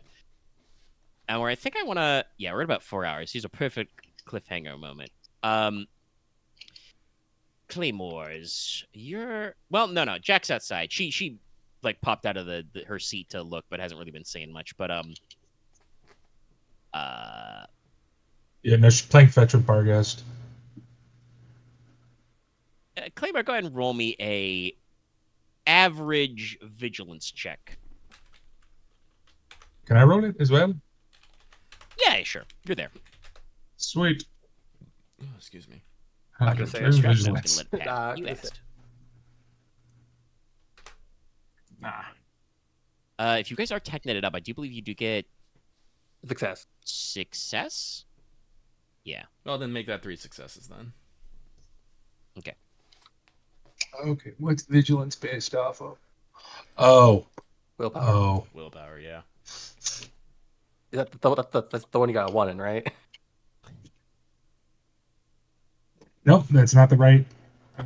Yeah, you did roll. Also add success because you're at least tech-netted. Oh, we can just add 1 threat. One threat. No failure. Okay. Once again, full dice. You do not take a straight from this, but I'll be remembering this threat later. You're playing fetch. You're oblivious, Jack. Yeah, makes sense. Claymore, 3 success. You hear the putt turnover of a little hydrogen burning engine, and if you glance over, there's a Redbone security jeep with a guy in the MG mount on the back rolling up. You can clearly see that he has spotted your vehicles. As discussed, you have de-stealthified yourself. Yep. And are, in fact, intimidatingly painted. Yep. I don't know if Jax is intimidatingly painted. Claymore. No. is. Claymore personally is intimidatingly painted. He is. Oh, Claymore himself. Well, yeah. Yes. But your thought it'd be van fucked has a very striking color scheme, and Claymore is driving a Nomad-styled vehicle. Listen. And so, like, clearly this guy clocks you and, like, says something into, like, his chest rig radio and stuff. And, kind of pulls up crosswise in the driveway so it's not easy to get out. And, pops the door open, and some boys in some combat armor with their vehicles slung. One of them's got a little, like, handheld ID scanner, and he's be like, says, would they be like, no, you're carrying some pretty heavy hardware, and like I said, you're a scary looking guy at a distance, so it's kind of that moment of like, they kind of like, dismount, kind of wheel the LMG over to cover the house, kind of have their rifles slung, but they don't like approach, but they're not super cocky in their body language either. One of them kind of like, pulls down his helmet liner or balaclava, speak a little clearer, and he kind of like holds up a hand to gesture to Claymore and is like, excuse me, sir, hi, Redbone Security, packing some pretty serious hardware there, sir. We're gonna have to ask you what your business is in these humble parts. And so, like,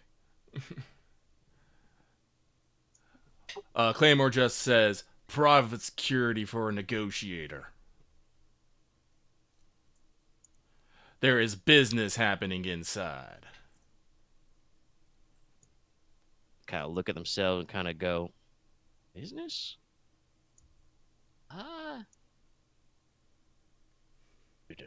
That. I mean, I want to leave that open and do a roll. That's not really a lie. I think that's just like a I don't wanna fearsome say check. Well, no, I Deception. can say it could, like, it's not a lie, and I won't like roll against it. But if they want to like roll vigilance to be like, there's something more going on there than what Claymore says, I think that makes sense. Like, it's not a lie, but it is deception, if that makes any sense. Yeah. It's lying by Claymore's not omission, saying I gonna guess, say, but- we're a bunch of freeloves with a bunch of illegal hardware, transporting gold to help, maybe one of the nomad clans out here. He's keeping it Hey. broad, but not lying. The majority of my hardware is legal because I invented it. Well, Claymore himself Built is it not in a legal. cave with a box of scraps. Yeah, Yeah. but it's like,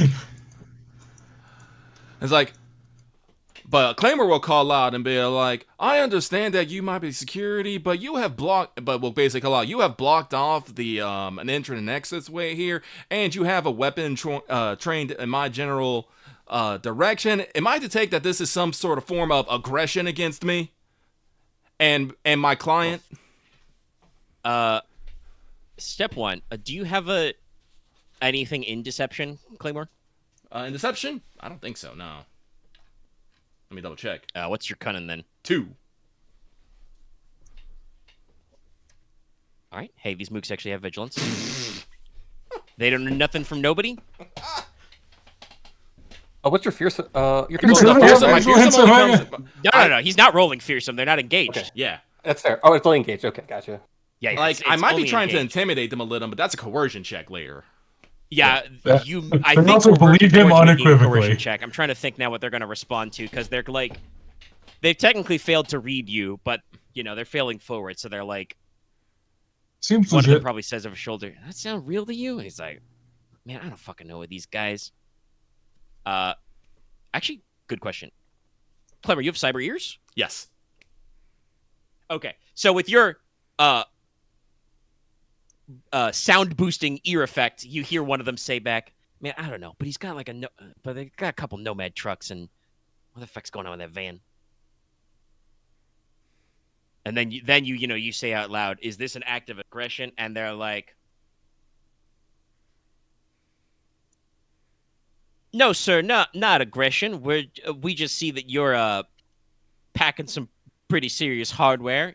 They nod to the carnage. They don't seem to have identified it by name, but it does look like a combat shotgun. It is. Yeah. Yeah. So like, kind of nod to you and say, "You're pretty heavily armed yourself. We're just taking precautions. There's been some security incidents with trespassers and petty thieves in the area, and driving some trucks which do match the description of the vehicle you've got there." Nods at your technical. Mhm. I don't need you to roll deception to know that that's like that's a cop speak bullshit line. yeah. He's probably not wrong that people drive nomad ass trucks around here, but like you literally eyeballed the Triple Heart. Like I said, they're not like land pirate type nomads. Like if they steal from corpos. They like knock over corpo trucks or pinch like delivery drones in the middle of nowhere. Like they're not hurting anybody. Mm-hmm. So these guys are feeding you a line, but they're without you haven't even rolled coercion yet. They're a little spooked about you. Mm-hmm. They realize that you are a serious ass threat. Mm-hmm.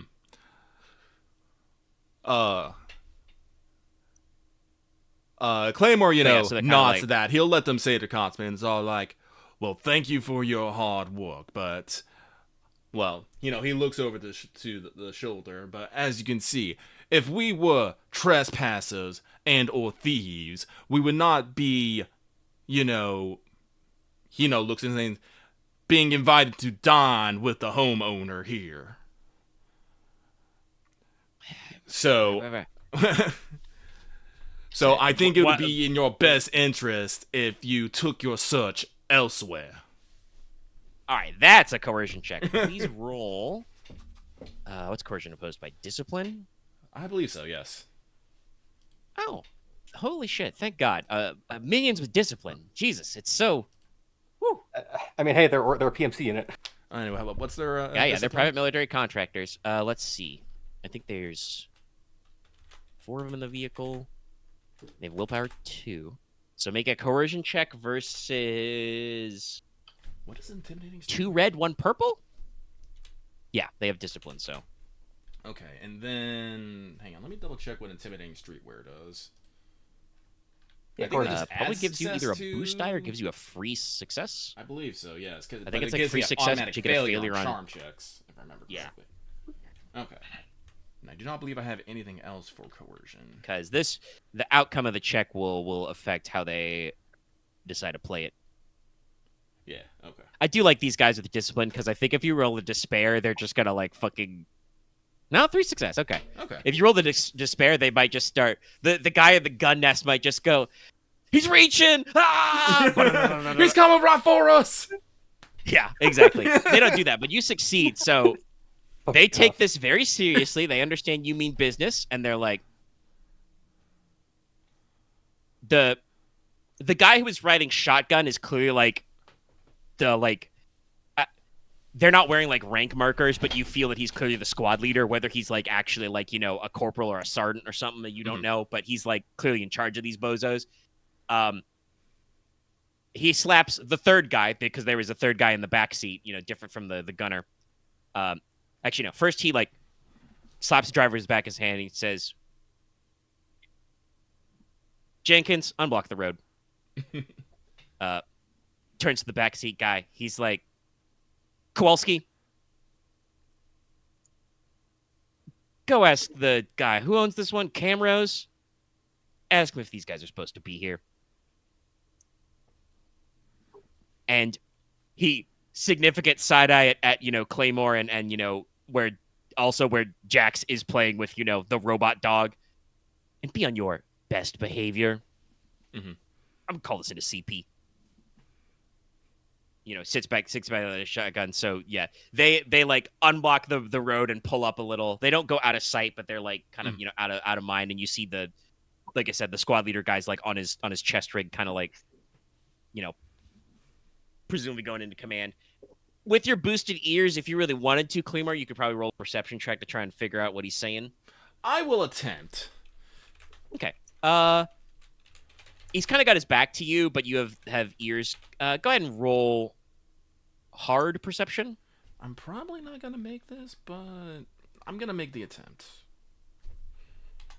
Hey, I mean, if you fail but get an advantage, you might you could hear some stuff. Nope, just a threat. No one threat. Oh well. Trouble's got hands. Take a strain. No, take a. Actually, no. We're gonna end the session. Take a strain. Take a strain. All right. Claymore will, he'll make a show of like putting his hand to like where his ear is, like he's gonna talk to somebody, just to, inform the rest of the group that some red bones might be coming in. They seem. Claymore's not gonna say he put the fear of God into them, but he's gonna kind of say he put the fear of God into them, so they shouldn't cause trouble. They're now afraid of demons.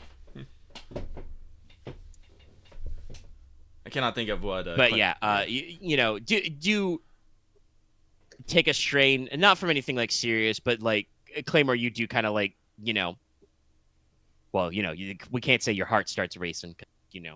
artificial. It's perfectly timed. It never races. No, Claymore's starting to get machine, maybe but- get those little bit of jitters though. It's all like the Yeah, trigger finger like- starts itching. Because you literally you're like craning your ears, boosting your audio, like tilting your head, and all you just kind of hear is kind of like the classic like.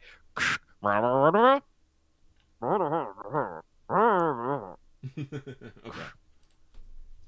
So like he's having a conversation. You can't really make it out. The one guy kind of like he still has his combat rifle like slung frontwise over his armor. He like has his hand on the pistol grip.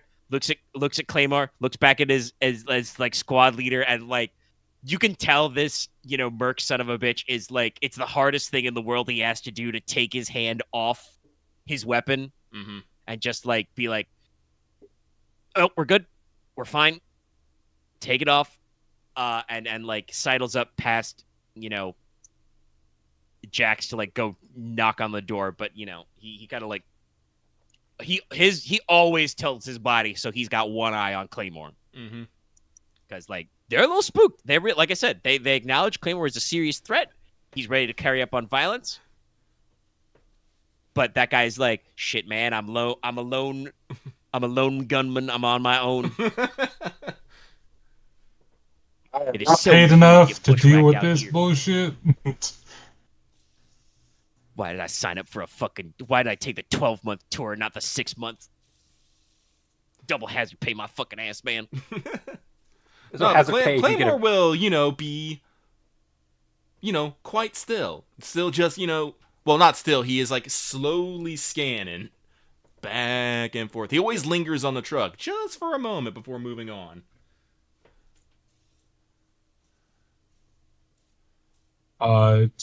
In the van, Soldier will arm himself. Just in I case. just want to kind of check, like, so, Odin Wolf, as you guys are probably getting ready to, leave at least and come back outside, you run into Cody and Christian coming in, and Logan pulls him aside to kind of explain stuff. You guys are okay to walk back out the front door. You were warned, but you guys, leave the front door. There's a fucking Redbone guy, and he's kind of like, looks at you guys, squinty-eyed through his technical ballistic eye protectors. Seems you talked to my bodyguard. Just stares at him through the face blocker. But I should point out, Jack does not have a face blocker on. No, you have a different form of disguise. Yeah. Yeah. Kind of like, Wolf, Will. kind of mad dog him. He kind of ignores you, Odin. He kind of like puts his hand back on his weapon. Doesn't put his finger in the trigger guard yet, but does kind of like adjust it. Is like, what you looking at, raincoat?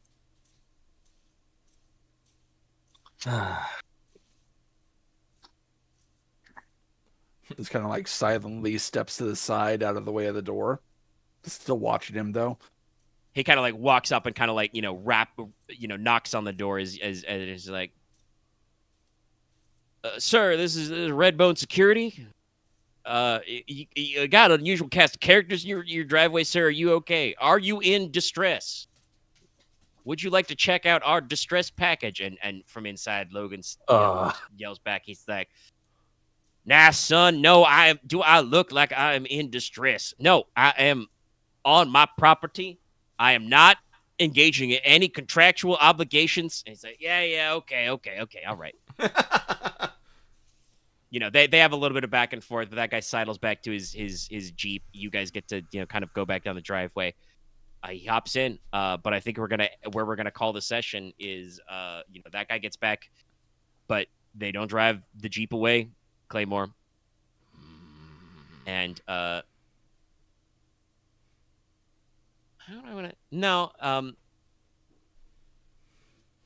sorry, these guys have access to a couple of things. I'm actually a little surprised you didn't try and eyeball these guys harder, but you wanted to kind of do an innie-outie. Yeah, no. This is one of those things of all, like, there shouldn't be any complications. We're not actually doing anything illegal. We're just being the middlemen here. Yeah. That we know of. That we know We do not But know how sadly, she got that gold. That's true. Well, it's old money, so it doesn't belong to anyone. But, I mean, it's one of those things of, like, the United States Treasury doesn't exist anymore, so whose fucking gold is it, Finders keepers. But, Claymore, you probably hear, all of you actually, I'll say, you hear the sound of, like, at least more truck motor, but also you hear the distinct of exos waddling up. And that's where I think we'll call the session with the mystery of whatever's going on there. You never know what you might need on a job. How about breaches on the Carnage?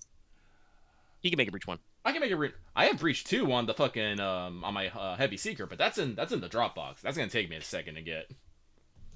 We'll get into the rumble if there is a rumble next time. Don't you worry. I have breach 2 on Dragon Ball my Z. car. My car weapon. I think it's breach 2. Is it breach 2? Hold on. Let me. Yeah, right. You'll figure it all out. Okay. It's breach We've something. been going for about 4 hours, so I think we'll call that. Actually, hold on. Where's the? Let me actually check. Is that in the rules of the Game Master's toolkit? Where's the? Oh, this is only section 21. Section the Game Master experience. We had like 12 things to sprawl. It's like. Well, there was Sprawl Part 1 and Sprawl Part 2. There were several sections of sprawl. Is there actually the fucking? This is my. I'm trying to remember what the book actually says about earning EXP. I can't remember. I think some of us blur playing Singularity War with like playing Benison Island 1 and 2. I mean, I'm just saying, I have it marked every time we get XP. We've played 20 sessions of the Singularity War in Genesis. This is session 21. Yeah. Page 125. Thank you. Benson Island is the same system.